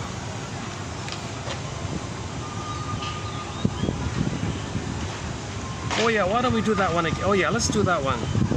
The last one. I forgot the last one here. Okay, here's a real tough one here. Here's a really tough one. Oh my God. Okay, let's. Okay. I recently saw one of these agents. They call them agents of hate. One of these characters on the propaganda channel, you know, spewing his vulgar hate and ignorance and crude mentality. Okay. So when someone blames newcomers or something like that, the newcomers are seen as having an identity. They're considered an other. Now, if the person themselves don't feel their own personhood as an other person, meaning they develop a personhood separate from the mother. The mother's a person, they're a person, there's like two others, like two other, like two people. If that's unresolved like that, and they see somebody with different language, different culture, that wears a scarf or whatever, any little thing like that, they'll see that, oh, I didn't get my otherness. You appear to be an other. I didn't have my separation from the mother. I'm fused with the mother. I didn't get a positive symbiosis with the mother. I want to go back to get a blissful symbiosis with the mother where there is no otherness, where there's just this blissful oneness thing. I want to go back to be reunited in a blissful, timeless feeling, infinity feeling with the breast mother. So I want to go back there. I don't want to see otherness.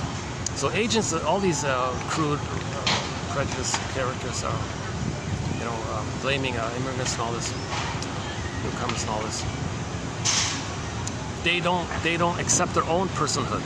They don't accept the personhood of others because they don't see themselves as they don't feel that they could accept their own personhood because they weren't loved to get to that place. So when they see someone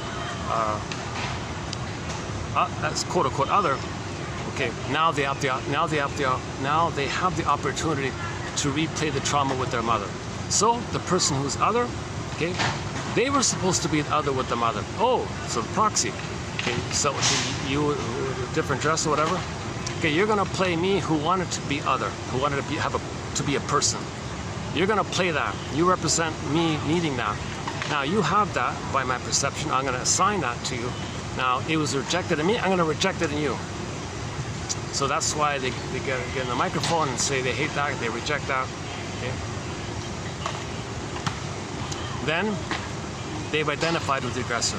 Now the immigrant they just shamed and all this, they'll think is the dangerous mother who hurt them back in the nursery. Now they want to control their mother. Now they want to be aggressive. Now they want to. So they hate the ones they just hurt. They hurt the innocent person. Now they hate them. Okay. Now it's a both and. It's related both to the repetition compulsion of being loyal to the mother and fighting with the mother. So you use non-threatening substitute others. So immigrants are usually non-threatening substitute others. They don't have many connections. They don't know the language. They're seen as, they don't have much resources. So you might think, they're safe that way. Oh, they choose them. Now, part of the reason you're going to choose them is because you can then simultaneously infuse in this issue of the person not getting the sense of being an other from the mother. Remember, you put a dash between the M and the O in the word mother. We want to separate out from the mother. that the mother's going to be like an other, you're going to be an other. But if there's no dash there and it's all one symbiotic like that. So A, you be loyal to the mother, see the newcomer or whatever as your innocence. Okay, so you'll say negative things about them because your mother said negative things about you from your perception in the nursery. Hocus pocus, auto-hypnosis, shape-shifting, morphing, Alice in Wonderland. The one you just shame, okay, because that's your attachment to your mother. But how do you fight with the mother, as mentioned at the beginning of this film? Well, now you see that person you shame as your mother. Now you play yourself fighting with your mother. Now the poor immigrant can't say, hold the phone here. I'm not you from the nursery. I wasn't even in the country or whatever. I'm not you from your nursery. Now you think I'm your mother from the nursery? Oh my God.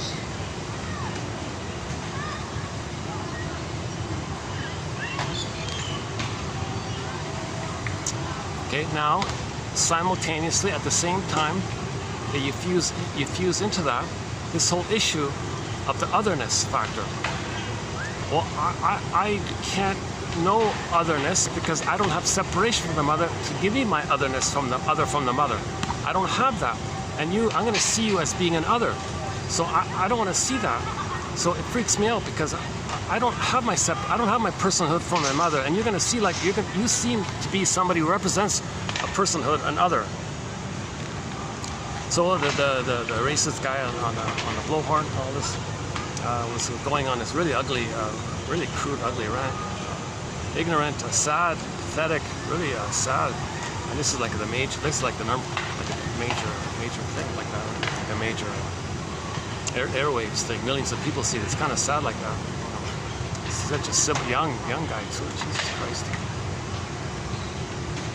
Huge mother complex. So this fits in with the following quote here. Hold on a second. Okay, let's read the quote here. The seductive timelessness and omnipotent state.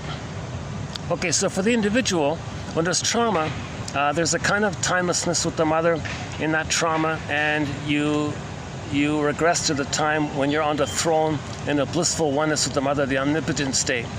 Okay, now what about the social? Now during that time, there's no separation. There's fusion there.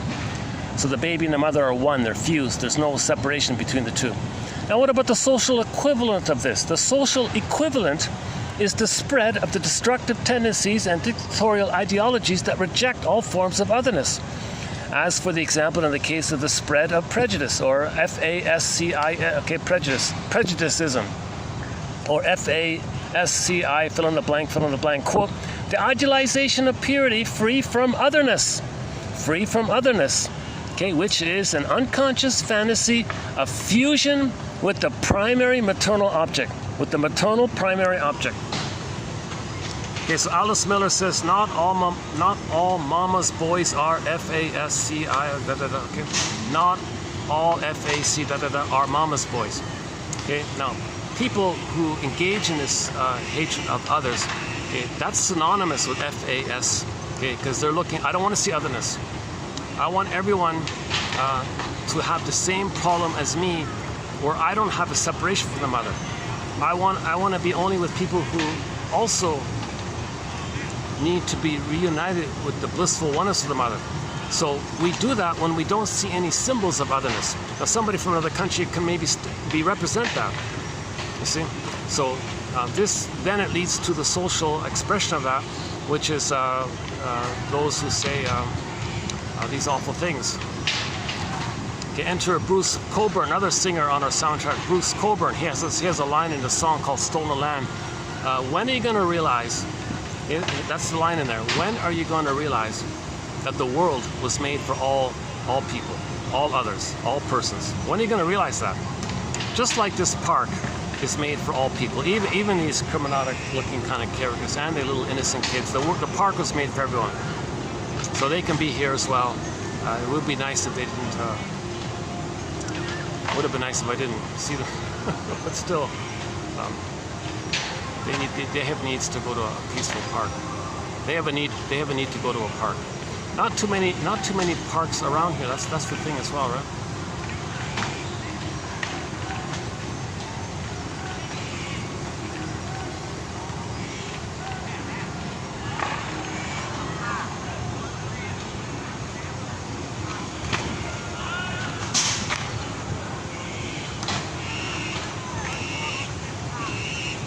Yeah, I'm starting to like this park. I'm starting to feel some of this innocent, childlike family kind of feeling. Lot of little kids and families here. Okay, there's the occasional little sketchy characters, but for the most part, this is a nice sort of picnicky, fun family picnic kind of place with lots of pigeons and waterfalls and a little play area, a little volleyball area there. And when I was here on Saturday, you know, they had like a kids fair, where a little the kids were doing a pantomime thing. Oh, and some other kids were playing with the xylophones. That was nice too.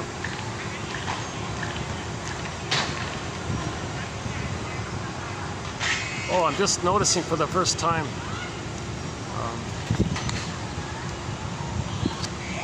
something halfway up that building. Maybe it's is that a restaurant? I can't make it out. Halfway up this building here, there's a lot of flashing lights and things.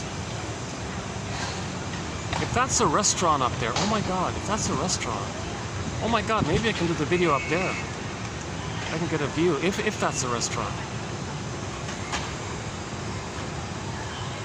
It might be the theaters. I know there's some kind of theater thing around here. Maybe the movie house is there. When Inside Out 2 is available, I'll definitely be one of the first guests. June 14th, 2024. Inside Out 2 is available. Highly, it looks very promising from the trailer. For a discussion of the film Inside Out 2, check out 2 videos ago. The one done with the peacocks. That one.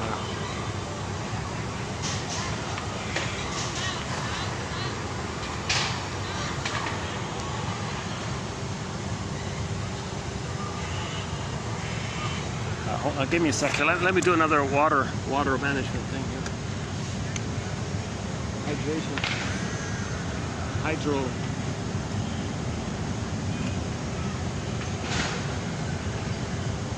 Hydro department.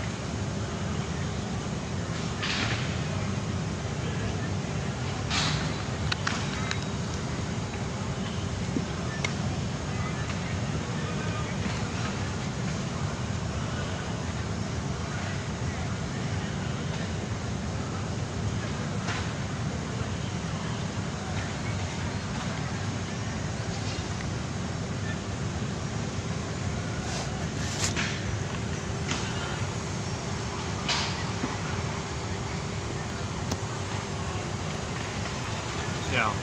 So we don't have a thread on the psychology of FASC, blah, fill in the blank, fill in the blank. But this quote sort of gives one piece of the puzzle. The fear of otherness, because it triggers how the person didn't feel safe to establish his personal otherness, sense of self, in other words. So there's envy. Envy's involved. So you see somebody from another place, it looks like they have an identity. You don't have your identity. Hatred of the good. You miss that goodness. Identify with the envy breast. To have a mother, you gotta hate goodness. Someone has an identity, that's goodness, so you hate the goodness. Envy means hatred of the good, right? Oh, hold on a second.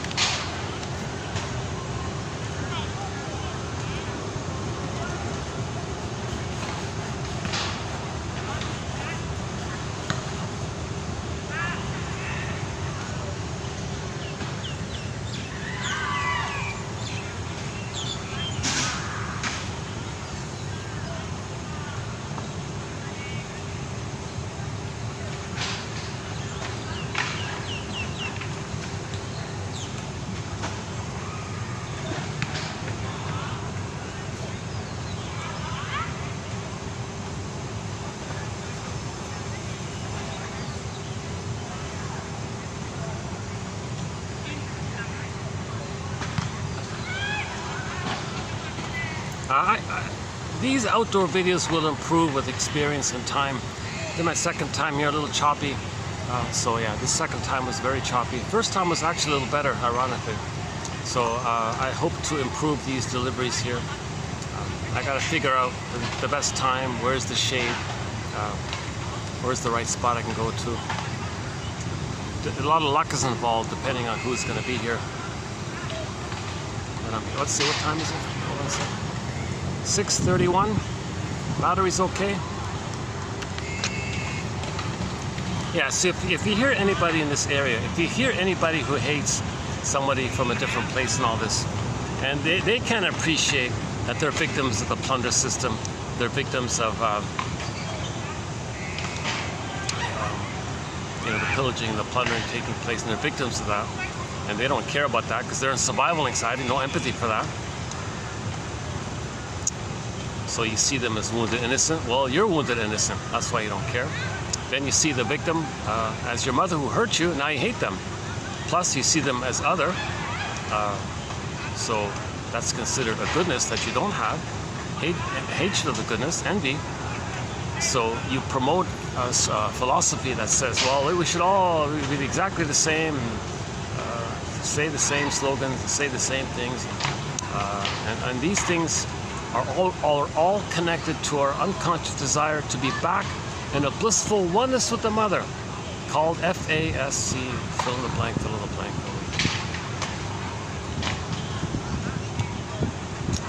What a crude, sad, what a very sad kind of thing.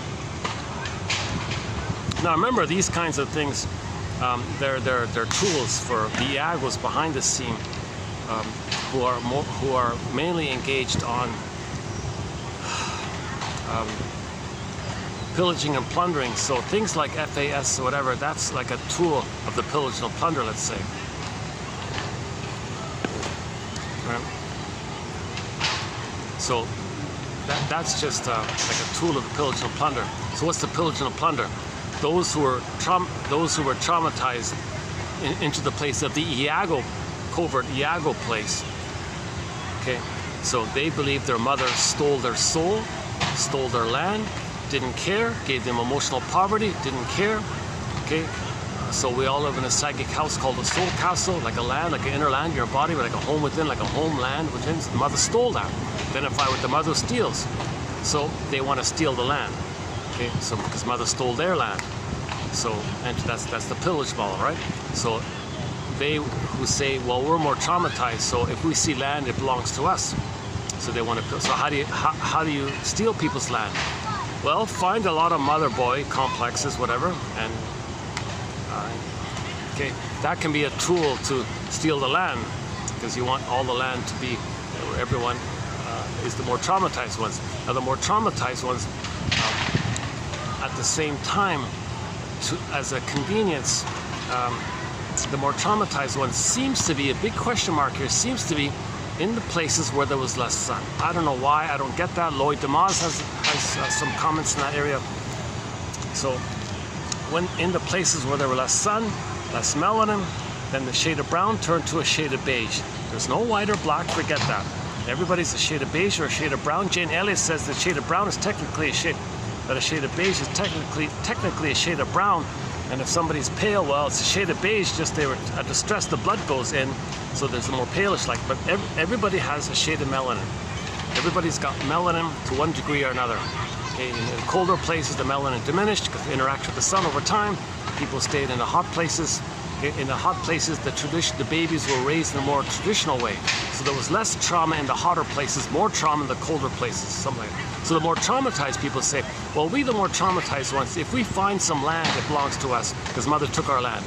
So as a convenient way of saying it, the slogan is, well, if we with a shade of beige tone of skin find something that belongs to us. Nothing to do with shade of beige or shade of brown. It's the underlying issue of who's more traumatized, something like that. Now, they don't even say shade of beige or shade of brown. The doctrine of discovery is, well, if we with a shade of, one person calls it white European expansionism. That's one way of saying it. So the pillage and plunder system is called, one person describes it, quote unquote, white European expansionism. Because, but it's not about Nobody has white or brown, blacks. Forget this white or black. Michael Jackson has a very good song. Look at the Man in the Mirror. But that other song, no matter black or white, that's misleading. It promotes splitting. Nobody has white skin. Nobody has black skin. Forget that nonsense. Everybody has a shade of beige or a shade of brown. This quality of the tone is a chemical called melanin, which diminishes or stays based on how much sun there is. That's all it is. Trivial, superficial, cosmetic, biological variation. Okay, but people use that as a convenience to pillage the plot. Well, we with the shade of beige tone of skin, we're more traumatized. But we won't say that. We'll just say, well, we with the shade of beige tone of skin, if we find some land, it's ours. That's a repetition compulsion, inside out, to repeat what the mother did to them. Mother stole their land, they identify with her, they steal people's land because mother stole their land. Okay, now people doing that, they're meant to know that mother stole their land. So those who do this ask themselves, well, how do we steal the land? Well, find mama boys. Okay? Many mama boys will become FASC, and then they'll think in those terms, and they can be used to steal land, right?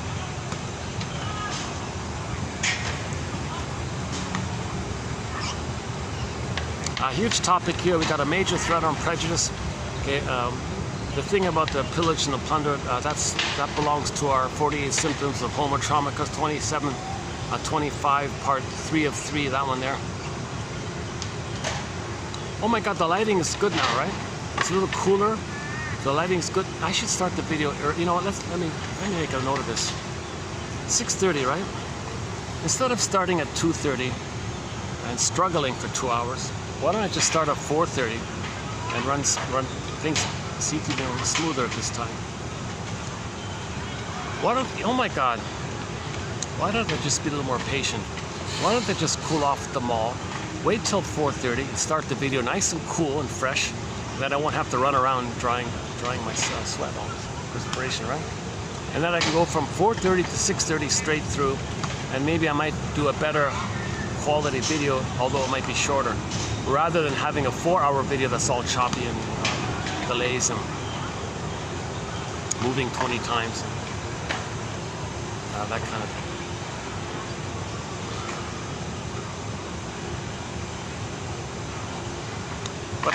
But on a personal side, it's been a while since I just sat in a park like this. Like the last time I've done this was like, geez, I can't remember.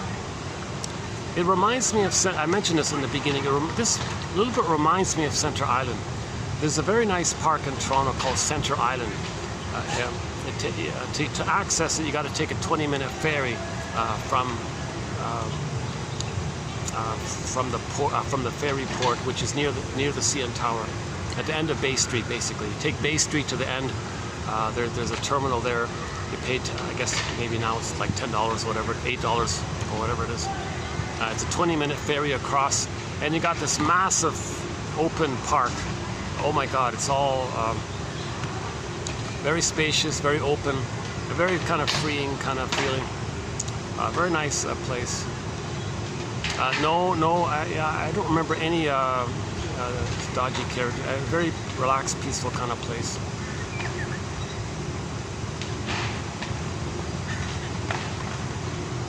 Yeah, no bullying or no stalking, nothing like that.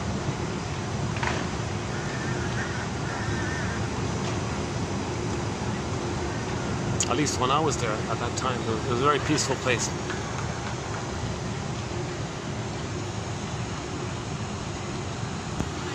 Are we getting the water in the camera? The waterfall?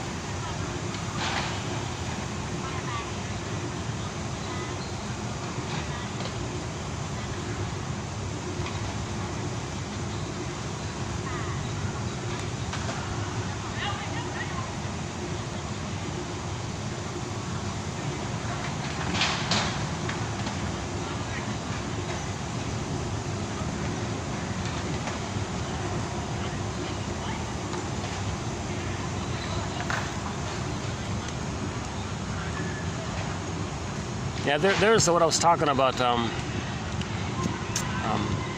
Where is it?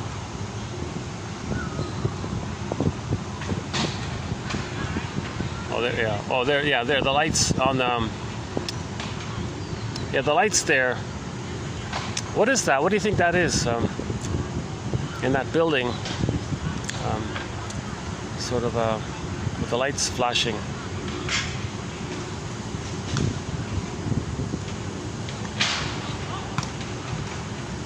Well, if it is a restaurant, it's probably too dark in there, right? Probably too noisy, so that might not work.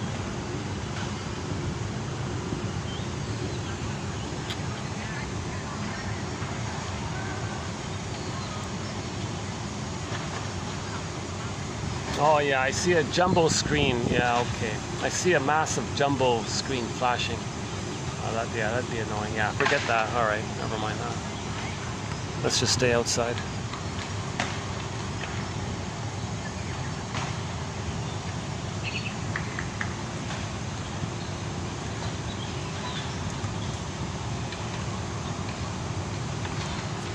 I think the summary quote is here. Timelessness as synonymous with narcissistic reunion with the pre-Oedipal mother.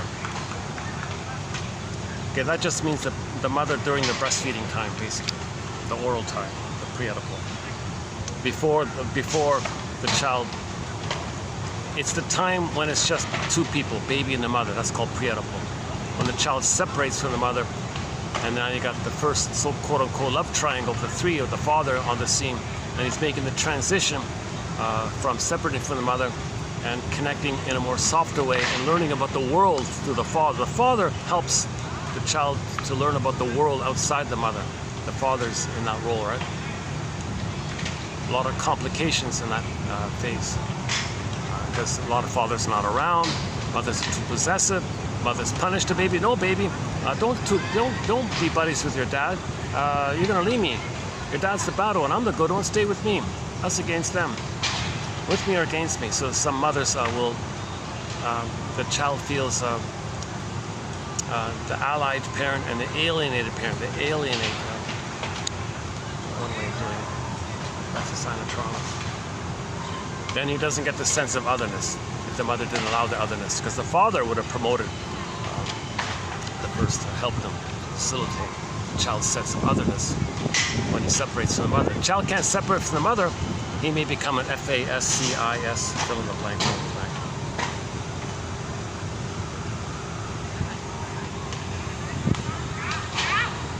Again, Alice Miller. Not all mama's boys are gonna be filled with prejudice and hate. But all those with prejudice and hate are mama's boys. All criminatics and prejudice and hate and stingers and clingers and, okay, no, not clingers, stingers and bullies, those are the bully pattern, Iago pattern, they're all it's all mother complex. That's what Mr. Freud's talking about. The Oedipus complex means the mother complex. Okay, Oedipus was the son of Jocasta. So don't be confused by the disturbed, perverted translation. Don't go by the English translation. Take it as a metaphor for fairy tales and myths. Okay? If the mother doesn't allow the child to separate from her, then inwardly they're still fused, hence the idea of the marriage and no father being around. That's all it means. The imagery, it's the imagery that we're talking about. Every child wants to feel safe with the mother to know himself. Some mothers say, no, with me, against me. Don't have your own thoughts. I like this oneness. I like feeling timeless and one and blissful. I don't want to make getting older. Some mothers have a need to quote-unquote mother. So they're not supporting their child's autonomy. That's the infamous complex. If it's the son, Oedipus complex. So the mother's Jocasta. Okay, the missing father's Laius. Okay, they have two kids, Electra and Oedipus. That's all it means, right? So, mothers have a duty, right? The mothers have a duty as a mother, which is natural to them if they have their feelings. If they don't have their feelings, they lose it. So if they have their feelings, they meet their baby's needs for a secure attachment style. No trauma in the uterus, so they won't drink wine while they're pregnant. Okay? They'll do everything they can to make sure there's no violence at birth. Birth without violence, Le Boyer's book. Okay, it's a natural childbirth. Okay, a whole topic there, Klaus and Kenno, the lotus birth, positions, the time sensitivity with the hormones, leaving the cord, leaving the placenta. Don't weigh the baby on a scale. There's a whole area there to preserve the continuity of the blissful oneness the baby needs for the first 4 to 5 months. Then for the first 4 to 5 months, the mother provides that blissful oneness, this mystical infinity, all that stuff, this blissful paradise for the baby for the first 4 to 5 months. Then the child hatches out of that egg, that second egg, like a second birth. It's a gradual hatching. It begins at 4 to 5 months, and in 4 to 5 months to 18 months, like some of these kids, they run around happily. Okay, then let them have that. Don't rebuff them. Then at 18 months, he no longer thinks he's a little god. He owns the world, rules the world. He doesn't think the world is his oyster and all this. Now he's like a little person. Others are people. Now he achieved otherness. Now he started in the otherness area. Now he can accept people and variety of people. Now he won't be a hate monger, agent of hate and all. He won't be in that prejudice area if he has otherness. If he achieved his otherness, he accepts the otherness of others because he has an otherness. Those who are traumatized prior to that, there's a good chance they might be in that area of prejudice and hating people with different backgrounds on, and not having even the basic empathy that they're coming from places that was pillaged and plundered by the very same people. So in other words, some people pillage places, okay, and have no empathy for that, and those very same people, they hate them because they represent the other.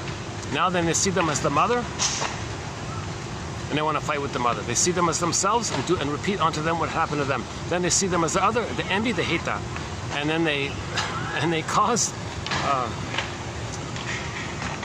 many immigrants scum because their lands were pillaged and plundered, right? And now we got all this the issue with polluting the planet, disrupting the heat and things. Things are getting hotter. Now we're getting climate people coming across looking for better temperatures. So it's kind of a really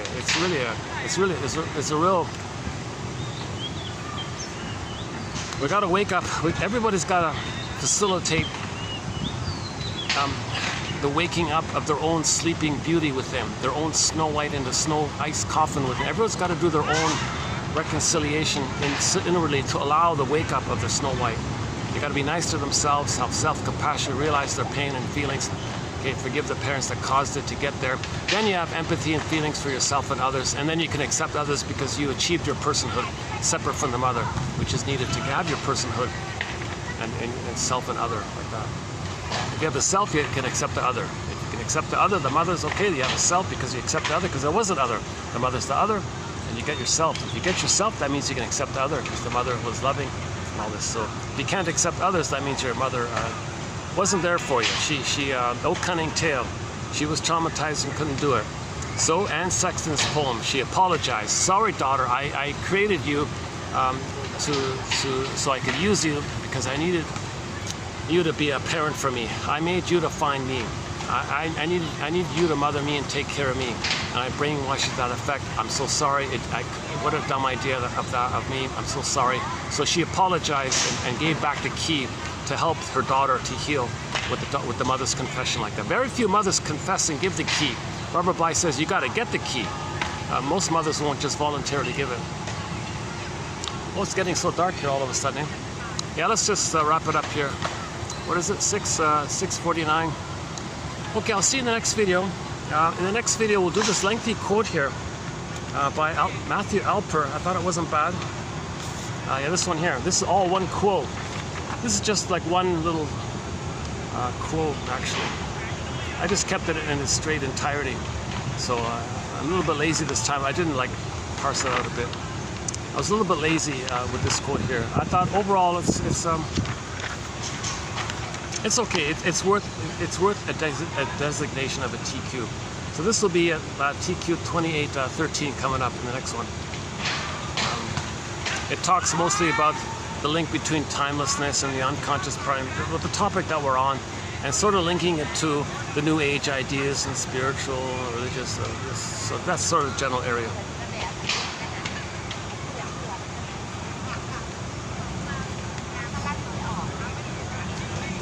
And actually,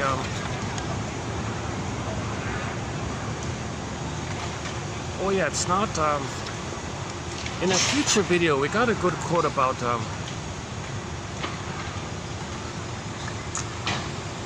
Oh, no, it's in the Alper quote. No, yeah, it's in the Alper quote. He mentions a little bit why this issue that when we're conscious, we're also going to be conscious of our time. So we freak out by that. So we imagine timelessness, imagine mystical, or take cookies, daydream, reminisce. We want to stay in that kind of place as a defense against the reality of time. But we have the consciousness of time because when we became Homo sapiens, that allowed us consciousness of ourselves. So then we had consciousness of time when we're conscious of ourselves. Like, whoa. And my first thought was, like, I wonder, like, let's say a pigeon suddenly had consciousness of time. Would he freak out? Like, how would he react? Let's say a pigeon suddenly had consciousness of time. How would he deal with that? Let's say a puppy, let's say a dog is born, and he knows he's only got 20 years or whatever it is, right? Oops. Sorry, I try not to get people in the camera. What's wrong? I'm off the main track, so. Okay, I'll see you in the next video. Yeah, I'll see you in the next video. I think part 1 is a better version of this video here. If you want a better version of this video, I think part 1 was much better. Today I feel a little awkward about some of the goings on today here, so that's not too bad about it. But one of the nice things about this video is the introduction to Burton Cummings' music. I kind of enjoyed that part of this video, talking about Burton Cummings. Yeah, so he's in the news lately. So I looked up. I wanted to review his music a little bit, and I found that song called "Something Old, Something New." But really, the lyric is "Something old became new." That's a great line right there. He said, this protagonist in the song said he wasn't loved. He doesn't know how to love, so his life was a mess and all this. He got older. Looked back. Did an audit. He did a midlife audit. A midlife examination period. Okay, he did this self-introspection midlife audit. He examined the past, the ashes, and the pieces of the puzzle. He did all that kind of self-respect. He looked back and analyzed and questioned things. What happened? Okay, then after he did that, the next relationship, oh my God, it's new. It's all new. The old way of loving and relating, now it's all new. Something old became something new. A good little song like that, yeah. So we'll end up with Burton Cummings' song, that one there, something old becoming something new.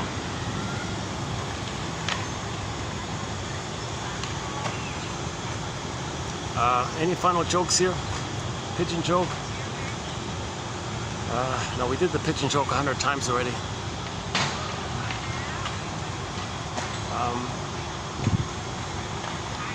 Let's see. Any other? Let's see.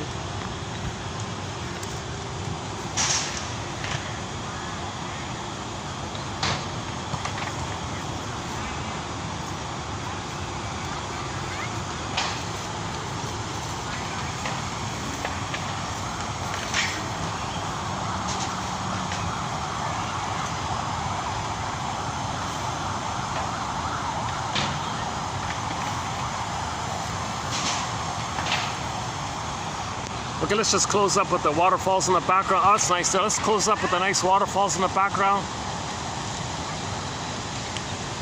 Yeah, so, you know, usually at an unconscious level, these idyllic, watery kind of things, some people think there's an unconscious memory of the blissful time in the uterus in the water world, this peaceful water world life. So when we're near water like this, we feel calming a little bit because it reminds us unconsciously of the blissful time in the water world. So we went from the water world to the land world, stress in the land world, listen to water, oh, peaceful time in the water world, that kind of thing. Just an approximate theory there. We'll update that one, and we'll continue to update all of our topics. We have 60 topics on the go, 60 threads, 60 booklets, 60 chapters on the go, and we're adding new quotes to it. Once again, the best introduction, in my humble opinion, is the comic Psychoanalysis, Dark Horse Publishing, the comic Psychoanalysis, 1955 comic. It got digitized 4 years ago by them, available now on your iPhone for whatever, $20, whatever it is. That's the best introduction of psychoanalysis, the comic. 12 therapy sessions put into comic book format. And your mission, should you choose to accept it. Okay, let's do the Bruce Springsteen one again. Look up Bruce Springsteen on YouTube, Independence Day, Toronto, and listen to the introduction that he gives. Another mission, should you choose to accept it, is to read Gib Brand's poem on children. And I'll see you in the next video. Thanks again. Any other missions? I guess 2 missions are good enough for the time being, right? Okay, I'll see you in the next video.